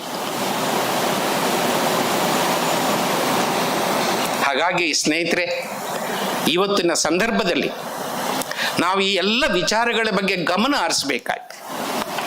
ದೇಶದಲ್ಲಿ ಕೇವಲ ಸಂಪತ್ತು ಉತ್ಪಾದನೆ ಆದರೆ ಸಾಲದು. ನಿಜ, ಭಾರತ ದೇಶ ಇವತ್ತು ಹಿಂದೆಂದಿಗಿಂತ ಶ್ರೀಮಂತವಾಗಿದೆ. India is more richer today than ever before. ಆದರೆ ಈ ಸಂಪತ್ತು ಯಾರ ಕೈಯಲ್ಲಿದೆ? 60% ಸಂಪತ್ತು ಈ ದೇಶದ 1% ಜನರ ಕೈಯಲ್ಲಿದೆ. 20% ಸಂಪತ್ತು 9% ಜನರ ಕೈಯಲ್ಲಿದೆ. ಉಳಿದ 20% ಸಂಪತ್ತು 90% ಜನರ ಕೈಯಲ್ಲಿದೆ. ಹಾಗಾಗಿನೇ ದೇಶದಲ್ಲಿ ಸಂಪತ್ತಿದ್ರೂ ಕೂಡ ಇನ್ನೂ 20% ಅನಕ್ಷರಸ್ಥರಿದ್ದಾರೆ. ಅಕ್ಷರಸ್ಥರಿಗೆ ಗುಣಾತ್ಮಕ ಶಿಕ್ಷಣವನ್ನು ಕೊಡ್ಲಿಕ್ಕಾಗಲಿಲ್ಲ. ದೇಶದಲ್ಲಿ ಇನ್ನೂ 30% ಶೆಲ್ಟರ್ಲೆಸ್ ಪೀಪಲ್ ಇದ್ದಾರೆ. ಕೃಷಿ ಬಿಕ್ಕಟ್ಟಿದೆ, ಕೈಗಾರಿಕಾ ಬಿಕ್ಕಟ್ಟಿದೆ. 50 ವರ್ಷಗಳಲ್ಲಿ ಕಾಣದೇ ಇರತಕ್ಕಂಥ, ಕೇಳದೇ ಇರತಕ್ಕಂಥ ವ್ಯಾಪಕವಾದಂಥ ನಿರುದ್ಯೋಗ. ಈ ನಿರುದ್ಯೋಗ ಉಳಿಯೋದಿಲ್ಲ ಸ್ನೇಹಿತರೆ. There is a close link between unemployment and increase in crime rate, increase in drug addiction, increase in prostitution, increase in suicides, increase in corruption, increase in communal clashes, increase in terrorism. ಈ ಸಂಬಂಧಗಳನ್ನ, ಈ ಅನಿಷ್ಟಗಳನ್ನ ನಾವು ಅರ್ಥ ಮಾಡ್ಕೊಳ್ಳದೆ ಇದ್ರೆ, ಈ ಅನಿಷ್ಟಗಳನ್ನ ಈ ಸಮಾಜದಿಂದ ನಿರ್ಮೂಲನ ಮಾಡೋದಕ್ಕೆ ನಾವು ಸ್ಟೇಷನ್ಗಳನ್ನು ಜಾಸ್ತಿ ಮಾಡಿದ್ರೆ ಸಾಲ್ತು. ಸರ್ಕಾರ ದಿನಕ್ಕೊಂದು ಕಾನೂನು ತಂದ್ರೆ ಸಾಲದು. ನಿರುದ್ಯೋಗಿಗಳಿಗೆ ಉದ್ಯೋಗ ಕೊಡ್ತಕ್ಕಂಥ ಕೆಲಸ ಆಗಬೇಕಾಗಿದೆ. When you cannot employ a youth for construction of the nation, please remember somebody will use the very same youth for destruction of the nation. ಇದನ್ನು ನಾವು ಅರ್ಥ ಮಾಡ್ಕೋಬೇಕಾಗ್ತದೆ. ಇವೆಲ್ಲ ಸಮಸ್ಯೆಗಳಿಗೆ ಪರಿಹಾರ ಅಂತಂದ್ರೆ ನೀವು ನಾವು ಪರಿಹಾರ, ನೀವು ನಾವು ಧ್ವನಿ ಎತ್ತಬೇಕಾಗಿದೆ. ಆ ರೀತಿ ನಮ್ಮ ಮುಂದೆ ಧ್ವನಿ ಎತ್ತಿ ಈ ದೇಶಕ್ಕೆ ಸೇವೆ ಮಾಡಿರ್ತಕ್ಕಂಥ, ಈ ಸಮಾಜಕ್ಕೆ ಸೇವೆ ಮಾಡ್ತಾ ಅಧಿಕಾರಕ್ಕೆ ರಾಜೀನಾಮೆ ಕೊಟ್ಟು ಈ ಪ್ರಾಯದಲ್ಲೂ ಕೂಡ ನಿರಂತರವಾಗಿ ಜನರ ಸೇವೆ ಮಾಡ್ತಕ್ಕಂಥ, ಜನರ ಜಾಗೃತಿಯನ್ನು ಮಾಡ್ತಕ್ಕಂಥ ರೀತಿ ಕೆಲಸ ಮಾಡ್ತಾ ಇರ್ತಕ್ಕಂಥದ್ದು ನಮ್ಮ ಯಲ್ಲಪ್ಪ ರೆಡ್ಡಿ ಅವರು. ನನಗೆ ಆಶ್ಚರ್ಯ ಆಗುತ್ತೆ, ಈ ಪ್ರಾಯದಲ್ಲೂ ಕೂಡ ಅವರು ದಿನಕ್ಕೊಂದು ಪ್ರಯೋಗ ಮಾಡ್ತಾ ಇದ್ದಾರೆ. ಈಗಾಗಲೇ ನೀವು ಕೇಳಿದ್ರಿ, ಇಲ್ಲಿ ಸಂಗೀತವನ್ನ ಕೇಳಿದ್ರಿ, ನೃತ್ಯವನ್ನ ನೋಡಿದ್ರಿ. ಈ ರೀತಿ ಶಾಸ್ತ್ರೀಯ ಸಂಗೀತದ ಮೂಲಕ, ಶಾಸ್ತ್ರೀಯ ನೃತ್ಯದ ಮೂಲಕ ಪರಿಸರನ ರಕ್ಷಿಸ್ತಕ್ಕಂಥ, ಜನರ ಜಾಗೃತಿಯನ್ನು ಹೆಚ್ಚಿಸ್ತಕ್ಕಂಥ, ಯುವಜನರನ್ನ ಸೆಳೆಯತಕ್ಕಂಥ, ಯುವಜನರ ಮೇಲೆ ಪರಿಣಾಮಕಾರಿಯಾದಂಥ ಒಂದು ಪ್ರಭಾವ ಬೀರ್ತಕ್ಕಂಥ ಒಂದು ಪ್ರಯೋಗಗಳನ್ನು ನಮ್ಮ ಯಲ್ಲಪ್ಪ ರೆಡ್ಡಿ ಮಾಡ್ತಾ ಇದ್ದಾರೆ. ಇಷ್ಟು ಮಾತ್ರ ಅಲ್ಲ, ಇವತ್ತು ಅವರು ಈ ಪ್ರಾಯದಲ್ಲೂ ಕೂಡ ಹಿಂದೆ ಬರೆದಿದ್ದಲ್ಲ, ಇವತ್ತು ಅದ್ಭುತವಾದಂಥ ಪುಸ್ತಕಗಳನ್ನು ಬರೀತಾರೆ. ಮೊನ್ನೆ ನಮಗೆ ಒಬ್ಬ ಪ್ರಕಾಶಕರ ಸ್ನೇಹಿತರು ಬಂದು ನನಗೆ ಹೇಳ್ತಾ ಇದ್ರು, ಸರ್ ಯಲ್ಲಪ್ಪ ರೆಡ್ಡಿ ಅವ್ರು ನನ್ನನ್ನು ಕರೆಸಿದ್ರು, ಅವರು ನನ್ನ 2 ಪುಸ್ತಕನ ನೀವು ಪ್ರಕಟ ಮಾಡಬೇಕು ಅಂತಂತೇಳಿ ನನಗೆ ಕೇಳಿದ್ದಾರೆ. ನಾನು ಒಪ್ಪಿದ್ದೀನಿ, ಅದು ಸಂತೋಷ. ಏನು ಪುಸ್ತಕ ಅದು? ಆ ಸ್ನೇಹಿತರು 1-2 ಮಾತು ಹೇಳಿದ್ರು. ನನಗೆ ಆಶ್ಚರ್ಯ ಆಯಿತು. ನಾನು ಮೂಲತಃ ಒಂದು ವಿಚಾರದಲ್ಲಿ ನಂಬಿಕೆ ಇಟ್ಟಿರೋದು, ಏನು ಅಂತಂತಂದರೆ, ಜಗತ್ತಿನಲ್ಲಿ ಅನೇಕ ಕ್ರಾಂತಿಗಳು ನಡೆದಿವೆ. ಪ್ರತಿಯೊಂದು ಕ್ರಾಂತಿಯು ಕೂಡ ಒಂದಲ್ಲ ಒಂದು ರೀತಿ ಬದಲಾವಣೆಯನ್ನು ತಂದಿವೆ. ಆದರೆ ಯಾವ ಕ್ರಾಂತಿಯೂ ತರಲಾರದಷ್ಟು ಬದಲಾವಣೆಯನ್ನ ಪುಸ್ತಕಗಳು ತಂದಿವೆ ಅಂತಕ್ಕಂಥ ಮಾತು ಹಿರಿಯರು ಹೇಳಿದ್ದಾರೆ. ಆ ಪುಸ್ತಕಗಳ ಬರೆಯೋದರ ಮುಖಾಂತರ, ಅವುಗಳ ಮುಖಾಂತರ ಸಮಾಜದಲ್ಲಿ ಒಂದು ಮಹತ್ತರವಾದಂಥ ಬದಲಾವಣೆ ತರ್ತಕ್ಕಂಥ ಪ್ರಯತ್ನ ಈ ಪ್ರಾಯದಲ್ಲೂ ಮಾಡ್ತಾ ಇರ್ತಕ್ಕಂಥವರು ನಮ್ಮ ಹೆಮ್ಮೆ ಯಲ್ಲಪ್ಪ ರೆಡ್ಡಿ. ನನ್ಗೆ ಗೊತ್ತಿದೆ ಸ್ನೇಹಿತರೆ, ನಾವು ಯಲ್ಲಪ್ಪ ರೆಡ್ಡಿ ಆಗೋಕ್ಕಾಗತ್ತಾ? ಇಲ್ಲ, ಖಂಡಿತವಾಗಿ ಆಗುತ್ತೆ. ನಮ್ಮಲ್ಲಿ ಎಷ್ಟು ಜನ ರಾಜೀನಾಮೆ ಕೊಡ್ತಾರೆ ಕೆಲಸಕ್ಕೆ? ರಾಜೀನಾಮೆ ಕೊಟ್ಟ ಮೇಲೂ ಕೂಡ ಅಷ್ಟೇ ಕ್ರಿಯಾಶೀಲವಾಗಿ ಒಬ್ಬ ಅಧಿಕಾರದಲ್ಲಿದ್ದಂಥ ವ್ಯಕ್ತಿಗಿಂತ ಇನ್ನೂ ಹೆಚ್ಚಿನ ಕೆಲಸ ಈ ಸಮಾಜಕ್ಕೆ ಮಾಡೋದಕ್ಕೆ ಸಾಧ್ಯ ಆಗಿದೆ. ಆದರೆ ನಾವು ಯಲ್ಲಪ್ಪ ರೆಡ್ಡಿ ಆಗೋದು ಬೇಡ.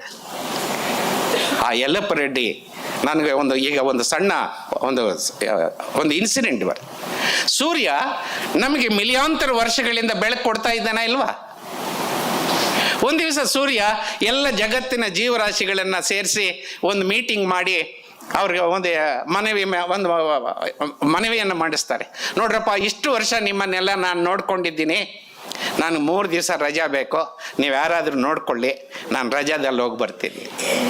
ನಮ್ಮಂಥ ಮನುಷ್ಯರೆಲ್ಲ ಇಲ್ಲ ಇಲ್ಲ, ಸೂರ್ಯನಿಗೆ ನಾವು ಪರ್ಯಾಯ ಆಗೋಕ್ಕೆ ಸಾಧ್ಯನಾ ಅಂತ ನೋ ನೋ ನೋ ಅಂತ ಹೇಳ್ಬಿಟ್ಟು, ಆಗ ಸಭೆಯಿಂದ ಮಿಂಚುಳಾಗುತ್ತಲ್ಲ, ಫೈರ್ ಫ್ಲೈ, ಅದು ಎದ್ದು ಬಂತಂತೆ. ಸೂರ್ಯ, ನಾನಿರೋದಿಷ್ಟೇ, ನನ್ನ ಬೆಳಕಿಷ್ಟೇ, ಅದು ಒಂದು ಕ್ಷಣ ಮಾತ್ರ, ನಾನು ಕೊಡ್ತೀನಿ, ನನ್ನ ಬಳಗನ್ನೆಲ್ಲ ಒಪ್ಪಿಸ್ತೀನಿ, ನಾವೆಲ್ಲ ನಮ್ಮ ಕೈಯಲ್ಲಾದ ಬೆಳಕನ್ನು ನಾವು ಕೊಡ್ತೀವಿ. ಅದೇ ರೀತಿ ಜಗತ್ತಿನ ಎಲ್ಲ ಜೀವರಾಶಿಗಳು ತಮ್ಮ ಕೈಯಲ್ಲಾದಂಥ ಬೆಳಕನ್ನು ಕೊಡೋದಕ್ಕೆ ಸಾಧ್ಯ ಆದರೆ ನೀನು 3 ದಿವಸ ಅಲ್ಲ 3 ತಿಂಗಳು ರಜಾ ಹೋಗಿ ಬರ್ಬೋದು. ನಮಗೆ ಸೂರ್ಯ ಮಾದರಿ ಆಗೋದು ಬೇಡ, ಆದರೆ ಆ ಮಿಂಚುಳ ನಮ್ಗೆ ಮಾದರಿ ಆಗಲಿ. ಆ ಮಿಂಚುಳ ಕೊಟ್ಟಂಥ ಕೊಡುಗೆಯನ್ನು ನಾವು ಕೊಡೋಣ. ನಾವ್ಯಾರು ಯಲ್ಲಪ್ಪ ರೆಡ್ಡಿ ಆಗೋದಿಲ್ಲ ಅನ್ನೋ ಸತ್ಯ ನನಗೆ ಗೊತ್ತಿದೆ. ಆದರೆ ಅವ್ರು ನಡೆದೋದಂಥ ದಾರಿಯಲ್ಲಿ ಒಂದು 3 ಕಿಲೋಮೀಟರ್ ಹೋಗಿ ನಮ್ಮ ಬದುಕನ್ನು ಸಾರ್ಥಕಗೊಳಿಸೋಣ ಅಂತ ಹೇಳ್ತಾ, ಯಲ್ಲಪ್ಪ ರೆಡ್ಡಿ ಅವರು ದೀರ್ಘಕಾಲ ಬದುಕಿ, ಅವ್ರು ಎಷ್ಟು ದಿವಸ ಬದುಕ್ತಾರೋ ಅಷ್ಟು ದಿವಸ ಬದುಕಲಿ. ನಾನು ಹೇಳೋದಿಷ್ಟೇ, ಅಷ್ಟೂ ದಿವಸ ಈ ಸಮಾಜಕ್ಕೆ, ಈ ದೇಶಕ್ಕೆ ಮಾರ್ಗದರ್ಶನ ನೀಡಲಿ. ಅವರ ಅನುಭವ, ಅವರ ಜೀವನ, ಅವರೊಂದೊಂದು ಪುಟನೂ ಕೂಡ ಮುಂದಿನ ತಲೆಮಾರಿಗೆ ಆದರ್ಶ ಆಗಲಿ, ಸ್ಫೂರ್ತಿಯಾಗಲಿ ಅಂತ ಸ್ಫೂರ್ತಿಯ ಚಿಲುಮೆ ಈ ಸಮಾಜದಲ್ಲಿ ನಿರಂತರವಾಗಿ ಒಂದು ದಂತಕಥೆಯಾಗಿ ಉಳಿಯಲಿ ಅಂತ ಹಾರೈಸ್ತಾ, ನನಗೆ ಅವಕಾಶ ಕೊಟ್ಟಂತ ನಿಮ್ಮೆಲ್ಲರಿಗೂ ವಂದಿಸಿ ನನ್ನ ಮಾತನ್ನು ಮುಗಿಸ್ತಾ ಇದ್ದೀನಿ.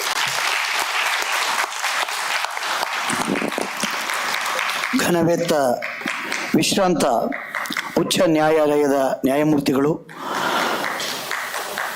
ಒಂದು ಬಗೆಯಲ್ಲಿ ವೈಚಾರಿಕತೆಯನ್ನು ತನ್ನೆಲ್ಲ ಮಾತುಗಳಲ್ಲಿ ಎಲ್ಲೇ ಅವರು ಭಾಷಣ ಮಾಡಿದ್ರು ಕೂಡ ಅಲ್ಲೊಂದು ವೈಚಾರಿಕತೆಯ ಹೊಳವಿರ್ತದೆ. ಡಾಕ್ಟರ್ ನಾಗಮೋಹನ್ ದಾಸ್ ಅವರಿಗೆ ಹೃತ್ಪೂರ್ವಕವಾದ ಕೃತಜ್ಞತೆಗಳನ್ನು ಈ ಮೂಲಕ ಸಮರ್ಪಣೆ ಮಾಡ್ತಾ ಇದ್ದೇವೆ.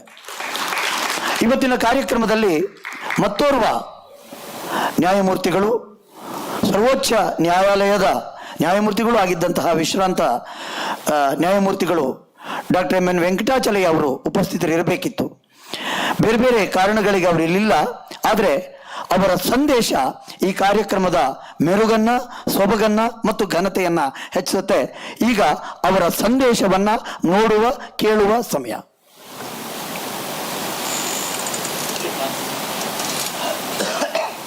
I'm indeed very happy to be associated with this function to honor and facilitate Sri Yellappa Reddy. It is indeed the celebration of a life of great achievements. Sri Yellappa Reddy is a great life in our times, a person imbued with great and noble qualities. He held high offices in the hierarchy of government, and having attained academic expertise in the science of forestry, he held the post of Secretary to Government of Karnataka, from which he resigned on ideological differences on important environmental issues. On this memorable occasion, I convey to Sri Yellappa Reddy, on behalf of all of you and my own behalf, our respectful and affectionate good wishes for a long life and great health, and as a continuous source of inspiration towards noble ideas and values in life. Sri Yellappa Reddy's commitment to environment and his high values of personal integrity are indeed proverbial. To him, plants, trees, bees, birds, mountains, rivers, and the whole of the animal and plant life are the mysterious manifestations of the great beauty and diversity of nature, and are components of an integral whole, indispensable to each other. For instance, if you kill all the bees today, humanity will come to an end in a decade's time. It is said that the contribution of bees, pollination plants, in terms of money, is $500 billion a year. Every living thing has its own place under the sun. The philosophy that Sri Yellappa Reddy was committed to was the integrity of the entire universe, of which humans and humanity constitute just a part. His reverence for plants and animal life bordered on religiosity, which influenced a number of his admirers. New scientific discoveries are pointing to the breathtaking, beautiful concept of an integrated friendship amongst humans, animals, bees, birds, including the insect world, that are projecting the image of eternity. As a human person, Sri Yellappa Reddy is the very embodiment and personification of the high values of honor, dignity, and friendship. As a recipient of his affection, I cherish the most rewarding experiences of my association with him. He is always full of noble and inspiring thoughts and sentiments. On this memorable occasion, I convey to Sri Yellappa Reddy, on behalf of all of you and my own behalf, our respectful and affectionate good wishes for a long life and a great health, and a continuous source of inspiration towards noble ideas and values in life. Thank you very much for your patience.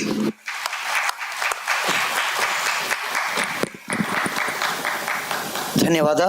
ಈ ಕಾರ್ಯಕ್ರಮದ ಅತ್ಯಂತ ಭಾವನಾತ್ಮಕವಾದ ಒಂದು ಕ್ಷಣ ಇದೀಗ. Doctor Yellappa Reddy ಅವರ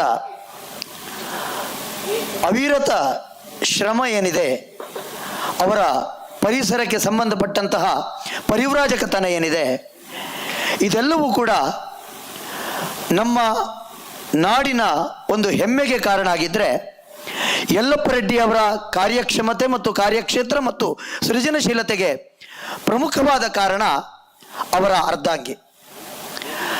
ಹಾಗಾಗಿ ವಿಮಲಾ ಮತ್ತು ಯಲ್ಲಪ್ಪ ರೆಡ್ಡಿ ಇವರನ್ನು ಅತ್ಯಂತ ಹೃದಯ ಸ್ಪರ್ಶಿಯಾಗಿ ಪುಟ್ಟದಾದ ಗೌರವವನ್ನು ನೀಡಬೇಕು ಅನ್ನೋದು ಇವತ್ತಿನ ಕಾರ್ಯಕ್ರಮದ ಆಯೋಜಕರಾದ ಹಿತೈಷಿಗಳೆಲ್ಲರ ಒಲವು ನಿಲುವಾಗಿರುವ ಕಾರಣಕ್ಕೆ ಇದೀಗ ಡಾಕ್ಟರ್ ಯಲ್ಲಪ್ಪ ರೆಡ್ಡಿ ದಂಪತಿ ಸಹಿತರಾಗಿ ಶ್ರೀಮತಿ ವಿಮಲಾ ಶ್ರೀ ಯಲ್ಲಪ್ಪ ರೆಡ್ಡಿ, ಆಗಷ್ಟೇ ನಾವು ಅರ್ಧನಾರೀಶ್ವರ ನೃತ್ಯವನ್ನು ನೋಡಿದ್ದೇವೆ. ಪ್ರಕೃತಿ ಪುರುಷನ ನಡುವೆ, ಪ್ರಕೃತಿ ಮನುಷ್ಯನ ನಡುವೆ ಒಂದು ತಾದಾತ್ಮ್ಯವನ್ನು ಸಾಧಿಸಿದಂತಹ ಒಬ್ಬ ಮೇರು ಸದೃಶ ಪರ್ವತ ಯಲ್ಲಪ್ಪ ರೆಡ್ಡಿ ಅವರು, ಅವರ ಜೊತೆಗೆ ಅವರ ಶ್ರೀಮತಿಯವರು, ಅವರಿಬ್ಬರು ಕೂಡ ವೇದಿಕೆಯನ್ನು ಅಲಂಕರಿಸಬೇಕು ಅಂತ ನಿಮ್ಮೆಲ್ಲರ ಪರವಾಗಿ ಹೃತ್ಪೂರ್ವಕವಾದ ವಿನಂತಿಯನ್ನು ಮಾಡ್ತಾ ಇದ್ದೇನೆ.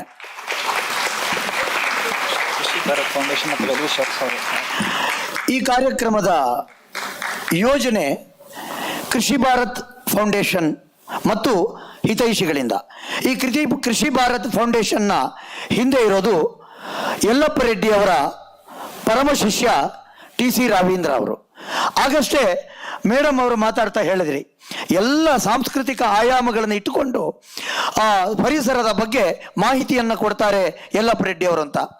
ಈ ಎಲ್ಲ ಮಾಧ್ಯಮಗಳ ಜೊತೆಗೆ ಇದೀಗ ಚಲನಚಿತ್ರದ ಮೂಲಕ ಕೂಡ ಯಲ್ಲಪ್ಪ ರೆಡ್ಡಿ ಅವರ ಚಿಂತನೆಯನ್ನ ತರುವಂತಹ ಒಂದು ಪ್ರಯತ್ನವನ್ನ ರವೀಂದ್ರ ಅವರು ಮಾಡಿದ್ದು ಜಲಪಾತ ಅನ್ನುವಂಥ ಒಂದು ಸಿನಿಮಾ ಚಿತ್ರೀಕರಣ ಆಗ್ತಾ ಇದೆ. ಈ ಜಲಪಾತ ಅನ್ನುವ ಪರಿಸರ ಆಧಾರಿತ ಸಿನಿಮಾವನ್ನ ರವೀಂದ್ರ ಅವರು ಯಲ್ಲಪ್ಪ ರೆಡ್ಡಿ ಅವರಿಗೆ ಸಮರ್ಪಣೆ ಮಾಡುವುದರ ಮೂಲಕ ಒಂದು ವಿಶೇಷವಾದಂತಹ ಗೌರವವನ್ನ ಈ ಪರಿಸರ ಸಂತನಿಗೆ ಸಮರ್ಪಣೆ ಮಾಡ್ತಾ ಇದ್ದಾರೆ ಅನ್ನೋದನ್ನ ಬಹಳ ಹೆಮ್ಮೆಯಿಂದ ಹೇಳ್ಕೊಳ್ತಾ ಆ ಚಿತ್ರದ ನಿರ್ದೇಶನವನ್ನ ನಾನು ಮಾಡ್ತಿದ್ದೇನೆ ಅನ್ನುವುದನ್ನು ಕೂಡ ಈ ಸಂದರ್ಭದಲ್ಲಿ ನಿಮ್ಮ ಗಮನಕ್ಕೆ ತಂದು ಇದಕ್ಕೆ ಸಂಬಂಧಪಟ್ಟಂತಹ ಕಾರಣೀಕರ್ತರಾಗಿರುವಂತಹ ಮಾನ್ಯ ಯಲ್ಲಪ್ಪ ರೆಡ್ಡಿ ಸರ್ ಮತ್ತು ರವೀಂದ್ರ ಮತ್ತು ಅವರೆಲ್ಲ ತಂಡಕ್ಕೆ ಹೃತ್ಪೂರ್ವಕವಾದ ಕೃತಜ್ಞತೆಗಳನ್ನು ಅರ್ಪಿಸ್ತಾ ಇದೀಗ ನಾವು ವೇದಿಕೆಯಲ್ಲಿ ಯಲ್ಲಪ್ಪ ರೆಡ್ಡಿ ದಂಪತಿಗಳನ್ನ ಗೌರವಿಸ್ತಾ ಇದ್ದೇವೆ ಒಂದು ಹಿನ್ನೆಲೆಯ ಗೀತೆಯೊಂದಿಗೆ.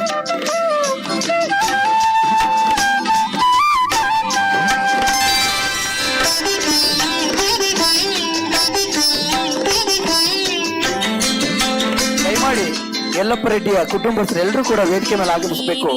ಒಂದು ಹೃದಯ ಸ್ಪರ್ಶಿ ಕ್ಷಣಗಳಿಗೆ ಸಾಕ್ಷಿ ಆಗಬೇಕು ಅಂತ ನಾನು ಎಲ್ಲರಲ್ಲೂ ಕೂಡ ವಿನಂತಿಯನ್ನ ಮಾಡ್ಕೊಳ್ತಾ ಇದ್ದೇನೆ. ಜೊತೆ ಬೇಡ, ದಯಮಾಡಿ ಎಲ್ಲರೂ ಕೂಡ.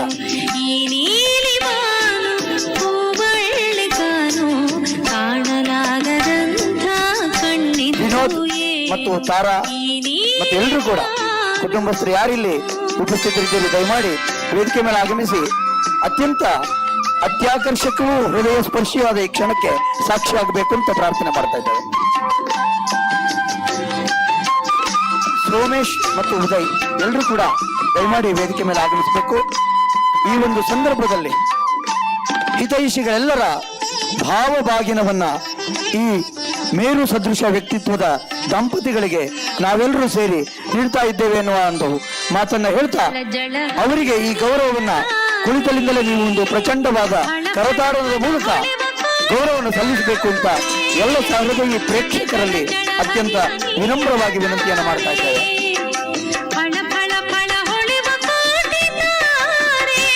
ಬೆಂಗಳೂರು ಎನ್ವಿರಾನ್ಮೆಂಟ್ ಟ್ರಸ್ಟ್ ನಿಂದ ಕೂಡ ಒಂದು ಗೌರವವನ್ನ ಸಲ್ಲಿಸಲಾಗ್ತಾ ಇದೆ.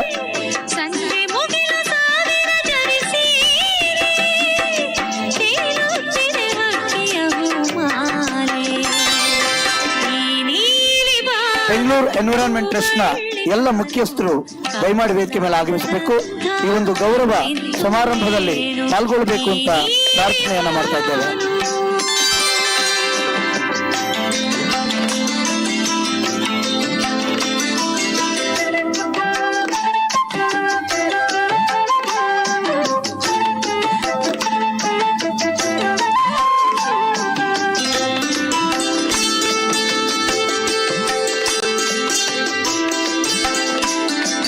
ಕರ್ನಾಟಕ ರೆಡ್ಡಿ ಜನಸಂಘದ ಗೌರವವನ್ನು ಕೂಡ ಇದೀಗ ಮಾನ್ಯ ಯಲ್ಲಪ್ಪ ರೆಡ್ಡಿ ದಂಪತಿಗಳಿಗೆ ನೀಡ್ತಾ ಇದ್ದಾರೆ.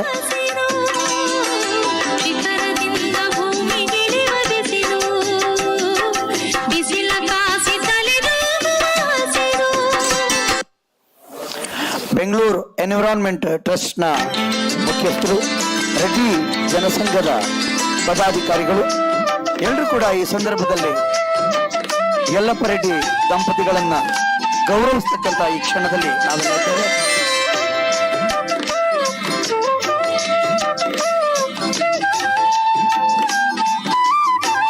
ದಯಮಾಡಿ ಹಾರಾರ್ಪಣೆ ಮತ್ತು ಅಭಿನಂದನೆ ಸಲ್ಲಿಸೋದಕ್ಕೆ ಕೊನೆಯಲ್ಲಿ ಅವಕಾಶ ಮಾಡಿಕೊಡ್ಲಾಗುತ್ತೆ.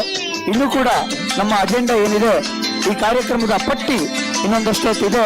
ಹಾಗಾಗಿ ನೀವೆಲ್ಲರೂ ಕೂಡ ಒಂದು ಸಹೃದಯರಾಗಿ ಇದಕ್ಕೆ ಸಹಕಾರ ಕೊಡಬೇಕು.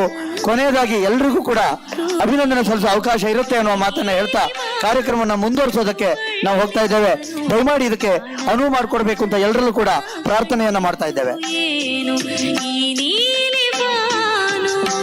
ಈ ಸಂದರ್ಭದಲ್ಲಿ ಒಂದಷ್ಟು ಬೇರೆ ಬೇರೆ ಕ್ಷೇತ್ರದ ಗಣ್ಯರು ನುಡಿ ಗೌರವವನ್ನ ಈಗ ಯಲ್ಲಪ್ಪ ರೆಡ್ಡಿ ಅವರಿಗೆ ಸಮರ್ಪಿಸುವಂತ ಕ್ಷಣ.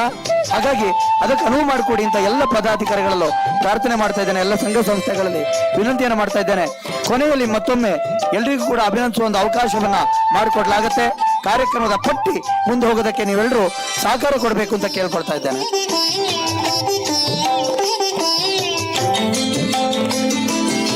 ಕರ್ನಾಟಕ ರೆಡ್ಡಿ ಜನಸಂಘದ ಪದಾಧಿಕಾರಿಗಳು ಗೌರವ ಮಾಡ್ತಾ ಇದ್ದಾರೆ.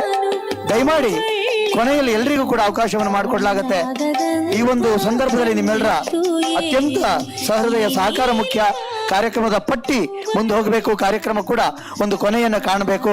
ಹಾಗಾಗಿ ದಯಮಾಡಿ ನೀವೆಲ್ಲರೂ ಇದನ್ನು ಗಮನಿಸಿಕೊಳ್ಳಿ ಅಂತ ಪ್ರಾರ್ಥನೆಯನ್ನ ಮಾಡ್ತಾ ಇದ್ದೇನೆ.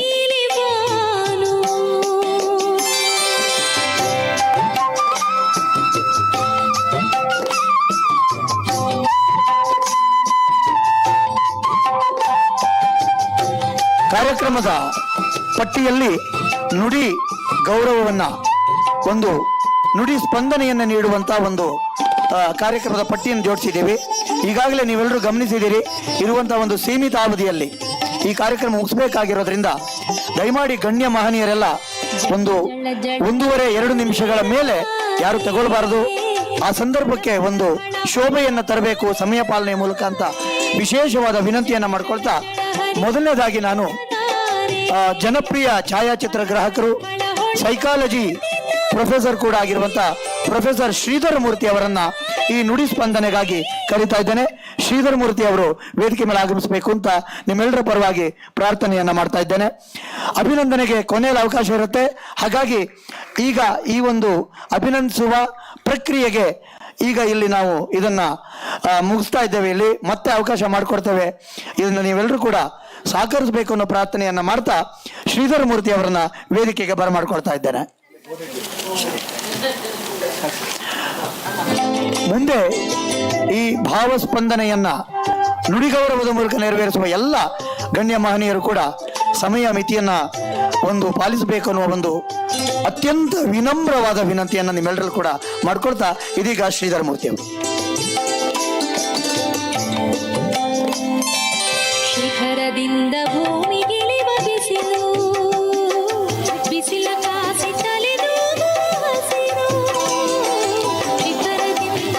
ಎಲ್ರಿಗೂ ನಮಸ್ಕಾರ. ಸಾಮಾನ್ಯವಾಗಿ ಸನ್ಮಾನದ ಸಭೆಗಳಲ್ಲಿ, ಸನ್ಮಾನ ಮಾಡೋ ಸಂದರ್ಭಗಳಲ್ಲಿ ಯಾವುದೇ ವ್ಯಕ್ತಿ ಬಗ್ಗೆ ಮಾತಾಡಬೇಕಾದ್ರೆ ಅವರು ವ್ಯಕ್ತಿಯಲ್ಲ ಒಂದು ಶಕ್ತಿ, ಅವರ ವ್ಯಕ್ತಿಯಲ್ಲ ಒಂದು ಅನುಭವ ಅಂತೆಲ್ಲ ಹೇಳಿಬಿಡ್ತಾರೆ. ಇದನ್ನು ತುಂಬ ಓವರ್ ಯೂಸ್ಡ್ ಮೆಟಫರ್ಸ್ ಆಗಿರೋದ್ರಿಂದ ಅದನ್ನು ಹೇಳಿ ನಾನು ಯಲ್ಲಪ್ಪ ರೆಡ್ಡಿ ಅವರಿಗೆ ಸಂಕೋಚವನ್ನು ಉಂಟು ಮಾಡಲ್ಲ. ಆದರೆ ಅವೆರಡೂ ಯಲ್ಲಪ್ಪ ರೆಡ್ಡಿ ಅವರ ವಿಚಾರದಲ್ಲಿ ನಿಜವೇ. ಒಬ್ಬ ನಿವೃತ್ತ ಅಧಿಕಾರಿಯಾಗಿ ನಾನು ಅವ್ರನ್ನ ನಿವೃತ್ತರು ಅಂತ ಒಪ್ಕೊಳ್ಳಲ್ಲ. ಯಾಕೆಂದರೆ ತುಂಬ ಜನ ಅಪಾಯಿಂಟ್ಮೆಂಟ್ ಆಗಿದ್ದೇನೆ ರಿಟೈರ್ ಆಗಿಬಿಡ್ತಾರೆ. ಸತ್ತೋಗೋದು 60ಕ್ಕಷ್ಟೇ. ತಮ್ಮ ಒಬ್ಬ ಪರಿಸರವಾದಿಯಾಗಿ ತಮ್ಮ ದಿನನಿತ್ಯದ ಬದುಕಿನ ಮೂಲಕವೇ ನ್ಯಾಯಯುತವಾದ ಪರಿಸರ ಸ್ನೇಹಿ ಸಮಾಜದ ವ್ಯಾಕರಣವನ್ನು ಕಟ್ಟಲು ಶ್ರಮಿಸುತ್ತಿರುವ ಹಿರಿಯ ಚೇತನ. ಮತ್ತು ಮಾಲಿನ್ಯ ಮತ್ತು ಅಭಿವೃದ್ಧಿ, ಗ್ರೋತ್ ಡೆವಲಪ್ಮೆಂಟ್, ಈಗ ತಾನೇ ಕಿದ್ವಾಯಿನವ್ರು ಮಾತಾಡೋದು growth for growth sake is the philosophy of the cancer cells ಅಂತ ಒಂದು ಮಾತು. ಅದಕ್ಕೊಂದು ಸಾಮಾಜಿಕ ಕಳಕಳಿ ಇಲ್ಲದೆ ಇದ್ದರೆ ತುಂಬ ಕಷ್ಟವಾಗುತ್ತೆ. ಮಾಲಿನ್ಯ ಮತ್ತು ಅಭಿವೃದ್ಧಿ ಯೋಜನೆಗಳಲ್ಲಿ ಬಳಲಿ ಏದುಸಿರು ಬಿಡುತ್ತಿರುವ ನಮ್ಮ ಭೂಮಿ ವನ್ಯ ಸಂಪತ್ತಿಗೆ ವಕ್ತಾರನಾಗಿ ಧ್ವನಿ ಎತ್ತುತ್ತಿರುವ ದಣಿವರಿಯದ ಅಂತಃಕರಣ ತುಂಬಿದ ಅಗಾಧ ಜ್ಞಾನ ಸಂಪತ್ತಿರುವ ಅನನ್ಯರು, ಎಪಿಫಿನಸ್ ಅಂತಾರೆ ಅಂತ ವ್ಯಕ್ತಿ ಯಲ್ಲಪ್ಪ ರೆಡ್ಡಿ ಅವರು. ನನಗೆ ಒಂದು ಹೆಮ್ಮೆ ಇದೆ. ಭಾಳ ಹಿಂದೆ, ಒಂದು 30 ವರ್ಷದ ಹಿಂದೆ ಇವ್ರನ್ನ ನಮ್ಮ ಪ್ರೊಫೆಸರ್ ಮನೆಗೆ ನಾನು ಕರ್ಕೊಂಡೋಗಿದ್ದೆ. ಅದುವರೆಗೂ ನಮ್ಮ ಪ್ರೊಫೆಸರ್ ಹೆಸರು ಕೇಳಿರಲಿಲ್ಲ ಇವರು, ಅಥವಾ ಕೇಳಿದ್ರು ಭೇಟಿ ಮಾಡಿರಲಿಲ್ಲ ಅಂತ. ಅವ್ರ ಮನೆ ಹತ್ರಕ್ಕೆ, ಜ್ಯೋತಿಯವ್ರ ಮನೆ ಪಕ್ಕ ಹಿಂದೆನೇ ಇದ್ರು ಅವರು. ಅವತ್ತು ನಾನು ನಮ್ಮ ಗುರುಗಳು ಹೆಚ್ಚು ಮಾತಾಡಲಿಲ್ಲ. ಯಾಕೆಂದರೆ ಅವತ್ತು ಬೆಳಗ್ಗೆ ನನ್ನ ಗುರುಗಳಿಗೆ ನನಗೆ ಒಂದು ಚಿಕ್ಕ ಜಗಳ ಆಗಿತ್ತು. ಅದು ವಿಚಿತ್ರವಾದ ಜಗಳ. ಯಾಕೆಂದರೆ ನಮ್ಮ ಗುರುಗಳು ಭಾಳ ವಿಚಿತ್ರ. ನಿಮ್ಯಾನ್ಸಲ್ಲಿ ಸೈಕಾಲಜಿ ಡಿಪಾರ್ಟ್ಮೆಂಟ್ ಶುರು ಮಾಡಿದವ್ರು ನನ್ನ ಗುರುಗಳು. ನಿಮ್ಯಾನ್ಸಿನ ಲೋಗೋ ಮಾಡಿದವ್ರು ನನ್ನ ಗುರುಗಳು. 7 ಭಾಷೆ 6 ಸಬ್ಜೆಕ್ಟ್ನ ಯೂನಿವರ್ಸಿಟಿಲಿ ಟೀಚ್ ಮಾಡ್ತಾ ಇದ್ದವರು. ಶಿಲ್ಪ, ರವೀಂದ್ರ ಕಲಾಕ್ಷೇತ್ರ ಇರೋರು, ಟಾಗೂರ್ ವಿಗ್ರಹ ಅವರೇ. ಅವತ್ತು ಮಾತಾಡಲಿಲ್ಲ. ಯಾಕೆಂದರೆ ನಾನು ನಮ್ಮ ಗುರುಗಳ ಹತ್ರಕ್ಕೆ ಒಂದು ಮಾತು ಹೇಳಿದ್ದೆ ಬೆಳಗ್ಗೆ. ಅವ್ರು ಎಂಥವ್ರು ಅಂದರೆ ನಮ್ಮ ಗುರುಗಳು ನಮಗೆ ಸಿಲೆಬಸ್ಸನ್ನು ಕವರ್ ಮಾಡಿದ ಟೀಚರ್ ಅಲ್ಲ, ಸಿಲೆಬಸ್ನ ಅನ್ಕವರ್ ಮಾಡಬೇಕು. Syllabus is not an upsing thing to be covered, syllabus first be uncovered. Class ರೂಮ್ನಲ್ಲಿ ಅಂಥ ಚಟುವಟಿಕೆಯನ್ನು ನಮಗೆ ಕಲಿಸ್ತೋರು, ಸಬ್ಜೆಕ್ಟ್ ಕಲಿಸ್ತೋರು ಅಂತ ಇವ್ರನ್ನ ನಾನು ಗುರುಗಳನ್ನ ಪರಿಚಯ ಮಾಡಿದೆ. ಅವತ್ತು ನನ್ನ ಗುರುಗಳಿಗೆ ಹೇಳಿದೆ, ಶ್ರೀ ರಾಮರಾಜ್ಯ, ಪರಿಸರ, ಸುಲಭದ ಜೀವನ ಇವ್ಯಾವುದು ಒಟ್ಟಿಗೆ ಇರೋಕ್ಕಾಗೋದಿಲ್ಲ ಸರ್. ಆದರೆ ಇಲ್ಲೇ ಒಬ್ಬರು ಯಲ್ಲಪ್ಪ ರೆಡ್ಡಿ ಅವರು ಅಂತಿದ್ದಾರೆ, ಅವರು ಈ ಬ್ಯಾಲೆನ್ಸನ್ನು ಮಾಡೋಕ್ಕೆ ಟ್ರೈ ಮಾಡ್ತಾ ಇದ್ದಾರೆ ಸರ್. ಅಂಥವ್ರನ್ನ ನೀವು ಕಾಣಬೇಕು ಅಂತ ಅವ್ರಿಗೇನು ಸೂಚನೆ ಕೊಡೋದಿಲ್ಲ, ಹಾಗೆ ಕರ್ಕೊಂಡು ಹೋಗ್ಬಿಟ್ಟೆ. ಆದಮೇಲೆ ಇವರು ತಮ್ಮ ಒಂದು ಗೆಳೆತನವನ್ನು ಬೆಳೆಸ್ಕೊಂಡ್ರು, ಕಲ್ಟಿವೇಟ್ ಮಾಡಿಕೊಂಡ್ರು. ಮತ್ತು ಈ ಗಿಡ ಮರ ವನ್ಯ ಸಂಪತ್ತು ಇತ್ಯಾದಿಗಳಿಗೆ ಒಂದು ಸ್ಪಿರಿಚುವಲ್ ಡೈಮೆನ್ಷನ್ ಇದೆ ಅಂತ ಯಲ್ಲಪ್ಪ ರೆಡ್ಡಿ ಅವರಿಗೆ ಕನ್ವಿನ್ಸ್ ಮಾಡಿದವರು ನನ್ನ ಗುರುಗಳು. ಅದನ್ನು ಮುಂದೆ ಅವ್ರು ತೊಗೊಂಡು ಹೋದರು ಅದನ್ನು. ಸೊ ಹಾಗಾಗಿ ಅಂಥ 2 ದೊಡ್ಡ ಜಯಂಟ್ಗಳನ್ನ ನಾನು ಒಬ್ಬರೊಬ್ಬರಿಗೆ ಪರಿಚಯ ಮಾಡಿಸಿದೆ ಅನ್ನೋದೊಂದು ಫುಲ್ಫಿಲ್ಮೆಂಟ್ ನನಗೆ ಇದೆ. ಮತ್ತು ಇನ್ನೊಂದು ವಿಷಯ ನಾನು ಏನು ಹೇಳ್ತೀನಿ ಅಂದರೆ, ಈ ಯಲ್ಲಪ್ಪ ರೆಡ್ಡಿಯವರು ಒಂದು ರೀತಿಯ ಸೂಚನೆಗಳನ್ನು ಕೊಡ್ತಾನೇ ಬಂದಿದ್ದಾರೆ, ಎಚ್ಚರಿಕೆಯನ್ನು ಕೊಡ್ತಾನೇ ಬಂದಿದ್ದಾರೆ. ಮನುಷ್ಯರು ಬದುಕೋದಿಕ್ಕೆ ಮತ್ತು ಸಹಜವಾಗಿ, ಈಗ ಸಹಜ ಅನ್ನೋ ಪದೋದು ತುಂಬ ಅನ್ಯಾಚುರಲ್ ಆಗಿದೆ. ಸುಮ್ಮನೆ ಕೂತ್ಕೊಂಡು ಯಾರ ಜೊತೆಗೂ ಮಾತಾಡದೇ ಇದ್ರೆ ಡಿಪ್ರೆಷನ್ ಅಂತ ಕೇಳ್ತಾರೆ. ಸುಮ್ಮನೆ ಕೂತ್ಕೊಂಡ್ರೆ, ನಾನು MS ರಾಮಾಯಣದಲ್ಲಿ ಪಾಠ ಮಾಡಬೇಕಾದ್ರೆ ಹೇಳಿದೆ, ಎಲ್ಲ ಕಾನ್ಸೆಪ್ಟ್ಸ್ಗಳನ್ನ ನಾವು ರೀಡಿಫೈನ್ ಮಾಡಬೇಕು. ಆಂಗ್ಸೈಟಿ, ಡಿಪ್ರೆಷನ್ನು, ಪ್ಯಾನಿಕ್ಕು, ನನ್ನ ಸಬ್ಜೆಕ್ಟ್ ಕ್ಲಿನಿಕಲ್ ಸೈಕಾಲಜಿ. ಹೇಗೆ ರೀಡಿಫೈನ್ ಮಾಡಬೇಕಾಗತ್ತೆ, ಪಾಸಿಟಿವ್ ಆಗಿ ಹೇಗೆ ನೋಡೋಕ್ಕಾಗತ್ತೆ ಅಂದರು. ಸಮಾಜದಲ್ಲಿ there is a paradigmal shift. ನಾನು ಹೇಳಿದೆ ಒಂದು ಕ್ಲಾಸ್ಗೆ, stress is when your wife is pregnant, anxiety is when your girlfriend is pregnant, panic is when both of them are pregnant, depression both of them are pregnant, but you are not responsible ಅಂತ. No, I say this because there is a paradigmal shift. ಮಕ್ಕಳು ಕೂಡ ಸಹಜವಾಗಿ ನಗಬೇಕಾದ್ರೂ ಕೂಡ ನಾವು ಸಾಧ್ಯ ಇಲ್ಲ, ಹಾಸ್ಯೋತ್ಸವಕ್ಕೆ ಹೋಗ್ಬೇಕು ನಾವು. ಇವತ್ತು ಅಷ್ಟು ದೂರ ಬಂದ್ಬಿಟ್ಟಿದ್ವಿ. ಮಕ್ಕಳು, kids don't have enough time to be just kids. ಅಂದರೆ ಅಷ್ಟು ಪ್ರೆಷರ್. ಜಗತ್ತಲ್ಲಿ 3 ತರವಾದ ಔಷಧಿಗಳು ಅತಿ ಹೆಚ್ಚು ಮಾರಾಟವಾಗುತ್ತೆ, ಅತಿ ಹೆಚ್ಚು ತಯಾರಿ ಆಗುತ್ತೆ, ಅತಿ ಹೆಚ್ಚು ಬಿಕರಿ ಆಗುತ್ತೆ. ಮೊದಲನೇ ತರವಾದ ಔಷಧಿ, ಇದಾದ್ಮೇಲೆ ಬರೋದು ಕ್ಯಾನ್ಸರ್. ಮೊದಲನೇದು ಟ್ರ್ಯಾಂಕ್ಯುಲೈಸರ್ಸು, ಅಷ್ಟು ಸ್ಟ್ರೆಸ್ ಇದೆ. ಎರಡನೇದು ಆಂಟಾಸಿಡ್ಸ್, ಇವ್ರು ನೋಡ್ಕೊಂಡು ಜೀವನ ಮಾಡ್ತೀವಿ ನಾವು. ಪಕ್ಕದ ಮನೆ ಮಗುವಿಗೆ 95% ಬಂದರೆ ನಮ್ಮ ಮಗುವಿಗೆ 96 ಬರಬೇಕು ಅಂತ ಸ್ಕೂಲಿಗೆ ಮುಂಚೆ 2 ಟ್ಯೂಷನ್ನು, ಸ್ಕೂಲ್ ಆದಮೇಲೆ 2 ಟ್ಯೂಷನ್. ನಾನು ನಮ್ಮ ಗುರುಗಳ ಒಂದು ಕೃಪೆಯಿಂದ, ಯಲ್ಲಪ್ಪ ರೆಡ್ಡಿ ಅವರು ನನ್ನ ಗುರುಗಳೇನೆ, ನನ್ನ ಮಗಳನ್ನ ಬೇರೆ ಥರ ಬೆಳೆಸ್ತೆ ನಾವು ಧೈರ್ಯವಾಗಿ. ಯಾಕಂದರೆ biggest risk in life is not to take any risks. ರೆಗ್ಯುಲರಾಗಿ ಸ್ಕೂಲಿಗೆ ಹೋಗಬೇಡ, 35 ನಂಬರ್ ಮೇಲೆ ತೆಗೆದು ನಂಗೆ ಅವಮಾನ ಮಾಡಬೇಡ, 7 ಗಂಟೆ ಮೇಲೆ ಸ್ಕೂಲ್ ಪುಸ್ತಕ ಓದಬೇಡ, ಹೋಮ್ ವರ್ಕ್ ಮಾಡಬೇಡ, ಮನೆ ಗೋಡೆ ಎಲ್ಲ ನಿಂದೆ ಗೀಚು ಬರಿ ಅಂತ. ಇವತ್ತು ನನ್ನ ಮಗಳು ಆರ್ಟಿಸ್ಟ್ ಆಗಿದ್ದಾಳೆ, ನನ್ನ ಮಗಳು painter, masters in visual arts. ನಾನು ರಿಸ್ಕ್ ತಗೊಂಡೆ, ಹಾಗಾಗಿ ನನ್ನ ಮಗಳು ಬೇರೆ ಥರ ಬೆಳೆದ್ಲು. ಇವತ್ತು ರಿಸ್ಕ್ ತಗೊಳ್ಳೋದಲ್ಲ. ಎಷ್ಟು ಮನೆಗಳು ಪ್ರೆಷರ್ ಕುಕ್ಕರ್ ಆಗಿಬಿಟ್ಟಿದೆ. ಗಿಡ ಮರ, ಮಕ್ಕಳು ಏನಾಗ್ತಾ ಇದ್ದಾರೆ, ಗಿಡ ಹೂವು ಹಣ್ಣು ಬಿಡದಿರೋಂಥ ಮನಿ ಪ್ಲಾಂಟ್ಗಳಾಗ್ತಾ ಇದ್ದಾರೆ. ಹಾಗಾಗಿ ಇನ್ಫ್ಯಾಕ್ಟ್ ಇವತ್ತು ಸೂಸೈಡ್ ಬಗ್ಗೆ ಒಂದಿಬ್ರು ಮಾತಾಡಿದ್ರು. ಇವತ್ತು ಆತ್ಮಹತ್ಯೆ ಮಾಡ್ಕೊಳ್ಬೇಕಾಗಿಲ್ಲ. ಇವತ್ತು ನಿಜವಾಗ್ಲೂ ಫೇಸ್ಬುಕ್ಕಿಂದ ಆಚೆ ಬಂದರೆ, ಇಮೇಲ್ ಅಕೌಂಟ್ ಕ್ಲೋಸ್ ಮಾಡಿದ್ರೆ, ಇನ್ಸ್ಟಾಗ್ರಾಮಿಂದ ಆಚೆ ಬಂದರೆ ಜನ ನಾವು ಸತ್ತೋಗಿದ್ದೀವಿ ಅಂತಲೇ ಅಂದ್ಕೊಳ್ತಾರೆ. ಸೊ ಈ ಯಲ್ಲಪ್ಪ ರೆಡ್ಡಿ ಅಂತ ಒಂದು ದೊಡ್ಡ ಚೇತನ ಏನು ಎಚ್ಚರಿಕೆ ಕೊಡ್ತಾ ಇದೆ ನಮಗೆ. ಸ್ಪಿರಿಚುಯಾಲಿಟಿ ಬೇರೆ, ರಿಲಿಜಿಯಾಸಿಟಿ ಬೇರೆ. ನಾನು ಹಳ್ಳಿಲಿ ಇರ್ತೀನಿ. ಇನ್ಫ್ಯಾಕ್ಟ್ ಅದನ್ನು ಹೇಳಬೇಕು, ನನ್ನ ತೋಟಕ್ಕೆ ಯಲ್ಲಪ್ಪ ರೆಡ್ಡಿ ಅವರು ಈಗ ಒಂದು 3 ವರ್ಷದ ಹಿಂದೆ ಬಂದರು. 2 ಗಿಡ ನಾನು ಇವ್ರ ಕೈಯಲ್ಲಿ ಹಾಕಿಸ್ದೆ. ಒಂದು ರುದ್ರಾಕ್ಷ, ಈ ವರ್ಷ ಹೂ ಬಿಟ್ಟಿದೆ. ಒಂದು ಸುರಗಿ. ಇವ್ರನ್ನ ಜ್ಞಾಪಿಸ್ಕೊಳ್ದೇ ಇರೋ ದಿನಾನೇ ಇಲ್ಲ, ಯಾಕೆಂದ್ರೆ ಆ ಗಿಡದ ಮುಂದೆನೇ ನಾನು ವಾಕ್ ಮಾಡ್ತೀನಿ. ಯಲ್ಲಪ್ಪ ರೆಡ್ಡಿ ಅವರು ನಮ್ಮ ಭಾವನಾತ್ಮಕವಾಗಿ ನನ್ನ ಜಾಗದಲ್ಲಿ ಇದ್ದಾರೆ. ಏನು ಸೂಚನೆ ಕೊಡ್ತಾ ಇದ್ದಾರೆ ಇವತ್ತು ಯಲ್ಲಪ್ಪ ರೆಡ್ಡಿ ಅಂತವರು? ಈ ಸೂಚನೆನ ನಾವು ಆದಷ್ಟು ಬೇಗ, ಇನ್ನೂ ಹೆಚ್ಚು ಸಮಯ ಇಲ್ಲ, ಇದನ್ನು ನಾಗೇಶ್ ಹೆಗಡೆ ಅವರು ಬರೀತಾರೆ ಅವ್ರ ಬುಕ್ಕಲ್ಲಿ. ಮನುಷ್ಯರು ಬದುಕಕ್ಕೆ ಮತ್ತು ನಿಜವಾಗಿಯೂ ಏಳಿಗೆ ಹೊಂದಕ್ಕೆ ತಮ್ಮದೇ ಗಡಿಯೊಳಗೆ ಬದುಕಬೇಕು ಅಂತ. ತಮ್ಮದೇ ಗಡಿಯೊಳಗೆ ಅಂದರೆ ಅಭಿವೃದ್ಧಿಯ ವ್ಯಾಖ್ಯೆ, ಡೆಫಿನೇಷನ್ ಚೇಂಜ್ ಆಗಬೇಕು. ನಮ್ಮೆಲ್ಲರಿಗೂ ಅಯೋಗ್ಯತೆ ಇದೆ. ಪ್ರಯತ್ನ ಪಡಬೇಕಷ್ಟೇ. ನಾವು ಸಿಂಪ್ಲಿಸ್ಟಿಕ್ ಆಗಿ ಮಿನಿಮಲಿಸ್ಟಿಕ್ ಆಗಿ ಬದುಕಬೇಕು. ಯಾರೋ ನಾನೊಂದು ಮ್ಯಾರೇಜ್ ವರ್ಕ್ಶಾಪ್ ಮಾಡಿದೆ, ಹೇಗೆ ನೀವು ಮದುವೆ ಮಾಡ್ಕೊಳ್ಳೋ ಹುಡುಗ ಹೇಗಿರಬೇಕು ಅಂತ ಒಬ್ಬರನ್ನು ಕೇಳಿದೆ. ಏನೇನೋ ಹೇಳಿದ್ರು ಬಿಡಿ. ನೀನು ಏನಾದರೂ ಬಯೋಡಿಗ್ರೇಡಬಲ್ ಹಸ್ಬೆಂಡ್ಸ್ ಸಿಗ್ತಾರೆ ಅನ್ನೋ ಯೋಚನೆ ಇದೆಯಾ ಮಗು ನಿನಗೆ ಅಂತ ಕೇಳಿದೆ ಹುಡುಗಿಗೆ. ಎನ್ವೈರನ್ಮೆಂಟಲ್ ಫ್ರೆಂಡ್ಲಿ ಅಂದರೆ ಎನ್ವೈರನ್ಮೆಂಟಿಂದ ನಮಗೆಲ್ಲ ಆಗಬೇಕು. ಎನ್ವೈರನ್ಮೆಂಟ್ನ ಕುಲಗೆಡಿಸ್ತಾ ಇದ್ದೀವಿ ಅಂದರೆ ಅದು ಏನೋ ಕರೆಕ್ಟ್ ಮಾಡ್ಕೊಳ್ಳುತ್ತೆ. ಆ ಕರೆಕ್ಟ್ ಮಾಡೋ ಟೈಮಲ್ಲಿ ನಾವಿರೋಕ್ಕಾಗಲ್ಲ ಅಷ್ಟೇ. ನಾವು ಇದ್ರೆ ಚೆನ್ನಾಗಿ celebrate. Birthdays are not celebrations, every day is a celebration if we respect nature. ಬೆಂಗಳೂರಿನಲ್ಲಿ we live in a world of raw sensations. Noise is the new garbage we are creating. Silence ಅನ್ನೋದು ಹೋಗ್ಬಿಟ್ಟಿದೆ ಇವತ್ತು. ಅಂದರೆ silence ಅಂದರೆ ಉಪನಿಷತ್ ಹೇಳುತ್ತೆ ಮನಸ್ಸಿನ ಮೌನ ಆಗಬೇಕದು ಅಂತ. ಅದು ಇಲ್ಲ ಇವತ್ತು.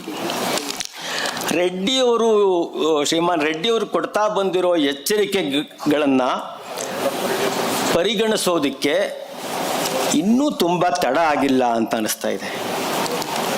ಅದಕ್ಕೋಸ್ಕರ ನಾವು ರೆಡ್ಡಿಯವರಿಗೆ ಒಂದು ವಾಗ್ದಾನ ಮಾಡ್ಬೋದ, ನಾವೆಲ್ಲ ಎಲ್ಲರೂ ನಿಮ್ಮ ಸ್ವಂತ ಉಪಯೋಗಕ್ಕೆ ಒಂದು ಪುಸ್ತಕ, ಇನ್ನೊಂದು ಪುಸ್ತಕ ತೊಗೊಂಡು ಯಾರಿಗಾನ ಗಿಫ್ಟ್ ಕೊಡ್ಬೋದಾ, ಓದಿಸ್ಬೋದಾ ಅವ್ರನ್ನ? ಇದು ಟೆಕ್ಸ್ಟ್ ಆಗಬೇಕು, ನಾನ್ ಡೀಟೇಲ್ಡ್ ಟೆಕ್ಸ್ಟ್ ಆಗಬೇಕು. ಅಂದರೆ ಇದು ನೆಪವಾಗಬೇಕು. Text should be a pretext. ಅದನ್ನು ಬಳಸಿ ಏನಾದರೂ ಮಕ್ಕಳಿಗೆ ಆ ಚೌಕಟ್ಟಲ್ಲಿ ಏನಾದರೂ ಮಾಡ್ಲಿಕ್ಕಾಗತ್ತಾ ಅಂತ ನೋಡಬೇಕು. ಇವೆಲ್ಲ ಮಾಡಿದ್ರೆ ಒಳ್ಳೇದಾಗತ್ತೆ ಅಂತ ನಾನು ಅಂದ್ಕೊಳ್ತೀನಿ. ಮತ್ತು ರೆಡ್ಡಿಯವ್ರಿಗೆ ನಾನು ಏನು ಹಾರೈಸ್ಲಿ, ದೊಡ್ಡವರು ಅವ್ರು ನನಗಿಂತ. Sir, I wish you both everything that I wish for myself in my life sir. ನಮಸ್ಕಾರ ಸರ್.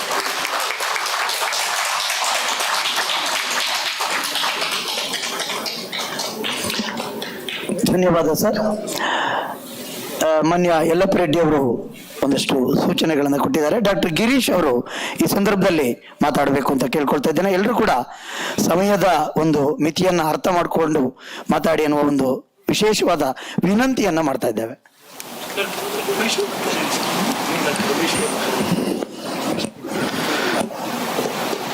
ಗುರು ಹಿರಿಯರೇ ಹಾಗೂ ಆತ್ಮೀಯರೇ, ಎಲ್ಲರಿಗೂ ನಮಸ್ಕಾರ. ಖಲೀಲ್ ಗಿಬ್ರಾನ್ ಒಂದು ಕಡೆ ಮಾತು ಹೇಳ್ತೇನೆ, gratitude is but the crumbs from the feast of the mind ಅಂತ. ಸೊ ನಾ ಈಗೇನು ಹೇಳಕ್ಕೆ ಹೊರಡ್ತೀನೋ, these are just those mere crumbs. ನಾವು ಸಾಮಾನ್ಯವಾಗಿ ಎಲ್ಲೋ ಒಂದು ಹಂತದಲ್ಲಿ ನಾವು ಯಾವುದೇ ಕಾರ್ಯಕ್ಕೂ ನಿಮಿತ್ತ ಅಂತ ಒಂದು ಭಾವನೆ ಇರುತ್ತೆ. ಆಯಿತು, ನನ್ನ ಕಡೆಯಿಂದ ಈ ಕಾರ್ಯಕ್ರಮ ಆಯಿತು, ಆ ಭಾವನೆ ನಮಗೆ ನಿಜವಾಗ್ಲೂ ಬರಬೇಕು ಅಂದರೆ ಗುರುಗಳು ಮುಖ್ಯ ಆಗ್ತಾರೆ. ಅಟ್ಲೀಸ್ಟ್ ಆ ಮಾಡೆಲ್ ಅಂತ ಏನು ಹೇಳ್ತೀವಿ, ಆ ಮಾಡೆಲ್ ಮುಖ್ಯ ಆಗುತ್ತೆ. ಇವತ್ತು ಆ ಇಬ್ಬರು ಮಹನೀಯರು ಇಲ್ಲಿದ್ದಾರೆ. ಅವರಿಬ್ಬರಿಗೂ ಈ 2-3 ವಿಷಯಗಳ ಬಗ್ಗೆ ಹೇಳೋದಕ್ಕೆ ಇಷ್ಟಪಡ್ತೀನಿ. ಮೊದಲನೇದು, ಯಲ್ಲಪ್ಪ ರೆಡ್ಡಿ ಸರ್ ಅವರೇ, ಪ್ರೊಫೆಸರ್ ಶಿವರಾಮ್ ಅವ್ರು ಬಂದಿದ್ದಾರೆ. ಇವತ್ತಿನ ಇನ್ವಿಟೇಷನ್ ಕಳಿಸಿದ ತಕ್ಷಣ ಫಸ್ಟ್ ರೆಸ್ಪಾಂಡ್ ಮಾಡಿ ಬಂದರು. ಸರ್, ದಯವಿಟ್ಟು I would request you to. Professor Shivaram ಅವರು ರಾಮಯ್ಯ ಕಾಲೇಜ್ ಪ್ರಿನ್ಸಿಪಲ್ ಆಗಿದ್ದರು. ಸರ್ಕಾರದ ವೈದ್ಯಕೀಯ ಮೆಡಿಕಲ್ ಕಾಲೇಜುಗಳಲ್ಲಿ ಹಲವಾರು ಸೇವೆ ಸಲ್ಲಿಸಿ ನಂತರ ರಾಮಯ್ಯ ಕಾಲೇಜಿಗೆ ಬಂದರು. ರಾಮಯ್ಯ ಕಾಲೇಜಲ್ಲಿ ಯಲ್ಲಪ್ಪ ರೆಡ್ಡಿ ಸರ್ ಜೊತೆಗೆ ಬಯೋಮೆಡಿಕಲ್ ವೇಸ್ಟ್ ಬಗ್ಗೆ ಸಾಕಷ್ಟು ಕಾರ್ಯಕ್ರಮಗಳು ನಡೆಸಿದ್ವಿ. ಅದ್ರ ವಿಷಯವಾಗಿ ನಾನು ಹೇಳೋದಕ್ಕೆ ಇಷ್ಟಪಡ್ತೀನಿ. ಅದಕ್ಕೆ ನಿಮಿತ್ತ ಅಂತ ಹೇಳಿದ್ನಲ್ಲ, ನಿಮಿತ್ತ ಹೌದು, ಬಟ್ ಆದರೆ ನಮ್ಮನ್ನು ನಾವು ಕಾರ್ಯಕ್ರಮಕ್ಕೆ ಒಡ್ಡಿಸ್ಕೊಳ್ಳೋದಿರುತ್ತಲ್ಲ, ಭಾರಿ ಕಷ್ಟ. ಅದಕ್ಕೆ ಪ್ರೊಫೆಸರ್ ಶಿವರಾಮ್ ಅವರಾಗಲಿ ಹೇಳ್ತೀನಿ, 1992-93 ಫಸ್ಟ್ ಟೈಮ್ ಬಯೋಮೆಡಿಕಲ್ ವೇಸ್ಟ್ ಬಗ್ಗೆ ಸೆಂಟ್ರಲ್ ಗೌರ್ಮೆಂಟಿಂದ ಡ್ರಾಫ್ಟ್ ರೆಗ್ಯುಲೇಷನ್ಸ್ ಬಂತು. ಅದೆಲ್ಲೋ ಒಂದು ಕಡೆ ಮೂಲೆಯಲ್ಲಿ ಎಲ್ಲರ ಕಡೆಗೂ ಹೋಯ್ತು.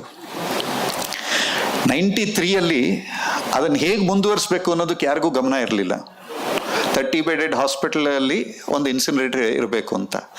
But no one realize that this is anti environment what we are trying to do. ಆಗಲೇ we had lot of discussion about where development becomes a sort of conflict. Biomedical waste, 1% of infected waste, when it gets mixed with the general waste, makes 100% waste infected. ಸಾಮಾನ್ಯವಾದ ಜ್ಞಾನ.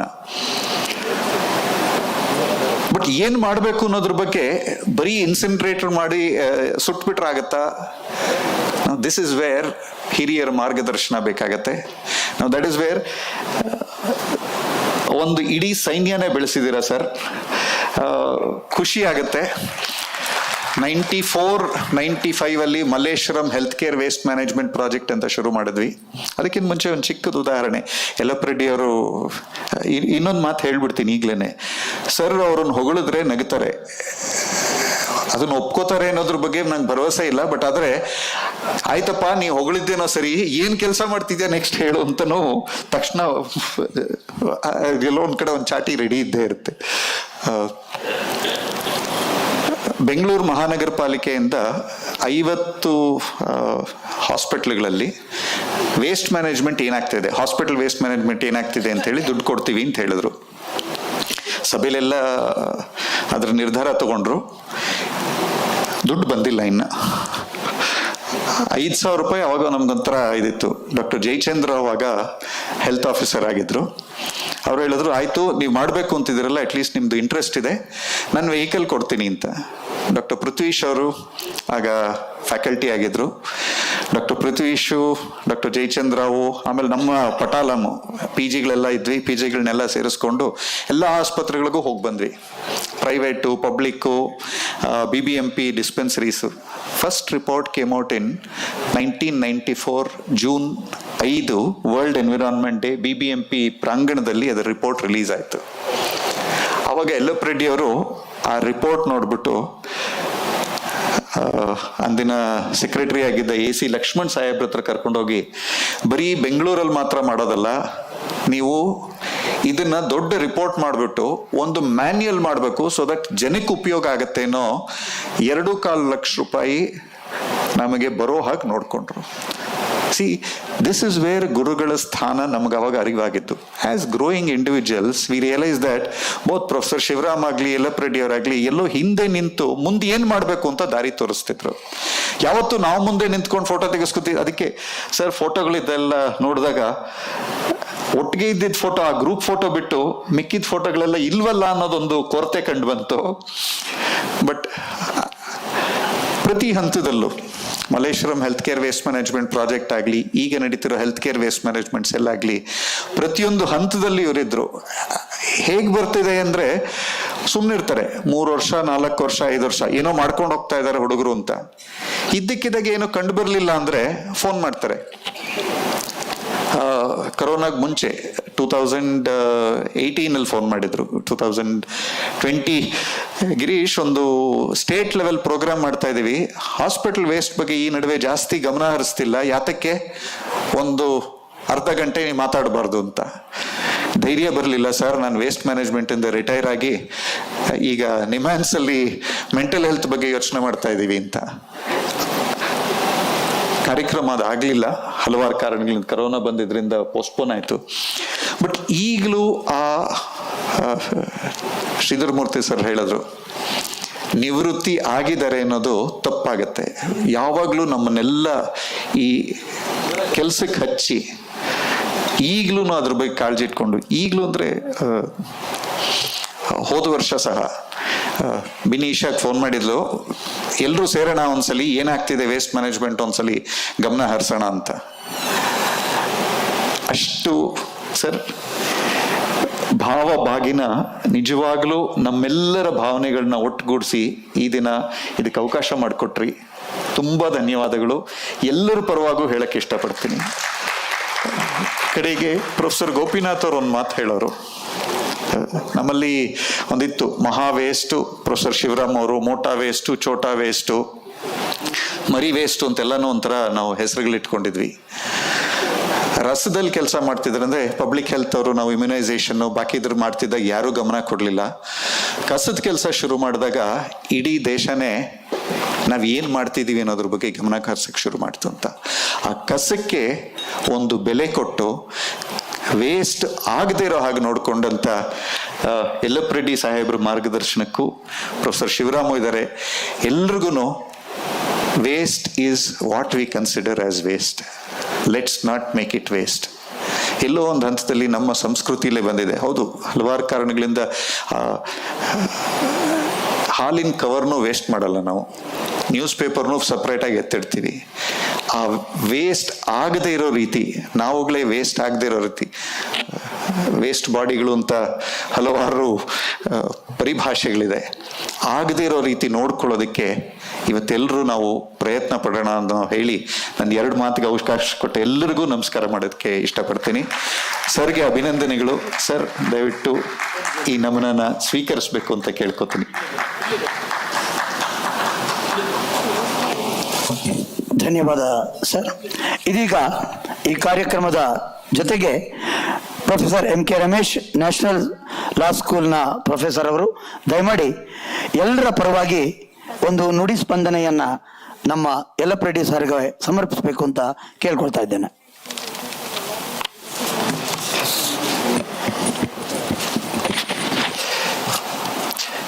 ಎಲ್ರಿಗೂ ನಮಸ್ಕಾರ. ಅಧ್ಯಾಪಕ ಅಂದರೆ 2 ನಿಮಿಷ ಅಂತಂದರೆ 2 ಗಂಟೆಗೂ ಎಳೀತಾರೆ. ಆ ಪ್ರಯತ್ನ ಮಾಡೋದಿಲ್ಲ ನಾನು. ಯಾಕೆಂದರೆ ಈಗಾಗಲೇ ಎಲ್ಲ ಗಣ್ಯರು ಯಲ್ಲಪ್ಪ ರೆಡ್ಡಿಯವರ ವಿಧ ವಿಧದ ವ್ಯಕ್ತಿತ್ವವನ್ನು ಎಳೆಯಾಗಿ ಬಿಡಿಸಿ ಹೇಳಿದ್ದಾರೆ. ನನ್ನ 44 ವರ್ಷದ ಅಧ್ಯಾಪನ ಪ್ರವೃತ್ತಿಯ ಮತ್ತು ಉಸಿರಾಟದ ರೀತಿಯಲ್ಲಿ ಇರ್ತಕ್ಕಂತಹ ಯಾವ ಒಂದು ಆಯಾಮ ಇದೆ, ಅದರಲ್ಲಿ 31 ವರ್ಷಗಳ ಕಾಲ ಇವರ ಜೊತೆ ವಿಚಾರ ವಿನಿಮಯ ಮಾಡೋದು, ಚರ್ಚೆ ಮಾಡೋದು, ಜಗಳ ಆಡೋದು ಮತ್ತು ಜ್ಞಾನವನ್ನು ಸಂಪಾದಿಸೋದು ನನ್ನ ಸುಕೃತವಾಗಿದೆ.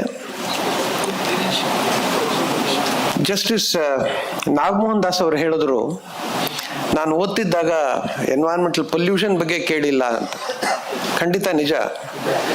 ನನ್ನ ಪೀಳಿಗೆಯ ಕಾನೂನಿನ ಪದವೀಧರರುಗಳು, ಮಾಸ್ಟರ್ ಡಿಗ್ರಿ ಹೋಲ್ಡರ್ಗಳಿಗೆ ಪರಿಸರ ಅನ್ನುವ ಒಂದು ಪದವೇ ಕಾನೂನಿನ ಗ್ಲಾಸರಿಯಲ್ಲಿ, ಲೆಕ್ಸಿಕನ್ನಲ್ಲಿ ಇರಲಿಲ್ಲ.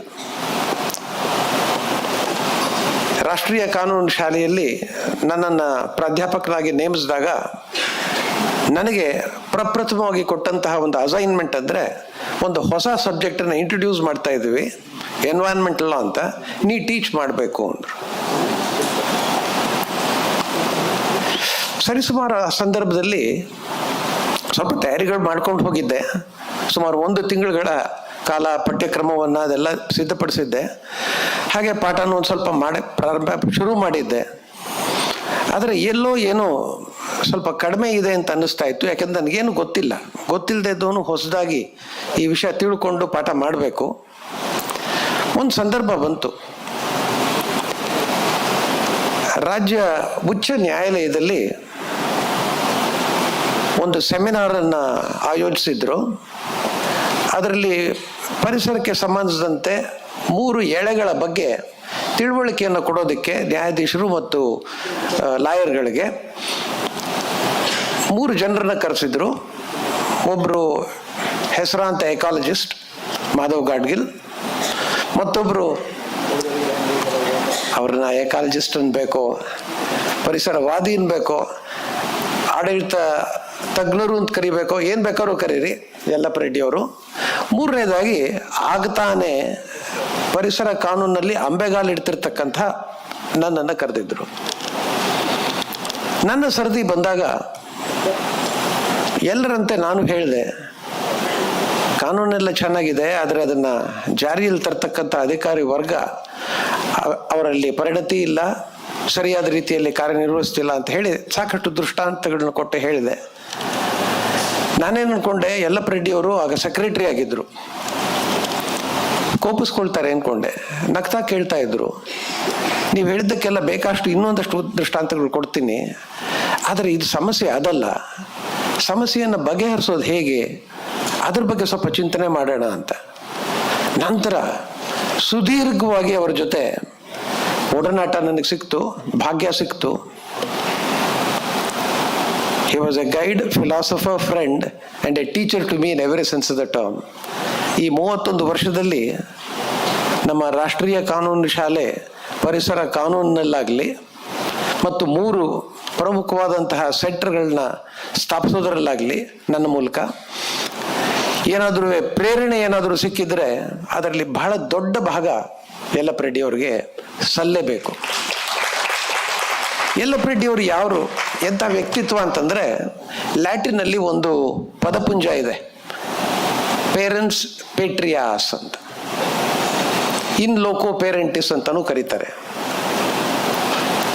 ಹೇಗೆ ತಾಯಿ ಮಗುವನ್ನು ಮಮತೆಯಿಂದ ನೋಡ್ಕೊಳ್ತಾಳೋ, ತಂದೆ ಹೊಣೆಗಾರಿಕೆಯಿಂದ ಜವಾಬ್ದಾರಿಯಿಂದ ಕಾಯ್ಕೊಳ್ತಾಳೋ, ಸ್ನೇಹಿತನ ರೀತಿಯಲ್ಲಿ ನೋಡ್ಕೊಳ್ತಾರೋ, ಅಂತಹ ಒಂದು ಸ್ಥಾನಮಾನ ಆ parent patriae public trusteeship Yellappa Reddy ಅವರಲ್ಲಿ ಮನೆ ಮಾಡಿದೆ. ಕೆಲವು ಕಾಲ ನಂತರ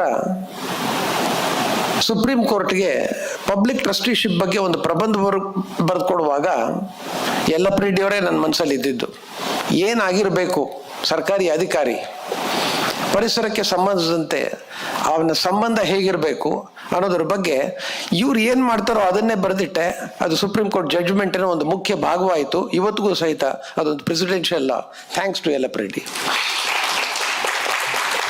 ಅವ್ರದ್ದೊಂದು ಏಕಮೇವ ದ್ವಿತೀಯ ವ್ಯಕ್ತಿತ್ವ. ಅವ್ರನ್ನ ಇನ್ಯಾವ ರೀತಿಯಲ್ಲೂ ಬಣ್ಸೋಕ್ಕಾಗೋದಿಲ್ಲ. ಕಾರಣ ಇಷ್ಟೇ, ದಕ್ಷ ಆಡಳಿತಗಾರ ಹೌದು, ಸಲಹೆಗಾರ ಹೌದು, ಸ್ನೇಹಿತ ಹೌದು, ಮಾರ್ಗದರ್ಶಿ ಹೌದು. ಆದರೆ ನಿಮಗೆ ಗೊತ್ತಾ, ಬಹಳಷ್ಟು ಜನಕ್ಕೆ ಗೊತ್ತಿದೆ ಇದು, ಪರಿಸರದ ಬಗ್ಗೆ ತಿಳಿದವ್ರಿಗೆ ಇನ್ನೂ ಹೆಚ್ಚಿನ ತಿಳುವಳಿಕೆಯನ್ನು ಕೊಟ್ಟು ಪರಿಣತಿಯನ್ನು ಕೊಟ್ಟು ಬೇರೆಯವ್ರಿಗೆ ಬೆಳಕಾಗಿಸ್ತಕ್ಕಂತಹ ಪ್ರಯತ್ನವನ್ನು ಸಾಕಷ್ಟು ಮಾಡಿದ್ದಾರೆ ಅವರು. ಅದರಿಂದ ಅವ್ರನ್ನ ಟ್ರೈನರ್ಸ್ ಅಂತ ಕರಿತೀನಿ ನಾನು ಅವ್ರನ್ನ. He is a combination of an administrator and adjudicator. ಹೌದು, ಹೇಗೆ ಕಾನೂನಿನ ಅಸ್ತ್ರವನ್ನು ನಾನಾ ರೀತಿಯಲ್ಲಿ ಬಳಸ್ಕೊಳ್ಬಹುದು, ಕೇವಲ ವ್ಯಾಜ್ಯಗಳ ಮುಖಾಂತರ ಅಲ್ಲ ಅನ್ನೋದನ್ನ ಸಾದರಪಡಿಸಿದವರು ಯಲ್ಲಪ್ಪ ರೆಡ್ಡಿ ಅವರು. 2 ಉದಾಹರಣೆ ಕೊಡ್ತೀನಿ. ಒಂದು,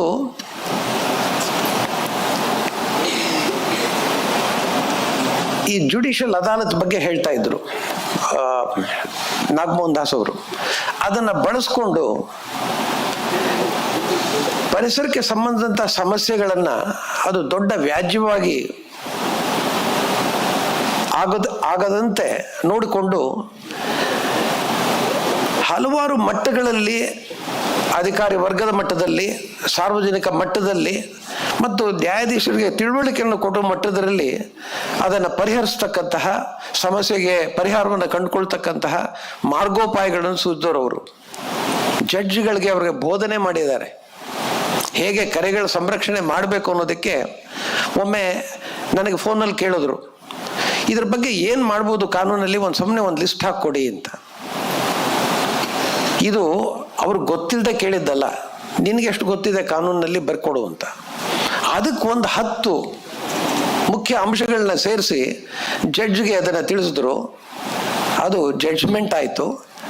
ದಟ್ ಇಸ್ ಅ ಪ್ರೆಸಿಡೆನ್ಷಿಯಲ್ ಲಾ ಇವನ್ ನಾವು. 2 ಕಾನೂನು ಬಂತು ಅದಕ್ಕೆ ಸಂಬಂಧಿಸಿದಂತೆ.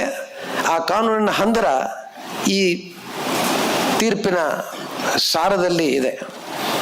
ಹೀಗೆ ಒಬ್ಬರಿಗೆ ಗೊತ್ತಾಗದ ರೀತಿಯಲ್ಲಿ ಬೋಧಕರಾಗಿದ್ದರು, ಒಬ್ಬರಿಗೆ ಗೊತ್ತಾಗದ ರೀತಿಯಲ್ಲಿ ಮಾರ್ಗದರ್ಶಕರಾಗಿದ್ದರು, ಒಬ್ಬರಿಗೆ ಅಂತಂದ್ರೆ ಯಾರು, ಅಧ್ಯಾಪಕನಾದ ನನಗೆ, ಜಡ್ಜ್ಗಳಾದಂತಹ ನ್ಯಾಯಾಧೀಶರುಗಳಿಗೆ, ಅಧಿಕಾರಿ ವರ್ಗದವರಿಗೆ, ಸಾಮಾನ್ಯ ಜನತೆಗೆ ನಾನಾ ರೀತಿಯಲ್ಲಿ ತಿಳುವಳಿಕೆಯನ್ನು ಕೊಟ್ಟರು. ಅದಕ್ಕೆ ಅವ್ರನ್ನ ನಾನು ಬೇರೆ ಯಾವುದೇ ರೀತಿಯಲ್ಲಿ ಹೋಲ್ಸಕ್ಕೆ ಬಯಸೋದಿಲ್ಲ. ಶ್ರೀಕೃಷ್ಣನಿಗೆ 9 ಅವತಾರಗಳು ನಿಮ್ಗೆ ಗೊತ್ತಿದೆ. ಆ ಒಂದೊಂದು ಅವತಾರಕ್ಕೂ ಒಂದೊಂದು ಕಾರಣಗಳಿದೆ. ಅದೇ ರೀತಿಯ ಅವತಾರ ಬಹುರೂಪಿಯ ಯಲ್ಲಪ್ಪ ರೆಡ್ಡಿ ಅವರು. 2 ಉದಾಹರಣೆ ಕೊಡ್ತೀನಿ ನಿಮಗೆ. ಒಮ್ಮೆ ಹೇಳಿದ್ರು, ನನ್ನ ಜೊತೆ ಬನ್ನಿ, ನೀವೇನು ಮಾತಾಡ್ಕೊಡ್ದು, ನಾನೇನು ಮಾಡ್ತೀನೋ ನೋಡಿ ಅಷ್ಟೇ ಅಂದರು. ಸರಿ ಅಂತಂದೆ. ಒಬ್ಬ ಸ್ವಾಮೀಜಿಗಳ ಕಡೆ ಕರ್ಕೊಂಡು ಹೋದ್ರು ನನ್ನ. ಸಾಷ್ಟಾಂಗ ನಮಸ್ಕಾರ ಮಾಡ್ತಾ ಇದ್ದಾರೆ. ಯಲ್ಲಪ್ಪ ರೆಡ್ಡಿ ಅವ್ರು ನಮಸ್ಕಾರ ಮಾಡಿದ್ಮೇಲೆ ನಾನು ಸುಮ್ಮನೆ ಇರೋಕ್ಕಾಗತ್ತ, ನಾನು ಮಾಡಬೇಕು. ನಾನು ಯಾರಿಗೂ ನಮಸ್ಕಾರ ಮಾಡಿದವನಲ್ಲ, ಆದರೆ ಇವರು ಅನಿವಾರ್ಯ ಮಾಡಿದೆ. ಅವ್ರನ್ನೇ ಬೈಕೊಂಡೆ ಮನಸ್ಸಿನಲ್ಲೇ, ಏನು ಈ ಥರ ಮಾಡ್ತಾರೆ ಇವರು ಅಂತ. 2 ನಿಮಿಷದ ನಂತರ ನಿಜವಾದ ಕಾರಣ ಗೊತ್ತಾಯಿತು. ಆ ಸ್ವಾಮೀಜಿಗಳು ಯಲ್ಲಪ್ಪ ರೆಡ್ಡಿ ಅವ್ರಿಗೆ ಭರವಸೆ ಕೊಟ್ಟರು, ಇಂಥ ಪ್ರದೇಶದಲ್ಲಿ 25,000 ಸಸಿಗಳನ್ನ ನೆಡೆಸಿ ಮೇಂಟೈನ್ ಮಾಡಿ ಅವುಗಳನ್ನೆಲ್ಲ ಬೆಳೆಸುವ 25 ವರ್ಷಗಳ ಬೆಳೆಸುವಂತಹ ಜವಾಬ್ದಾರಿ ನಮ್ಮ ಮಠದ್ದು, ನಮ್ಮ ಭಕ್ತವೃಂದದ್ದು, ನಾವು ಮಾಡಿಕೊಡ್ತೀವಿ. ಯಲ್ಲಪ್ಪ ರೆಡ್ಡಿ ಅವ್ರ ಮುಖ ನೋಡಿದೆ. ಶ್ರೀಕೃಷ್ಣಂದು ಒಂದು ರೀತಿಯ ತುಂಟ ನಗು ಇರುತ್ತಲ್ಲ, ಅದು ಅವರ ಮುಖದಲ್ಲಿ ಕಾಣ್ತು. ಇವರೊಂದು ರೀತಿಯ ಬಹುರೂಪಿಯ, ನಾನಾ ಸಂದರ್ಭದಲ್ಲಿ ಹೇಗಿರ್ತಾರೆ ಅನ್ನೋದು ಗೊತ್ತಾಗೋದಿಲ್ಲ.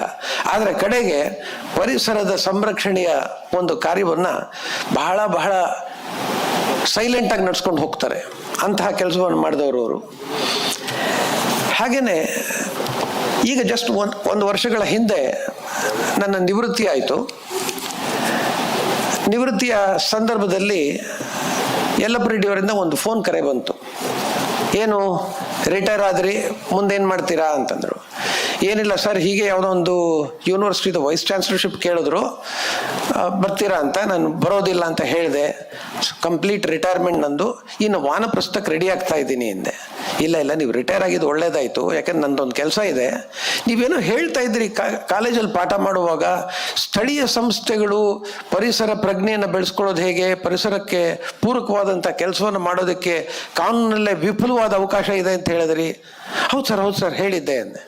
ಆಯಿತು, ಮುಂದಿನ ವಾರ ಒಂದು ಕಾರ್ಯಾಗಾರವನ್ನು ಆಯೋಜಿಸಿದ್ದೀನಿ. 85 ಬ್ಲಾಕ್ ಡೆವಲಪ್ಮೆಂಟ್ ಆಫೀಸರ್ಗಳು ಬರ್ತಾ ಇದ್ದಾರೆ ಇಲ್ಲಿ ಪಂಚಾಯತ್ ಟ್ರೈನಿಂಗ್ ಇನ್ಸ್ಟಿಟ್ಯೂಟಲ್ಲಿ. ನೀವು ಅರ್ಧ ದಿವಸದ ವರ್ಕ್ಶಾಪ್ ನಡೆಸ್ಕೊಡ್ಬೇಕು ಅಂದರು. ಸರ್, ನಾನು ನಿವೃತ್ತನಾಗಿದ್ದೀನಿ ಅಂದರು. ಕೆಲಸದಿಂದ ನಿವೃತ್ತರಾಗಿದ್ದೀರಿ, ಈ ಕೆಲಸವನ್ನು ನೀವು ಮಾಡಲೇಬೇಕು, ನೀವು ಮಾಡಬಲ್ಲರಿ ಅಂತ.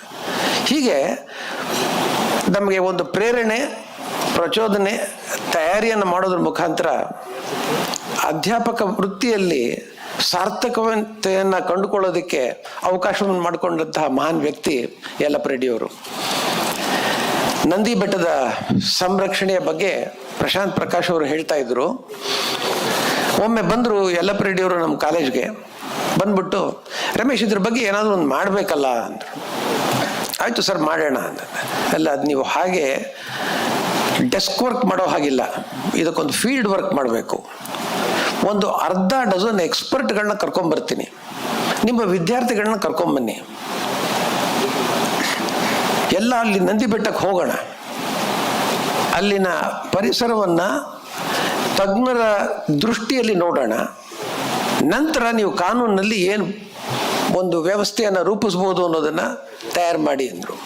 ನೋಡಿ ಹೇಗಿದೆ preparation. He is preparing A teacher, he is preparing the students of the teacher for a field work, to know at the field as to where the problem lies and what are the possible solutions for it, and to see how well law can positively respond to it. ಸುಮಾರು 3 ತಿಂಗಳ ಕಾಲ ಕೆಲಸ ಇದು. ಅದರ ನಂತರ ಒಂದು ವರದಿಯನ್ನು ಸಲ್ಲಿಸಿದೆ. ಯಲ್ಲಪ್ಪ ರೆಡ್ಡಿ ಅವರು ಹೇಳಿದ್ರು, ಈ ಒಂದು ವರದಿ ಸರ್ಕಾರ ಉಪಯೋಗಿಸ್ಕೊಂಡ್ರೆ ನಮ್ಮ ನಂದಿ ಬೆಟ್ಟ ಪುನಶ್ಚೇತನಗೊಳ್ಳೋದ್ರಲ್ಲಿ ಯಾವುದೇ ರೀತಿಯ ಸಂಶಯ ಇಲ್ಲ ಅಂತ ಹೇಳಿದ್ರು. ಅಂದರೆ ಇಲ್ಲಿ ಯಾರ್ಯಾರನ್ನ ಯಾವ್ಯಾವ ರೀತಿಯಲ್ಲಿ ಪರಿಸರ ಸಂರಕ್ಷಣೆಯಲ್ಲಿ ತೊಡಗಿಸ್ಕೊಳ್ಬೇಕು ಅನ್ನೋದಕ್ಕೆ ಬಹಳ ಚೆನ್ನಾಗಿ ಕೆಲಸ ತೆಗಿತಾರೆ. ಹಾಗೇನೆ ಅವ್ರಿಗೆ ನನ್ನಂಥ ಅಧ್ಯಾಪಕರುಗಳಿಗೆ ತಯಾರಿಯನ್ನು ಮಾಡಿಕೊಡ್ತಾರೆ. ಅದನ್ನು ನಾವು ಕ್ಲಾಸ್ ರೂಮ್ನಲ್ಲಿ ಉಪಯೋಗಿಸ್ಕೊಂಡು ನಾವೇನೋ ಬಹಳ ಸ್ಕಾಲರ್ಗಳು ಅಂತ ತೋರಿಸ್ಕೊಳ್ತೀವಿ. It is such a greatness of this man which has actually added shine and depth in learning of teachers of my kind all over the world. ಅಂತಹ ಒಂದು ಮಹಾನ್ ಚೇತನಕ್ಕೆ ನಮನವನ್ನು ಸಲ್ಲಿಸೋದಕ್ಕೆ ಇಲ್ಲಿ ಅವಕಾಶ ಆಗಿದೆ. ಸಾಹಿತ್ಯ, ಸಂಗೀತ, ಭಾವರೂಪಕಗಳ ಮೂಲಕ ಪ್ರಕೃತಿಯ ಆರಾಧನೆ ಮಾಡೋದು, ಅದರ ವೈಭವ, ಮಹತ್ವದ ರೂಪಣೆ ಹೇಗೆ ಮಾಡಬಹುದು ಅನ್ನೋದು ತೋರಿಸ್ಕೊಟ್ಟಿದ್ದಾರೆ. ಈ ವ್ಯಕ್ತಿತ್ವದ ಬಗ್ಗೆ ಎಷ್ಟು ಹೇಳಿದ್ರೂ ಸಾಲದು. ಇಂತಹ ಪ್ರಾತಃ ಸ್ಮರಣೀಯರನ್ನು ಅವರಿಗೆ ನಮನವನ್ನು ಸಲ್ಲಿಸೋದರ ಮೂಲಕ ಈ ಬಾಗಿನವನ್ನು ಸಲ್ಲಿಸೋದಕ್ಕೆ ನನಗೆ ಅವಕಾಶ ಮಾಡಿಕೊಟ್ಟಿದ್ದಕ್ಕೆ ಎಲ್ರಿಗೂ ಧನ್ಯವಾದಗಳು. ನಮಸ್ಕಾರ. ಧನ್ಯವಾದಗಳು ರಮೇಶ್ ಸರ್ ನಿಮಗೆ. ಕಾರ್ಯಕ್ರಮದ ಕೊನೆಯ ಹಂತಕ್ಕೆ ಬರ್ತಾ ಇದ್ದೇವೆ. ಇನ್ನಿಬ್ಬರು ನುಡಿ ಸ್ಪಂದನೆಯನ್ನು ನೀಡಿದ ನಂತರ ಡಾಕ್ಟರ್ ಯಲ್ಲಪ್ಪ ರೆಡ್ಡಿ ಅವರು ಮಾತಾಡ್ತಾರೆ. ಅದಾದ್ಮೇಲೆ ಈ ಕಾರ್ಯಕ್ರಮ ಮುಕ್ತಾಯವಾಗುತ್ತೆ. ಇದೀಗ ಸುಪ್ರಸಿದ್ಧ ಆರ್ಕಿಟೆಕ್ಟ್ ಜಯಸಿಂಹ ಅವರನ್ನ ವೇದಿಕೆ ಕರೀತಾ ಇದ್ದೇನೆ.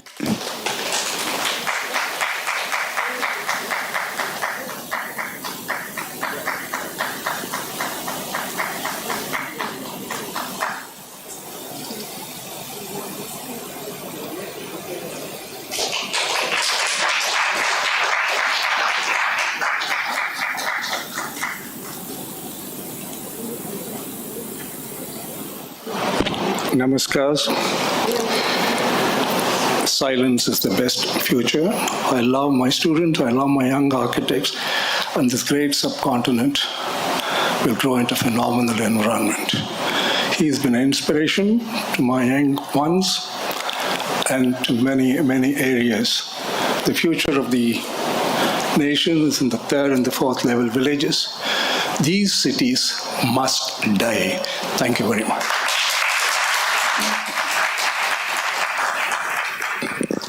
ಧನ್ಯವಾದ ಸರ್. ನಾನು ಇದೀಗ ವೇದಿಕೆಗೆ ಜಯದೇವ್ ಅವರನ್ನು ಕರೀತಾ ಇದ್ದೇನೆ. ದಯಮಾಡಿ ದೀನಬಂಧು ಸಂಸ್ಥೆಯ ಮುಖ್ಯಸ್ಥರು, ಸಸ್ಯಶಾಸ್ತ್ರ ಉಪನ್ಯಾಸಕರು, ಪರಿಸರ ಕಾರ್ಯಕರ್ತರು, ಯಲ್ಲಪ್ಪ ರೆಡ್ಡಿ ಅವರ ನಿಕಟ ಒಡನಾಡಿಗಳಾದ ಜಯದೇವ್ ಅವರು ವೇದಿಕೆ ಮೇಲೆ ಆಗಮಿಸಬೇಕು ಅಂತ ಕೇಳ್ಕೊಳ್ತಾ ಇದ್ದೇನೆ. ನಮಸ್ಕಾರ. ಎಲ್ರಿಗೂ ಮಾತು ಕೇಳಿ ಕೇಳಿ ಸುಸ್ತಾಗಿದೆ ಅಂತ ನನಗೂ ಗೊತ್ತು. ನನಗೆ ಸುಸ್ತಾಗಿದೆ, ಅದರಿಂದ ಹೆಚ್ಚು ಮಾತಾಡೋದಿಲ್ಲ. ಆದರೆ ಕೃತಜ್ಞತೆಯ ಬಾಗಿನವನ್ನು ಸಲ್ಲಿಸೋದಕ್ಕೋಸ್ಕರ ಬಂದಿದ್ದೇನೆ. 40 ವರ್ಷಗಳ ಕಾಲ ಶ್ರೀ ಯಲ್ಲಪ್ಪ ರೆಡ್ಡಿ ಅವರ ಜೊತೆ ಒಡನಾಟ ಇದ್ದಂಥದ್ದು. ಮುಖ್ಯವಾಗಿ ನಮ್ಮ ಬಿಳಿಗಿರಿರಂಗನ ಬೆಟ್ಟದ ಸೋಲಿಗಿರಿ ಕೆಲಸ ಮಾಡಬೇಕಾದ್ರೆ, ದೀನಬಂಧು ಕೆಲಸ ಮಾಡಬೇಕಾದ್ರೆ ಮತ್ತು ಬಯೋಡೈವರ್ಸಿಟಿ ಪಾರ್ಕ್ಸ್ಗೆ ಸಸಿಗಳನ್ನು ತಯಾರು ಮಾಡ್ತಾ ಇರೋ ನಾವು ಯಲ್ಲಪ್ಪ ರೆಡ್ಡಿ ಅವರ ಮಾರ್ಗದರ್ಶನವನ್ನು ಪ್ರತಿ ನಿಮಿಷವೂ ಪಡಿತಿದ್ದೀವಿ. ಇಂಗ್ಲೀಷ್ನಲ್ಲಿ ಒಂದು ಮಾತಿದೆ, service ennobles him who serves ಅಂತ. ಎಷ್ಟೊಂದು ಜನ ಸರ್ಕಾರಿ ಅಧಿಕಾರಿಗಳಿದ್ದಾರೆ, ಆದರೆ ಅದು ಅವರನ್ನ ಅವರ ಜೀವನದ ಘನತೆಯನ್ನು ಎತ್ತಿದೆ ಅಂತ ಹೇಳೋಕ್ಕಾಗಲ್ಲ. ಆದರೆ ಯಲ್ಲಪ್ಪ ರೆಡ್ಡಿಯವರ ಜೀವನದ ಘನತೆ ennobles is service ennobles him who serves ಅನ್ನೋ ಮಾತಿನ ಪ್ರತಿರೂಪವಾಗಿ ಯಲ್ಲಪ್ಪ ರೆಡ್ಡಿಯವರು ಜೀವನದ ಘನತೆಯನ್ನು ಸಂಭ್ರಮಿಸುವ ಈ ಒಂದು ಸಂದರ್ಭದಲ್ಲಿ ಕೇವಲ ನಾನು ಏನು ಮಾಡಿದ್ದೇನೆ ಅನ್ನೋದ್ರ ಮುಖಾಂತರ ಯಲ್ಲಪ್ಪ ರೆಡ್ಡಿಯವರು ಏನು ಅನ್ನೋದು ನಿಮಗೆ ಗೊತ್ತಾಗಲಿ ಅಂತ ಹೇಳ್ತೇನೆ. ನಾನು ಸುವಾಲಜಿ ಪ್ರೊಫೆಸರ್ ಆಗಿದ್ದೆ, ಬಯಾಲಜಿ ಪ್ರೊಫೆಸರ್ ಆಗಿದ್ದೆ ಕಾಲೇಜಿನಲ್ಲಿ. ಆನಂತರ ಬಿಳಿಗಿರಿರಂಗನ ಬೆಟ್ಟದ ಜೀವ ವೈವಿಧ್ಯತೆಯನ್ನು ಡಾಕ್ಟರ್ ಮಾಧವ್ ಗಾಡ್ಗಿಲ್ ಅವರ ಗೈಡೆನ್ಸಲ್ಲಿ ಕೆಲಸ ಮಾಡಿದೆ. ಆವಾಗ ನನಗೆ ಟೆಕ್ನಿಕಲ್ ನಾಲೆಡ್ಜ್ ಬಂತು, ಸಾಕಷ್ಟು ಟೆಕ್ನಿಕಲ್ ನಾಲೆಡ್ಜ್ ಬಂತು. ಬಿಳಿಗಿರಿರಂಗನ ಬೆಟ್ಟದ ವೈವಿಧ್ಯತೆ ಏನು ಅಂತ ಗೊತ್ತಾಯಿತು. ಇದೆಲ್ಲ ಒಂದು ರೀತಿ ಡಯಾಗ್ನೋಸಿಸ್ ಆಯಿತು. ಒಂದು ರೋಗ ಏನು ಅಂತ ಕಂಡುಹಿಡಿದ್ವಿ. ಅಲ್ಲಿಗೆ ನಿಂತೋಯ್ತು.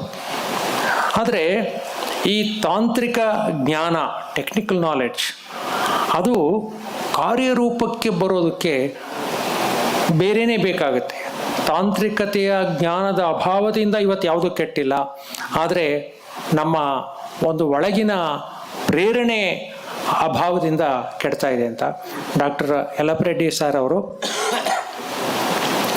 ನಾನು ಒಂದು ಮಾಗಳಿ ಬೇರಿನ ಗಿಡಗಳನ್ನು ಮಾಡೋಕ್ಕೆ ಶುರು ಮಾಡಿದೆ. ಯಾಕೆಂದರೆ ಮಾಗಳಿ ಬೇರು ಉಪ್ಪಿನಕಾಯಿ ನನಗೆ ಬಹಳ ಇಷ್ಟ. ಆ ಉಪ್ಪಿನಕಾಯಿ ಹಾಕೋದಕ್ಕೆ ಮಾಗಳಿ ಬೇರು ಕೇಳಿದರೆ ಮಾಗಳಿ ಬೇರೆ ಸಿಗ್ತಾ ಇಲ್ಲ. ಯಾಕೆ ಅಂತ ಕೇಳಿದ್ರೆ ಅದು ಓವರ್ ಎಕ್ಸ್ಪ್ಲಾಯ್ಟೇಷನ್ ಆಗ್ಬಿಟ್ಟು it has become an endangered species ಅಂತ ಹೇಳಿದ್ರು. ನಾನು ಒಂದಷ್ಟು ಮಾಗಳಿ ಬೇರು ಬೆಳೆಸಬೇಕು ಅಂತ ಪ್ರಾರಂಭ ಮಾಡಿದೆ. ಆ ಸಂದರ್ಭದಲ್ಲಿ ಯಲ್ಲಪ್ಪ ರೆಡ್ಡಿ ಸರ್ ದೀನಬಂಧುಗೂ ಬಂದರು. ಬಹಳ ಕಾಲದಿಂದಲೂ ಅವರು ನನಗೆ ಪರಿಸರದ ಬಗ್ಗೆ ಪಾಠ ಹೇಳ್ತಾನೆ ಇದ್ದಾರೆ. ಅವ್ರ ಜೊತೆ 40 ವರ್ಷದಿಂದ ಓಡಾಡಿದ್ದೇನೆ. ನನ್ನ ಈ ಪ್ರಯೋಗವನ್ನು ನೋಡಿ ಅವರು ಹೇಳಿದರು, ಇಲ್ಲ ನೀವು ಮಾಡಿ ಖಂಡಿತ, ನಿಮಗೆ ಬಿಳಿಗಿರಿಗನ ಬೆಟ್ಟದ ಎಲ್ಲ ಎಂಡೇಂಜರ್ಡ್ ಸ್ಪೀಷೀಸ್ ಅಥವಾ ರೇಯರ್ ಸ್ಪೀಷೀಸು ಎಲ್ಲದನ್ನು ನೀವು ಬೆಳೆಸಿ ಆ ಗಿಡಗಳನ್ನ ನಾನು ಬೇರೆ ಬೇರೆ ಕಡೆ ಹಂಚ್ತೀನಿ ಅಂದರು. ಮಾಗಳಿ ಬೇರನ್ನು ಸುಮಾರು ಸಾವಿರಾರು ಮಾಗಳಿ ಬೇರನ್ನ ಸಸಿಗಳನ್ನು ಅವರು ತಗೊಂಡು ಈ ನ್ಯಾಷನಲ್ ಪಾರ್ಕ್, ಬನ್ನೇರುಘಟ್ಟ ನ್ಯಾಷನಲ್ ಪಾರ್ಕ್ನಲ್ಲಿ, ನಂದಿ ಬೆಟ್ಟದಲ್ಲಿ ಇನ್ನೂ ಅನೇಕ ಕಡೆ ಹರಡಿಸಿದರು. ಜೊತೆಗೆ ಬಿಳಿಗಿರಿರಂಗನ ಬೆಟ್ಟದಲ್ಲಿ ಸಿಕ್ಕತಕ್ಕಂಥ 100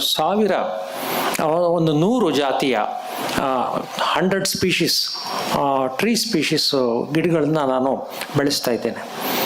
ಅದೆಲ್ಲದನ್ನು ಕೂಡ ಈಗ ಸುಮಾರು ಬೇರೆ ಬೇರೆ ಏರಿಯಾಗಳಿಗೆ, ನಂದಿ ಬೆಟ್ಟಕ್ಕೆ, ಇನ್ನೂ ಇತ್ಯಾದಿ ಜಾಗಗಳಿಗೆ ಅದನ್ನು ಕಳಿಸಿ ಅಲ್ಲಿ ಬೆಳೆಯೋ ಹಾಗೆ ಮಾಡಿದ್ದಾರೆ.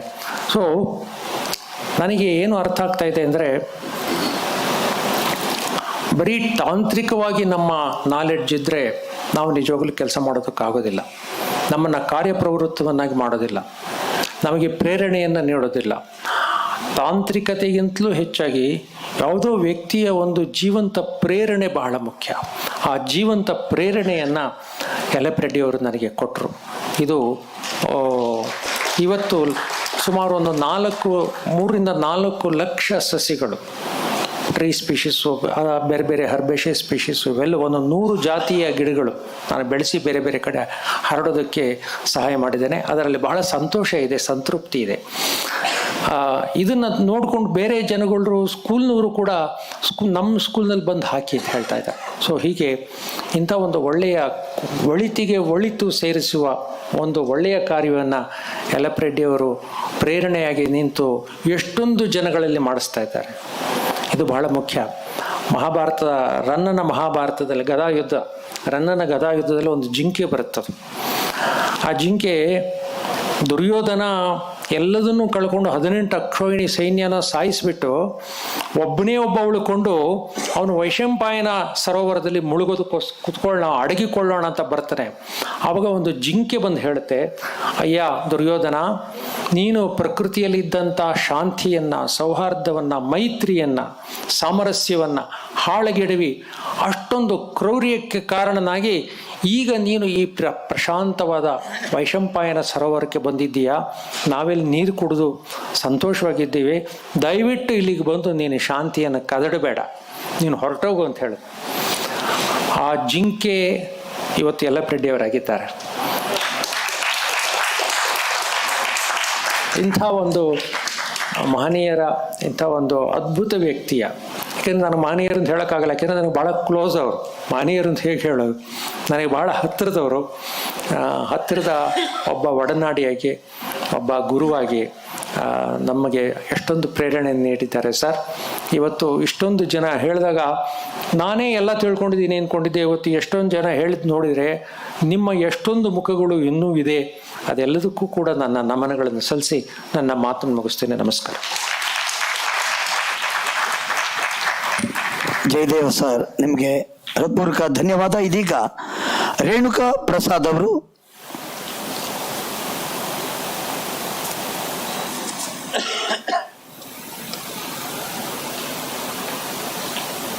ನಮಸ್ತೆ. ನನಗೆ ಕೇವಲ 1 ನಿಮಿಷ ಅವಕಾಶ ಸಿಕ್ಕಿದೆ. ಈ 1 ನಿಮಿಷದಲ್ಲಿ ಬೆಂಗಳೂರು ವಿಶ್ವವಿದ್ಯಾಲಯದಲ್ಲಿ ಇವತ್ತು ಹಸಿರು ವನ ನಿರ್ಮಾಣಕ್ಕೆ ಮೊದಲು ಕಾಲಿಟ್ಟು ನಮ್ಮನ್ನೆಲ್ಲ ಆ ದಾರಿಯಲ್ಲಿ ಕರ್ಕೊಂಡೋದವರು ಡಾಕ್ಟರ್ ಯಲ್ಲಪ್ಪ ರೆಡ್ಡಿಯವರು. ಇಲ್ಲಿ ನೀವು ನೋಡ್ತಾ ಇದ್ದೀರಾ, ಶ್ರೀ ಎನ್ ಯಲ್ಲಪ್ಪ ರೆಡ್ಡಿ ಅಂತಲೇ ಹಾಕಿದ್ದಾರೆ. ಆದರೆ ಬೆಂಗಳೂರು ವಿಶ್ವವಿದ್ಯಾಲಯ ಇವರು ಮಾಡಿದಂಥ ಘನ ಕಾರ್ಯವನ್ನು ಗುರುತಿಸಿ ಇವರ ಸೇವೆಯನ್ನು ಅಭಿನಂದಿಸಿ ಗೌರವ ಡಾಕ್ಟರೇಟ್ ನೀಡಿತ್ತು. ಇತ್ತೀಚೆಗೆ ತಮಗೆಲ್ಲ ಗೊತ್ತಿರೋ ಹಾಗೆ ಬೆಂಗಳೂರು ವಿಶ್ವವಿದ್ಯಾಲಯದ ಹಸಿರು ನಾಶದ ಕಡೆ ಹೊರಟು. ಆಗ ಮನಸ್ಸಿಗೆ ಅದು ನೋವು ತೆಗೆದುಕೊಂಡು ಅವರ ಗೌರವ ಡಾಕ್ಟರೇಟನ್ನು ವಾಪಸ್ ಕೊಡ್ತೀನಿ ಅಂತ ಬಂದರು. ಹಾಗೆ ಪತ್ರ ಬರೆದ್ರು ಗವರ್ನರ್ಗೆ. ಆ ಪತ್ರವನ್ನು ತಗೊಂಡು ಹೋಗುವಂತಹ ಒಂದು ಕೆಟ್ಟ ದಿನ ನಮ್ಮಗಳು ಬಂತು. ತಮಗೆಲ್ಲ ಅರ್ಥ ಆಗಿರ್ಬೋದು. ವಿಶ್ವವಿದ್ಯಾಲಯವೇ ಅಭಿನಂದಿಸಿ ಆ ವಿಶ್ವವಿದ್ಯಾಲಯ ನಡ್ಕೊಂಡ ರೀತಿಗೆ ಬೇಜಾರು ಪಟ್ಕೊಂಡು ಅದನ್ನು ವಾಪಸ್ ಕೊಡಬೇಕಾದ ಸ್ಥಿತಿ ಯಾರಿಗೂ ಬರ್ಕೊಡ್ದು. ಅದನ್ನು ನಿರ್ಧಾರ ಮಾಡಿದರು. ಆದರೆ ವಿಶ್ವವಿದ್ಯಾಲಯದ ಚಾನ್ಸಲರ್ ಅದನ್ನು ಒಪ್ಪಲಿಲ್ಲ, ತಗೊಳ್ಳಿಲ್ಲ. ಮತ್ತು ಅವ್ರ ಕಾರ್ಯವನ್ನು 2-3 ವರ್ಷಗಳ ನಂತರ ಆದರೂ ಕೂಡ ಈಗ ಗೌರ್ಮೆಂಟ್ಗೆ ಬರೆದು ಹಾಕಿದೆ, ಆಡಳಿತ ಮಂಡಳಿ ಕಳಿಸ್ಕೊಟ್ಟಿದೆ, ನಾವು ಈ ಹಸಿರನ್ನು ಹಾಳು ಮಾಡೋಲ್ಲ ಅಂತ, ಅಲ್ಲಿರೋ ಕೆರೆ ಕಟ್ಟೆಗಳನ್ನು ಹಾಳು ಮಾಡೋಲ್ಲ ಅಂತ, ಕಲ್ಯಾಣಿಯನ್ನು ಹಾಳು ಮಾಡೋಲ್ಲ ಅಂತ. ಇದು ಒಂದು ಅಭಿನಂದನೀಯ ಕೆಲಸ. ಇದನ್ನು ನಿಮ್ಮ ಜೊತೆ ಹಂಚ್ಕೊಳ್ಳಿಕ್ಕೆ ನಾನು 1 ನಿಮಿಷ ಟೈಮ್ ತೊಗೊಂಡೆ. ನಿಮ್ಮ ಈಗ ಊಟದ ಹೊತ್ತಿನಲ್ಲೂ ಕೂಡ ಇದು ಹೇಳ್ತೇನೆ. ಈ ಸಂದರ್ಭದಲ್ಲೇ ನಾನು ಅವರು ನನಗೆ ಈ ವಿಶ್ವವಿದ್ಯಾಲಯಕ್ಕೆ ವಾಪಸ್ ಕೊಡಿ ಅಂತ ಕಳಿಸಿದ್ದಂತಹ ಒಂದು ಗೌರವ ಡಾಕ್ಟರೇಟ್ ಸರ್ಟಿಫಿಕೇಟ್ನ ಮತ್ತೆ ಅವ್ರ ಮನೆಗೆ ತಲುಪಿಸುವಂಥ ಒಂದು ಕೆಲಸ ಮಾಡ್ತಾ ಇದ್ದೀನಿ ಈ ದಿನ. ದಯವಿಟ್ಟು ಇದನ್ನು ನಾನು ಗೌರವ ಡಾಕ್ಟರೇಟ್ ಕೊಡ್ತಾ ಇಲ್ಲ, ವಿಶ್ವವಿದ್ಯಾಲಯ ಕೊಟ್ಟಿದ್ದನ್ನು ನಾನು ವಿಶ್ವವಿದ್ಯಾಲಯದ ಒಬ್ಬ ಪ್ರಾಧ್ಯಾಪಕನಾಗಿ ಕೆಲಸ ಮಾಡಿ ಬಯೋಪಾರ್ಕ್ನ ಕೋಆರ್ಡಿನೇಟರ್ ಆಗಿ ಕೆಲಸ ಮಾಡಿ ನಿವೃತ್ತಿಯ ನಂತರವೂ DCM ಅವರು, ಡೆಪ್ಯೂಟಿ ಚೀಫ್ ಮಿನಿಸ್ಟರ್ ಅವರು ನನ್ನ ಸ್ಪೆಷಲ್ ಆಫೀಸರ್ ಆಗಿ ಒಂದಷ್ಟು ಎಡ್ಕೊಳ್ಳಿ ಅಂತ ಹೇಳಿದ್ದು, ಪತ್ರ ಬರೆದಿದ್ದು ನೆನೆಸ್ಕೊಂಡು ನನಗೂ ವಿಶ್ವವಿದ್ಯಾಲಯದ ಪರವಾಗಿ ಇದನ್ನು ಕೊಡಬಹುದು ಅಂತ ಅನಿಸಿ ತಮಗೆ ಇದನ್ನು ಅಲ್ಪಿಸ್ತೇನೆ.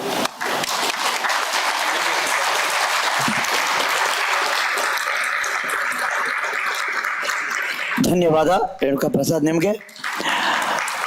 ಬೆಳಗ್ಗೆಯಿಂದ ಒಬ್ಬ ಅತಿಥಿಯ ಬಗ್ಗೆ ಮಾತನಾಡುವಾಗ ಲಾಲ್ಬಾಗ್ ಅನ್ನೋ ಒಂದು ಶಬ್ದ ಬರ್ತಾ ಇತ್ತು. ಸೊ ಲಾಲ್ಬಾಗ್ ಜಗದೀಶ್ ಅಂತ ಅವರಿಗೆ ಹೆಸರು ಅಂತ ಅಂದ್ಬಿಟ್ಟು ಅದರ ಜಂಟಿ ನಿರ್ದೇಶಕರಾದಂತಹ ಜಗದೀಶ್ ಅವರು ಎಲ್ಲರ ಪರವಾಗಿ ಕೊನೆಯ ನುಡಿ ಸ್ಪಂದನೆಗಾಗಿ ಬರ್ತಾ ಇದ್ದಾರೆ ಅನ್ನೋದನ್ನ ನಿಮಗೆ ಬಹಳ ಸ್ಪಷ್ಟವಾಗಿ ಹೇಳ್ತಾ ಇದ್ದೇನೆ. ಹಾಗೂ ಅದಾದ ನಂತರ ಡಾಕ್ಟರ್ ಯಲ್ಲಪ್ಪ ರೆಡ್ಡಿ ಅವರು ಮಾತಾಡ್ತಾರೆ. ನಂತರ ಭೋಜನ ವಿರಾಮ. ಅವಕಾಶಕ್ಕಾಗಿ ತುಂಬ ಧನ್ಯವಾದಗಳು ಸರ್. ಸೊ ಯಲ್ಲಪ್ಪ ರೆಡ್ಡಿ ಸಾಹೇಬ್ರ ಬಗ್ಗೆ ಎಲ್ಲರೂ ಭಾಳ ಸುದೀರ್ಘವಾಗಿ ಮಾತಾಡಿದ್ದಾರೆ. ಪ್ರಕೃತಿ ಮತ್ತು ಯಲ್ಲಪ್ಪ ರೆಡ್ಡಿ ಅವ್ರನ್ನ ನಾವು ಯಾವತ್ತೂ ಬೇರ್ಪಡಿಸೋಕ್ಕಾಗಲ್ಲ. ಆಮೇಲೆ ಅವರ ಎಷ್ಟು ಆಯಾಮಗಳಿದೆ, ಅವರು ಕಾರ್ಯನಿರ್ವಹಿಸ್ತಕ್ಕಂಥ ಕ್ಷೇತ್ರಗಳು ಅಂತಕ್ಕಂಥದ್ದನ್ನು ಕೂಡ ಭಾಳಷ್ಟು ಜನ ಹಿತೈಷಿಗಳು, ಅವರ ಅಭಿಮಾನಿಗಳು ಹಂಚ್ಕೊಂಡಿದ್ದಾರೆ. ಮತ್ತು ಯಲ್ಲಪ್ಪ ರೆಡ್ಡಿ ಅವರು ಸುಮಾರು ನಮಗೆ 1.5 ದಶಕಗಳ ಕಾಲದಿಂದ, ನಾವು ತೋಟಗಾರಿಕೆ ಇಲಾಖೆಯಲ್ಲಿ ಅಧಿಕಾರಿಗಳಾಗಿ ಬಂದ ಮೇಲೆ ಯಲ್ಲಪ್ಪ ರೆಡ್ಡಿ ಅವರ ಕಾರ್ಯವೈಖರಿಗಳನ್ನ, ಅವರೆಲ್ಲ ವಿಚಾರಗಳನ್ನ ತಿಳಿದ ಮೇಲೆ ಅವ್ರನ್ನ ಭೇಟಿ ಮಾಡಬೇಕು.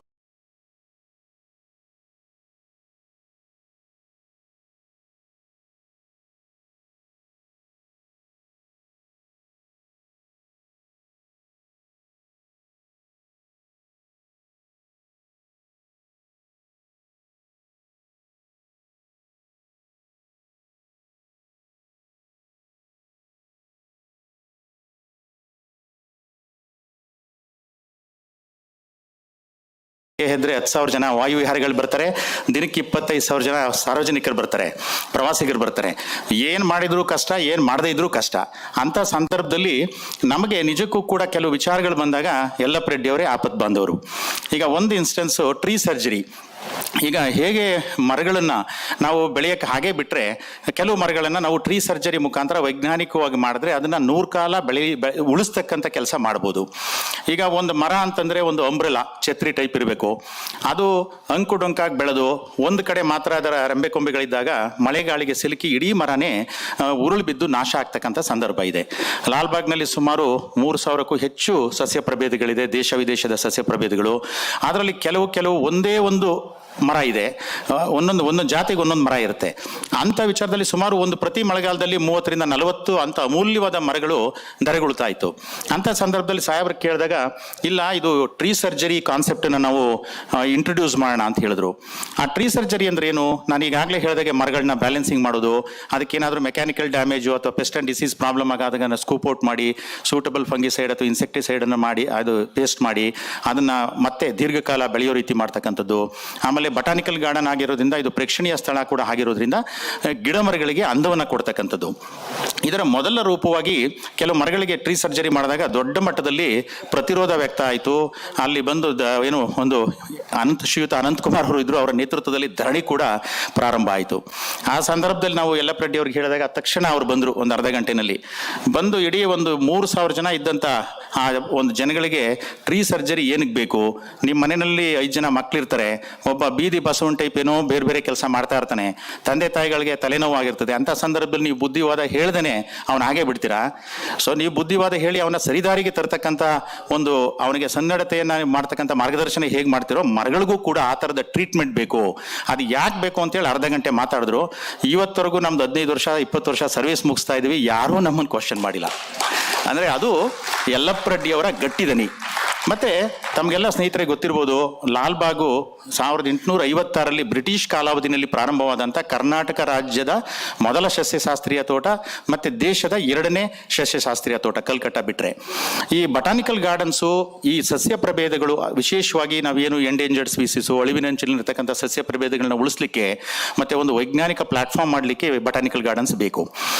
ಆ ವಿಚಾರವನ್ನು ಇಟ್ಕೊಂಡು ಸರ್ ಹತ್ರ ನಾನು ಈಗ ಇಲಾಖೆಯಲ್ಲಿ, ತೋಟಗಾರಿಕೆ ಇಲಾಖೆಯಲ್ಲಿ ಸುಮಾರು ಮರಿಗೌಡರು ಮಾಡಿದಂಥ 24,000 ಎಕರೆ ಆಸ್ತಿ ಇದೆ ಇಡೀ ರಾಜ್ಯದಲ್ಲಿ. ಅಲ್ಲಿ ಸುಮಾರು ಖಾಲಿ ಪ್ರದೇಶ ಇದೆ. ಅಂತ ಕಡೆ ಹೊಸದಾಗಿ ಬಟಾನಿಕಲ್ ಮಾಡಬೇಕಲ್ವಾ, ಬಟಾನಿಕಲ್ ಗಾರ್ಡನ್ ಮಾಡ್ಬೋದು ಅಂತ ಹೇಳಿ ಒಂದು ಚಿಂತನೆ ಬಂತು. ನಾನು ಸರ್ ಹತ್ರ ಆ ವಿಚಾರವನ್ನು ಹಂಚ್ಕೊಂಡಾಗ ಸಾಹೇಬರು ಬಹಳ ಖುಷಿಯಿಂದ, ಯಾಕೆಂದ್ರೆ ಒಂದು ಲಾಲ್ಬಾಗನ್ ಮಾಡ್ಬೇಕಾದ್ರೆ ಬ್ರಿಟಿಷರ್ಸು ಸುಮಾರು 100 ವರ್ಷ ತಗೊಂಡಿದ್ದಾರೆ, ಆಮೇಲೆ ಮರಿಗೌಡರ ಕಾಲದವರೆಗೂ ಕೂಡ ಅದನ್ನ ಮಾಡ್ತಾ ಇದ್ದಾರೆ. ಆದ್ರೆ ಒಂದು ಬಟಾನಿಕಲ್ ಗಾರ್ಡನ್ ಮಾಡಬೇಕು ಅಂತಕ್ಕಂಥದ್ದು ಏನು ಸಾಮಾನ್ಯದ ವಿಷಯನ ಅಂತಕ್ಕಂಥದ್ದನ್ನ ಚಿಂತನೆ ಮಾಡಬೇಕು ಅಂತೇಳಿ ಕರೆದಾಗ ಸಾಹೇಬರು 1 ಅವರ್ ನಮ್ಮ ಚೇಂಬರ್ನಲ್ಲಿ ಕುಳಿತು ಅದ್ರ ಬಗ್ಗೆ ಒಂದು ಟೇಬಲ್ ಮೇಲೆ ಒಂದು ದೊಡ್ಡ ಶೀಟ್ ಇಟ್ಟು ಎಕ್ಸ್ಪ್ಲೈನ್ ಮಾಡ್ತಾ ಹೋದ್ರು 1 ಅವರ್ ಅವರು. ಅಂದ್ರೆ ಅದನ್ನ ಏನಂದ್ರೆ 0 ಬಡ್ಜೆಟ್. ಸಾಮಾನ್ಯವಾಗಿ ನಾವು ಸರ್ಕಾರಿ ಕಾರ್ಯಕ್ರಮದಲ್ಲಿ ಇರ್ಬೋದು, ಇನ್ನೊಂದು ಕಡೆ ಇರ್ಬೋದು, ಒಂದಷ್ಟು ಲಕ್ಷಗಳು ಕೋಟಿಗಳನ್ನ ಇಟ್ಟು ನಾವು ಕಾರ್ಯಕ್ರಮ ರೂಪಿಸ್ತೀವಿ. ಆದ್ರೆ ಸಾಹೇಬರು ಕೊಟ್ಟಂತ ಐಡಿಯಾಸ್ ಇತ್ತಲ್ಲ, ಈಗ ಇದು ಜಯದೇವ್ ಸಾಹೇಬರು ಮಾತಾಡಿದ್ರು, ಇಂಥ ಸುಮಾರು ಜನ ತಜ್ಞರಿಗೆ ಅಲ್ಲಲ್ಲೇ ಫೋನ್ ಮಾಡಿ ಇಂಥ ಗಿಡಗಳು ನೀವು ಕಳಿಸಿ, ನಾನೇನು ದುಡ್ಡಿಲ್ಲ ನಮ್ಮಲ್ಲಿ ಏನಿಲ್ಲ, ಸುಮ್ಮನೆ ಚಿಂತನೆಗೆ ಒಂದು ಚರ್ಚೆಗೆ ಅಂತ ಕರೆದಂತ ಸಂದರ್ಭ ಅದು. ಇವತ್ತು ದೊಡ್ಡ ಸಾಗರೆ ಬಟಾನಿಕಲ್ ಗಾರ್ಡನ್ ಅಂತ ಹೇಳಿ ತುಮಕೂರಿನಲ್ಲಿ 228 ಎಕರೆನಲ್ಲಿ ಬರ್ತಾ ಇದೆ. ಇದು ಲಾಲ್ಬಾಗನ್ನ ಹೊರತುಪಡಿಸಿದ್ರೆ ರಾಜ್ಯದ 2ನೇ ಬಟಾನಿಕಲ್ ಗಾರ್ಡನ್. ಅದೇ ರೀತಿ ಮೈಸೂರಿನಲ್ಲಿ ಸುಮಾರು 30 ಎಕರೆನಲ್ಲಿ ಲಿಂಬಾಬುದಿ ಬಟಾನಿಕಲ್ ಗಾರ್ಡನ್ ಅಂತ ಹೇಳಿ ಅಭಿವೃದ್ಧಿ ಆಗಿದೆ. ಮತ್ತೆ ಸಿರ್ಸಿನಲ್ಲಿ western ghats plant species, endangered species ನ ಕನ್ಸರ್ವ್ ಮಾಡ್ಲಿಕ್ಕೆ ಒಂದು ಬಟಾನಿಕಲ್ ಗಾರ್ಡನ್ 30 ಎಕರೆನಲ್ಲಿ ತೆರಕನಹಳ್ಳಿಯಲ್ಲಿ ಮಾಡಿದೀವಿ. ಮತ್ತೆ ಕನ್ನಮಂಗಲ ಅಂತೇಳಿ ಸಾಯಿಬಾಬಾ ಆಶ್ರಮದ ಪಕ್ಕದಲ್ಲಿ ಸುಮಾರು 70 ಎಕರೆ ಬಟಾನಿಕಲ್ ಗಾರ್ಡನ್ ತಲೆ ಎತ್ತಿದೆ. ಅದು ನಮಗೆ ಆಶ್ಚರ್ಯ ಆಗ್ತಾ ಇದೆ. ಸುಮಾರು 10 ವರ್ಷದಲ್ಲಿ ಸಾಹೇಬರ ಮಾರ್ಗದರ್ಶನದಲ್ಲಿ 0 ಬಡ್ಜೆಟ್ ಇಂದ ಸ್ಟಾರ್ಟ್ ಮಾಡಿದ್ದು ಇವತ್ತು ಬಹುಶಃ ಇನ್ನೊಂದು 4 ತಿಂಗಳಲ್ಲಿ ವಿದ್ಯುಕ್ತವಾಗಿ ಎಲ್ಲ ಬಟಾನಿಕಲ್ ಗಾರ್ಡನ್ಸ್ ಕೂಡ ಲೋಕಾರ್ಪಣೆ ಆಗುತ್ತೆ. ಅಂತ ಹಂತಕ್ಕೆ ತರಬೇಕು ಅಂತಂದ್ರೆ ಸಾಹೇಬರ ಮಾರ್ಗದರ್ಶನ ಮತ್ತೆ ಅವರು ಕೊಟ್ಟಂತ ಏನು ಸಲಹೆ ಮಾರ್ಗದರ್ಶನ ಇದೆ, ಮತ್ತೆ ಎಷ್ಟು 100 ಜನ ಹಿತೈಷಿಗಳವ್ರಿಗೆ, ಯಾರು ಈಗ ಜಯದೇವ್ ಸಾಹೇಬರು ಬಂದ್ರು ಅಂತವರು ಇಂತಿಂತ ಗಿಡಗಳು ಬೇಕು ಅಂತಂದ್ರೆ ಇಮಿಡಿಯೇಟ್ ಲೋಡ್ ಆಗಿ ನಮ್ಮ ಕ್ಷೇತ್ರಕ್ಕೆ ಬರ್ತಾ ಇತ್ತು. ನಾವು ಆಮೇಲೆ ಅದು ಎಷ್ಟಾಗ್ತದೆ ಏನಾಗ್ತದೆ ಅಂತೇಳಿ ಬಡ್ಜೆಟ್ ಅವೈಲಬಿಲಿಟಿ ನೋಡ್ಕೊಂಡು ಅವರಿಗೆ ಫಂಡ್ ಕೊಡ್ತಾ ಇದ್ವಿ. ಸಾಹೇಬರ ದೂರದೃಷ್ಟಿ ಹೇಗಿದೆ ಅಂತಂದ್ರೆ, ಒಂದು ವಿಸಿಟ್ ಮಾಡ್ತಾರೆ ಅಂತಂದ್ರೆ ಅಲ್ಲಿ ಏನೋ ಒಂದು 20 ಎಕರೆ ವಿಶೇಷವಾದಂತ ವನ ಸ್ಥಾಪನೆ ಆಯ್ತು ಅಂತ ಅರ್ಥ. ಸೊ ಇವರು ಒಂಥರ ನಮ್ಗೆ ಹೇಗಾಗಿದ್ದಾರೆ ಅಂತಂದ್ರೆ, ಲಾಲ್ಬಾಗ್ ಬಟಾನಿಕಲ್ ಗಾರ್ಡನ್ ಮಾಡ್ಬೇಕಾದ್ರೆ ಬ್ರಿಟಿಷರ್ಸು 150 ವರ್ಷ ತಗೊಂಡ್ರು. ಇವರ ಕಾಲಾವಧಿ 10 ವರ್ಷದಲ್ಲಿ 5 ಬಟಾನಿಕಲ್ ಗಾರ್ಡನ್ ಇಡೀ ರಾಜ್ಯದ ವ್ಯಾಪ್ತಿನಲ್ಲಿ ಮಾಡಿದ್ದಾರೆ. ಇವರ ಮಾರ್ಗದರ್ಶನದಲ್ಲಿ ನಾವು ಒಂದು ಕಾರ್ಯನಿರ್ವಹಿಸಲಿಕ್ಕೆ ನಿಜಕ್ಕೂ ಕೂಡ ಇವರ ಕಾಲಘಟ್ಟದಲ್ಲಿ ನಾವೆಲ್ಲ ಕೆಲಸ ಮಾಡ್ತಕ್ಕಂಥ, ಅವರ ಮಾರ್ಗದರ್ಶನ ಬಡಿತಕ್ಕಂಥ ಪುಣ್ಯದ ಒಂದು ಅವಧಿ ನಮಗೆ ಸಿಕ್ಕಿದೆ ಅಂತ ಹೇಳಿದ್ರೆ ನಿಜಕ್ಕೂ ನಾವು ಭಾಗ್ಯಶಾಲಿಗಳು ಅಂತ ಹೇಳಿ ನಾನಂತೂ ಭಾವಿಸ್ತಾ, ಸೊ ಈ ಒಂದು ಸಣ್ಣ ಇದ್ದಂಥ ಕಾಲಾವಕಾಶದಲ್ಲಿ ಕೆಲವು ಅನಿಸಿಕೆಗಳನ್ನು ಹಂಚಿಕೊಳ್ಳಿಕ್ಕೆ ಅವಕಾಶ ನೀಡಿದಂಥ ಸರ್ವರಿಗೂ ಕೂಡ ಹೊಂದಿಸಿ ನನ್ನ ಮಾತನ್ನು ಮುಗಿಸ್ತೇನೆ. ನಮಸ್ಕಾರ ಸರ್. ಮಾತಿನ ಪಲ್ಲಕ್ಕಿಗೆ ಈಗ ಮುಕ್ತಾಯದ ಹಂತ ಇದು. ಅಬ್ಬ, ಈ 2-3 ತಾಸುಗಳ ಅವಧಿಯಲ್ಲಿ ಯಲ್ಲಪ್ಪ ರೆಡ್ಡಿ ಅನ್ನುವ ಒಂದು ಶಾಂತ ಮೂರ್ತಿಯ ದೇವರ ಸುತ್ತ ಅದೆಷ್ಟು ಅದ್ಭುತ ಪ್ರಭಾವಳಿಗಳು, ರಾಮನ ರಾಜಧರ್ಮ, ಕೃಷ್ಣನ ಚಾಣಾಕ್ಷತನ, ಬುದ್ಧನ ಧ್ಯಾನಸ್ಥ ಸ್ಥಿತಿ, ಇದೆಲ್ಲವನ್ನ ಮಿಳಿತಗೊಂಡಂತಹ ಒಂದು ಅದ್ಭುತವಾದ ವ್ಯಕ್ತಿತ್ವ ಯಲ್ಲಪ್ಪ ರೆಡ್ಡಿ ಅವರು. ನಮ್ಮ ಸಿನಿಮಾಕ್ಕೆ ಸಂಬಂಧಿಸಿದಂತೆ 2 ಅಥವಾ 3 ಬಾರಿ ರವೀಂದ್ರ ಅವ್ರ ಜೊತೆಗೆ ನಾನು ಯಲ್ಲಪ್ಪ ರೆಡ್ಡಿ ಅವರನ್ನ ಭೇಟಿ ಮಾಡಿದ್ದೆ. ಆ ಭೇಟಿ ಮಾಡಿದ ಸಂದರ್ಭದಲ್ಲಿ ನಾವು ಸಾಕ್ರು ರಾಮಚಂದ್ರ ಅವರು ಮತ್ತು ಚಂದ್ರಶೇಖರ ಭಾರತಿಗಳ ಬಗ್ಗೆ ಮಾತಾಡಿದ್ವಿ. ಆ ಎಲ್ಲ ಮಾತುಗಳನ್ನು ಕೇಳಿದಾಗ ನನಗನ್ಸಿದ್ದು, ಯಲ್ಲಪ್ಪ ರೆಡ್ಡಿ ಒಬ್ಬ ಪರಿವ್ರಾಜಕತನದ, ಅವಧೂತತನದ, ಒಂದು ಬಗೆಯ ಕಾಡಿನ ಪರಿಸರದ ಜಂಗಮ ಅನ್ನುವ ಒಂದು ಮಾತು.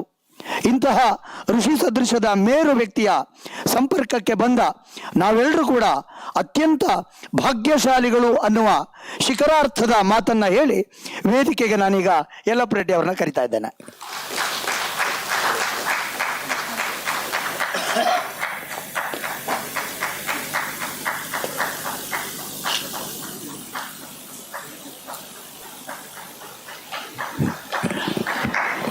ಎಲ್ರಿಗೂ ನಮಸ್ಕಾರ. ಬೆಳಗ್ಗೆಯಿಂದ ಇಷ್ಟು ಜನ commander in chiefs, green army commander in chiefs ಇದ್ದಾರೆ ಅಂತಕ್ಕಂಥ ಒಂದು ಕಲ್ಪನೆ ನನಗಿತ್ತು. ಆದರೆ ಇವ್ರನ್ನ ಹೇಗೆ ಸಮಾಜಕ್ಕೆ ಪರಿಚಯ ಮಾಡೋದು? ಇವರೆಲ್ಲನೂ ಸೈಲೆಂಟಾಗಿ, ಇನ್ನು ಭಾಳ ಜನ ಇದ್ದಾರೆ, ಮಾತಾಡೋರು ಇದ್ದಾರೆ, ಕೆಲಸ ಮಾಡಿದವರು ಭಾಳ ಜನ ಇದ್ದಾರೆ. ಶಬ್ದ ಇಲ್ಲದೆ, ಗೊತ್ತಿಲ್ಲದೆ ಭಾಳಷ್ಟು ಕೆಲಸ ಮಾಡಿರ್ತಕ್ಕಂಥವ್ರು. ಇವನ್ನೆಲ್ಲರೂ ಕರೆದು ಸ್ವಲ್ಪ ಮಟ್ಟಿಗೆ ನನ್ನ ಋಣ ತೀರಿಸ್ಕೊಬೇಕು ಅಂತಕ್ಕಂಥ ಒಂದು ಭಾವನೆಯಲ್ಲಿ ಇವನ್ನೆಲ್ಲ ಕರೆದಿದ ತಕ್ಷಣ ಎಲ್ಲರೂ ಒಂದೇ ಮನಸ್ಸಿನಿಂದ ಎಲ್ಲರೂ ಬರ್ತೀವಿ ಅಂದ್ಕೊಂಡ್ರು. ಇದು ಮಹಾಭಾಗ್ಯ. ಯಾಕೆಂದರೆ ನನಗೆ ಅನಿಸ್ತಿದ್ದು, ನನ್ನ ವ್ಯಕ್ತಿತ್ವನ ಬೆಳೆಸಿದವರು ಇವರೆಲ್ಲ. ನನ್ನ ಮಾತಿಗೆ ಒಂದು ಬೆಲೆ ಕೊಟ್ಟು ಅದನ್ನು ರೂಪರೇಷನ ಕೊಟ್ಟು ಬೆಳೆಸಿ ಇಷ್ಟೊಂದು, ಈಗ ಜಗದೀಶ್ ಅವರು ಕೊನೆಯಲ್ಲಿ ಹೇಳಿದಾಗೇ ಆ ಬೊಟ್ಯಾನಿಕಲ್ ಗಾರ್ಡನ್ ಹೇಗೆ ಮಾಡಬೇಕು ಅನ್ನೋದು ದುಡ್ಡಿಲ್ಲ, ಗೌರ್ಮೆಂಟ್ ಸ್ಯಾಂಕ್ಷನ್ ಕೊಡಲ್ಲ, ಗೊತ್ತಿತ್ತು. ಆದರೆ ಯಾಕೆ ಮಾಡೋಕ್ಕಾಗೋದಿಲ್ಲ? ಒಂದು ಪ್ರೇರಣೆ. ಸೊ ಜಗದೀಶ್ ಕೊಡೋರು, ಏನು ಸರ್ ಮಾಡೋದು, ದುಡ್ಡು ಕಾಸಿಲ್ಲ, ನಿಮ್ಗೆ ಯಾಕಪ್ಪ, ಈಗಲೇ ಎದುರುಗಡೆನೇ ಫೋನ್ ಮಾಡ್ತೀನಿ, ಜಯದೇವ್ಗೆ ಫೋನ್ ಮಾಡ್ತೀನಿ, ಅವ್ರಿಗೆ ಫೋನ್ ಮಾಡ್ತೀನಿ, ಇವ್ರಿಗೆ ಫೋನ್ ಮಾಡ್ತೀನಿ, ಅಥವಾ ಪ್ರಶಾಂತ್ಗೆ ಹೇಳ್ತೀನಿ ಒಂದು 5 ಲಕ್ಷ ಕೊಟ್ಬಿಡು ಅಂದ್ಕೊಂಡು. ಅಂದರೆ ಅದು ದೈವ ಕೃಪೆ. ದೈವ ಕೃಪೆಯಿಂದ ಅದು ತಕ್ಷಣ ಹೊಳಿತಿತ್ತು, ಫೋನ್ ಮಾಡ್ತಿದ್ದೆ, ಅದು ಬಿಟ್ಟು ಅದು ಆ ರೀತಿಯಲ್ಲಿ ಅವೆಲ್ಲ ನಡ್ಕೊಂಡೋಯ್ತು. ಇವ್ರಿಗೆಲ್ಲ ಭಾಳ ಋಣಿ ನಾನು. ಆಮೇಲೆ ಎರಡು ನನಗೆ ಅನುಭವ ಆದದನ್ನು ನಿಮ್ಮ ಮುಂದೆ ಇಟ್ಬಿಟ್ಟು ನನ್ನ ಭಾಷಣ ಮುಗಿಸ್ತೀನಿ. ಹೆಚ್ಚು ಭಾಷಣ ಮಾಡಲ್ಲ. ಜಸ್ಟಿಸ್ ವೆಂಕಟಾಚಲಯ್ಯನವರು ಪರಿಚಯ ಆದರು ನನಗೆ. ಅಲ್ಲಾದಂಥ ಒಂದು ಅನುಭವ, ನನ್ನ ಒಂದು ಅಷ್ಟೊತ್ತಿಗೆ ನಾನು ರಿಟೈರ್ ಆಗಿದ್ದೆ. ಒಂದು ಇಷ್ಟು ಎಲ್ಲ 14 ವರ್ಷಗಳ ಕಾಲ ಚೀಫ್ ಮಿನಿಸ್ಟರ್ಸ್ ಕಾನ್ಸ್ಟಿಟ್ಯೂನ್ಸಿನಲ್ಲಿ ನಾನೇನು ಸರ್ಕಾರದ ಒಂದು ಫ್ರೇಮ್ವರ್ಕ್ ಬಿಟ್ಟು ಅದನ್ನು ಡಿವಿಯೇಟ್ ಮಾಡಿ ನನಗೇನು ಅನ್ನಿಸ್ತದೋ ಅದು ಮಾಡ್ಕೊಂಡು ಬಂದೆ. ದೈವವಶಾತ್ ಈ 14 ವರ್ಷಗಳು ಕೂಡ 4-5 ಜನ ಚೀಫ್ ಮಿನಿಸ್ಟರ್ಸು ಕೂಡ ನಾನು ಪ್ರಶ್ನೆ ಮಾಡೋಕ್ಕೆ ಹೋಗಲಿಲ್ಲ. ದೇವರಾಜ ಅರಸದವರು ಕ್ಯಾಬಿನೆಟ್ ಮೀಟಿಂಗ್ನಲ್ಲಿ ಅವರೇ ಗೌರ್ಮೆಂಟು ನನ್ನ ಮಾತು ಕೇಳಲ್ಲ, ನನ್ನ ಚೀಫ್ ಮಿನಿಸ್ಟರ್ ಹೆಸರಿಗೆ ಅಷ್ಟೇ, ನಾನು ಹೇಳಿದ್ರು ಕೂಡ ಅವ್ರೇನು ಕೇಳಲ್ಲ, ನಾನೇನು ಮಾಡಬೇಕು ಅವ್ರನ್ನ? ಆಯ್ತಪ್ಪ ಅಂಥವ್ರು ಎಷ್ಟು ಜನ ಇದ್ದಾರೆ ನಿಮ್ಮ ಗೌರ್ಮೆಂಟ್ನಲ್ಲಿ? ಅದು ಅಧಿಕಾರಿಗಳು ನನ್ನ ಮಾತೇ ಕೇಳಲ್ಲ. ಸೊ ಸುಮಾರು ಆ ರೀತಿಯಲ್ಲಿ ನನ್ನ ಬೆನ್ತಟ್ಟಿ. ಹಾಗೆಯೇ ಗುಂಡೂರಾವ್ ಕೂಡ ಯಲ್ಲಪ್ಪ ರೆಡ್ಡಿಯವರು ಮನುಷ್ಯರು ಏನಾದರೂ ಆದರೂ ನೋವಾಗೋದಿಲ್ಲ, ಮರ ಮಾತ್ರ ಯಾರನ್ನ ಕಡ್ದು ಬಿಟ್ಟರೆ ಸುಮ್ಮನೆ ಬಿಡಲ್ಲ ಯಾರು ಅಂದ್ಕೊಂಡು ಕೂಡ ಪಬ್ಲಿಕ್ಕಲ್ಲಿ ಹೇಳಿದ್ದಾರೆ. ಸೊ ಈ ರೀತಿಯಲ್ಲಿ ಭಗವಂತ ನನಗೆ ರಕ್ಷಣೆ ಕೊಟ್ಕೊಂಡು ಬಂದರು. ಆಮೇಲೆ ಇದು ಯಾಕೆ ಇವತ್ತಿನ ಸಭೆ ಕರಿಬೇಕು ಅಂದರೆ, ನನಗೆ ಒಳಗಡೆಗೆ ಏನೋ ಒಂದು ಇತ್ತು, ನಾನು ಭಾಳ ಋಣ ಇದೆ. ಇಷ್ಟು ಜನ ಕಮಾಂಡರ್ ಇನ್ ಚೀಫ್ ನನಗೆ ಬೆಳೆಸಿದ್ದಾರೆ, ಯಲ್ಲಪ್ಪ ರೆಡ್ಡಿನ ಗುರುತಿಸೋದಕ್ಕೆ ಕಾರಣ ಆಗಿದ್ದಾರೆ ಅಂದ್ಕೊಂಡು. ಹಾಗೆ ನನ್ನ ಅನುಭವ ಏನಾಯಿತು ಅಂತಂದರೆ, ಜಸ್ಟಿಸ್ ವೆಂಕಟಾಚಲ ಅವ್ರ ಮನೆಗೆ ಹೋದಾಗ ಯೂಶಲಾಗಿ ನನಗೆ ಯಾರೋ ವಾರ್ನ್ ಮಾಡಿದರು. ಅವರು, ನೀವು ಬರ್ತೀನಿ ಅಂದರೆ 5 ನಿಮಿಷ ಮುಂಚೆ ಬಾಕ್ಲಲ್ಲಿ ನಿಂತ್ಕೊಂಡು ನಿಮ್ಮನ್ನು ಕರ್ಕೊಂಡೋಗಿ ಚೇರ್ ಎಳೆದು ಕೂರಿಸಿ ಕೂತ್ಕೊಳ್ಳಿ ಅಂತೇಳಿ ಆಮೇಲೆ ಮಾತಾಡ್ತಾರೆ ಅಂತ. ಸೊ ಇಲ್ಲಿ ನಾನು ಕಲಿತ ಒಂದು ಲೆಸನ್ ಏನು ಅಂದರೆ, ಒಬ್ಬ ಸುಪ್ರೀಂ ಕೋರ್ಟ್ ಚೀಫ್ ಜಸ್ಟಿಸ್ ಹೀಗೆ ಒಬ್ಬ ಸಾಮಾನ್ಯ ಮನುಷ್ಯನ ಕರ್ಕೊಂಡು ಹೋಗೋ ರೀತಿ, ಒಂದು ಡಿವೈನ್ ಎನ್ವೈರನ್ಮೆಂಟ್ ಅಟ್ಮಾಸ್ಫಿಯರ್ ಕ್ರಿಯೇಟ್ ಆಗ್ತದೆ. ಅದಕ್ಕೇನು ಡಿವೈನ್ ಎನ್ವೈರನ್ಮೆಂಟ್, ಅದನ್ನು ನಾನು ಗಮನಿಸಿದಾಗ ನಾನು ಎಷ್ಟು ತಪ್ಪು ಮಾಡ್ಕೊಂಡ್ಬಂದೆ ಇಡೀ ಜೀವನದಲ್ಲಿ. ಇಷ್ಟರ ಮಟ್ಟಿಗೆ ಹ್ಯುಮಿಲಿಟಿ ಇದ್ದಿದ್ರೆ ಒಬ್ಬ ಮನುಷ್ಯನ ಮನೆಗೆ ಬರಮಾಡ್ಕೊಳ್ತಕ್ಕಂಥದ್ದು. ಹಾಗೆ ಜಸ್ಟಿಸ್ ನಾಗಮೋಹನ್ ದಾಸ್ ಇರ್ಬೋದು, ಆಗಲೇ ಸುಮಾರು ಜನ ಜಡ್ಜಸ್ ಜೊತೆಯಲ್ಲಿ ಕೂಡ ನಾವು ಮಾತಾಡುವಾಗ ಅವರೆಲ್ಲರೂ ನಾವು ಭಾಳ ನನಗೆ ಗೌರವ ಕೊಟ್ಟು ನಾನು ಹೇಳಿದ್ದನ್ನೆಲ್ಲನೂ ಮಾಡ್ಕೊಂಡು ಬಂದರು. ಹಾಗೆ ಇಷ್ಟು ಜನ ನನ್ನ ಬಳಗ. ಸೊ ಒಂದು ಪ್ರಮುಖವಾದ ವಿಷಯ ನಾವು ಈಗಲೂ ಕೂಡ ನೆನೆಸ್ಕೊತೀವಿ, ಟ್ಯಾಕ್ಸ್ ಪೇಯರ್ಸ್ ಮನಿ. ಇಷ್ಟು ಪೆನ್ಷನ್ ನಮಗೆ ಕೊಡ್ತಾ ಇದ್ದಾರೆ, ಈಗಲೂ ಸುಮ್ಮನೆ ಇರೋಕ್ಕಾಗೋಲ್ಲ. ಏನಾದರೂ ಒಂದು ಸಣ್ಣ ಕೆಲಸ ಮಾಡ್ತಾ ಇರಬೇಕು ಅಂದ್ಕೊಂಡು ನನ್ನ ಮನೆಯವರಿಗೆಲ್ಲರೂ ಕೂಡ ನಾನು ಹೇಳ್ತಾ ಇರ್ತೀನಿ. ಅದಕ್ಕೆ ನನಗೆ ಫ್ರೀಡಮು ಕೊಟ್ಟಿದ್ದಾರೆ. ಸೊ ಹೆಚ್ಚು ಮಾತು ಇಲ್ಲದೆ ನನಗೆ ಇಷ್ಟು ಜನ ನನಗೆ ಆಶೀರ್ವಾದ ಮಾಡಿದ್ದಾರೆ. ಭಾಳ ಚೆನ್ನಾಗಿ ಆಶೀರ್ವಾದ ಮಾಡಿದ್ದಾರೆ ಎಲ್ಲರೂ. ಅದರಲ್ಲಿ ನಮ್ಮ ರಾಮಚಂದ್ರ ಅವರಂತೂ ಅಷ್ಟು ಚೆನ್ನಾಗಿ, ಮತ್ತು ಅಮ್ಮ ಜಡ್ಜಮ್ಮ ಅವರು ನನ್ನ ಮನಸ್ಸು ತುಂಬ ನನಗೆ ಗೌರವ ಕೊಟ್ಟು ಆಶ್ಚರ್ಯ ಆಯಿತು ನನಗೆ. ಅವ್ರ ಮನೆಗೆ ಹೋದಾಗ ಅವ್ರು ಕೊಟ್ಟಂಥ ಒಂದು ಗೌರವ ನನಗೆ ನಿಜವಾಗ್ಲೂ ಅಷ್ಟು ಯೋಗ್ಯತೆ ಇದೆಯಾ ಅಂತ. ಹಾಗೆಯೇ ಎಲ್ಲರೂ ತುಂಬಾ ಇದು ಮಾಡಿದ್ದಾರೆ. ನನ್ನ ಆಯುಷು ಇನ್ನಷ್ಟು ದಿವಸ ಹೆಚ್ಚಾಗುತ್ತೆ ಅಂದ್ಕೊಂಡಿದ್ದೀನಿ. ಎಲ್ರಿಗೂ ನಮಸ್ಕಾರ.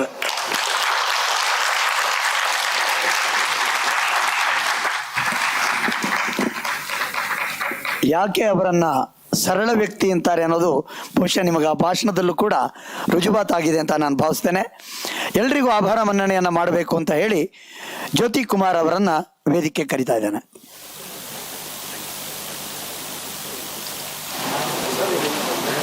ಎಲ್ಲರಿಗೂ ನಮಸ್ಕಾರ. On behalf of my family, with a lot of gratitude in my heart, I stand here to salute all the Green Warriors who made this special day possible. First and foremost, our chief guest today, Honorable Justice, His Lordship M.N. Venkatachalaya sir. We were very honored by your message, and even though your presence was deeply missed. Honorable Justice, His Lordship Nagmohan Das, Honorable Justice, Her Lordship K.S. Mudgal Madam, Shri Prashant Prakash, Dr. C. Ramchandra sir, I thank you from the bottom of my heart for gracing this occasion. I'm grateful to Sri Arvind Chokkadi for coming all the way and filling a certain void. Of course, my dear teacher, Sridhar Murthy sir, was there, but I felt that his void was kind of filled by Arvind Chokkadi sir. Now, coming to all these wonderful speakers today who played a pivotal role in my father's multifaceted assignments, as you've already seen. When I was putting together this list of achievers, my dear friend Usha KR, who has spent a lot of bylines with my father, said, "One man, many roles? How is this even possible?" Thanks to all of you, that you all know that my father is a very hard taskmaster, and Professor Ramesh sir, you have spoken about it so many times that when he wants something, he wants something. That is it. There is no two words about it. So all of you have faced the brunt of his, what can I say? So, and next and most important, what do I say about some of these wonderful people? I really can't thank them for organizing this special day. Ravindra, where are you? You are the son of his soul and his true legacy carrier. I say it with a lot of pride. Thank you for being there for him always. I also take this opportunity to thank the staff of Indus Herbs in organizing this function.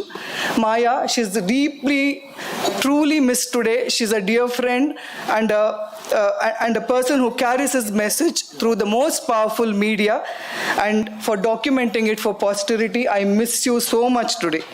Sucharita, for putting up with his calls throughout the day and night. Whenever he has an idea, he will call her and she will pen his thoughts and put his thoughts into such meaningful words. Thank you so much for your dedication. It's truly unmatched. Rakshit, I know you are very shy and you don't want to come here, but you have taken on such a big responsibility for giving shape to the raw material that he dictated on his dictaphone. And I must also say that this idea came to me because he was very unwell a month back, and I felt that he was losing interest. So I just to egg him on and try to make him get that interest back, because he is an voracious reader. I have not seen anybody read and write like him. I just said, why don't you start dictating your thoughts into this dictaphone? And this raw material, when he was unwell, is being given great shape by Rakshit and Sucharita and the entire team. I thank you so much. Rakshit, please come on the stage. I know you don't want to come, but I insist.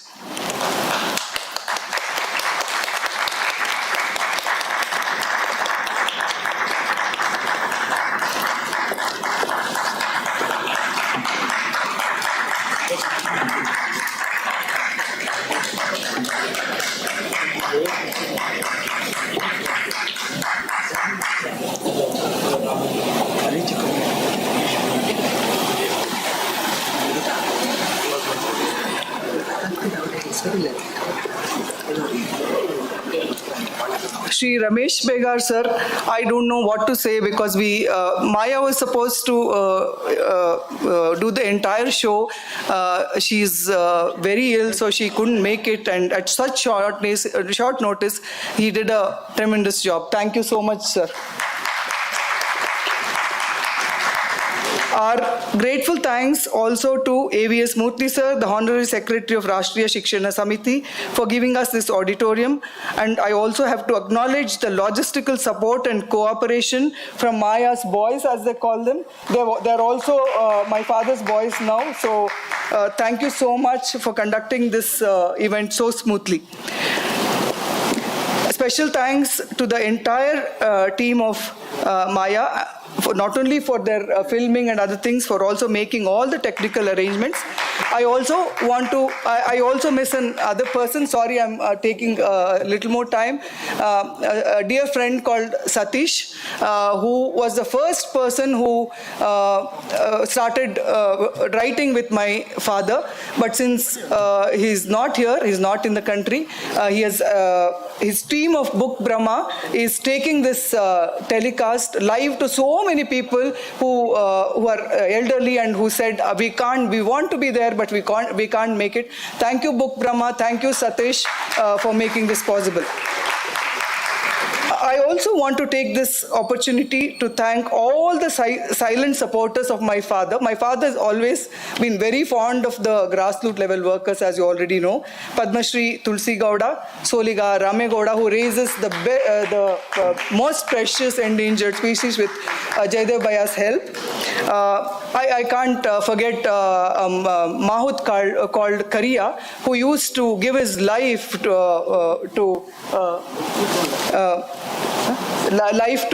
when it came to managing the.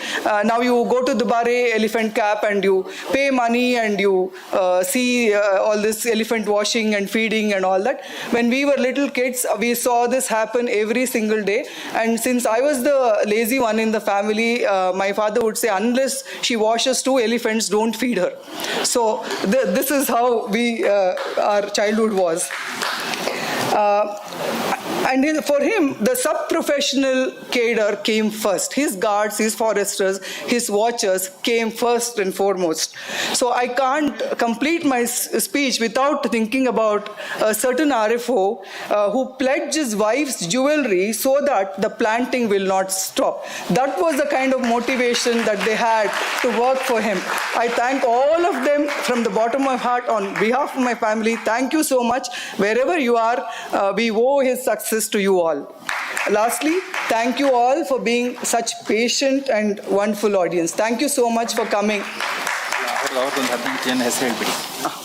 Sanju, Sanju ಬಂದಿದ್ದೇನೆ.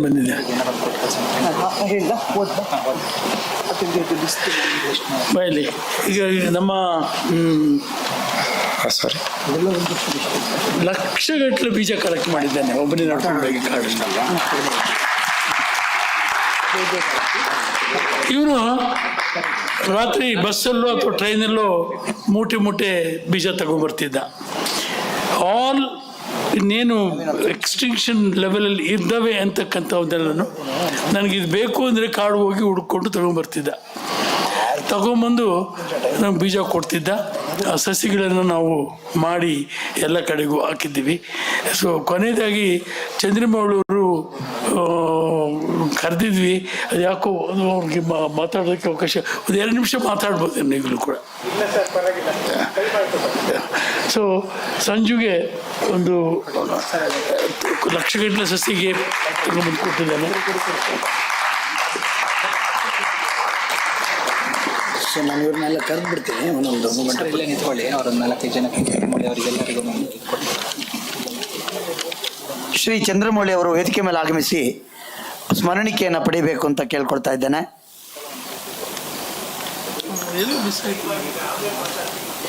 ಅಲ್ಲ, ಸ್ಮರಣಿಕೆ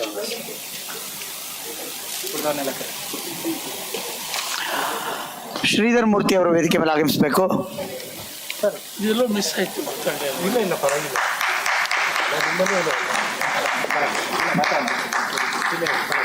ಜಯದೇವ ಅವರು ದಯಮಾಡಿ ವೇದಿಕೆ ಮೇಲೆ ಆಗಮಿಸಿ.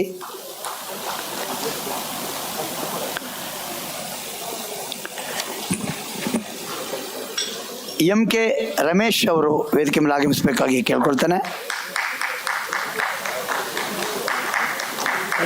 Doctor Girish ಅವರು, ಗಿರೀಶ್ ಅಲ್ಲೇ ಇದ್ದಾರೆ.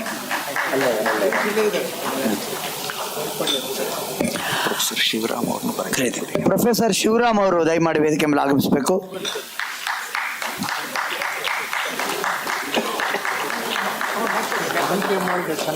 ರಾಮಸ್ವಾಮಿ ರೆಡ್ಡಿ ಅವರು ವೇದಿಕೆ ಮೇಲೆ ಆಗಮಿಸಬೇಕು. ಶ್ರೀ ರಾಮಸ್ವಾಮಿ ರೆಡ್ಡಿ. ಪ್ರೊಫೆಸರ್ ಜಯಸಿಂಹ ಅವರು ವೇದಿಕೆ ಮೇಲೆ ಆಗಮಿಸಬೇಕು.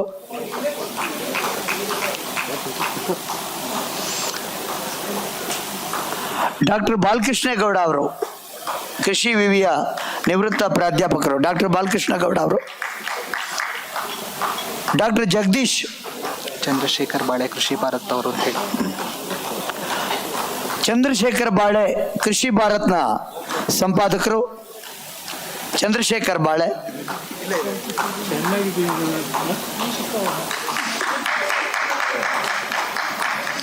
ಡಾಕ್ಟರ್ ಜಗದೀಶ್.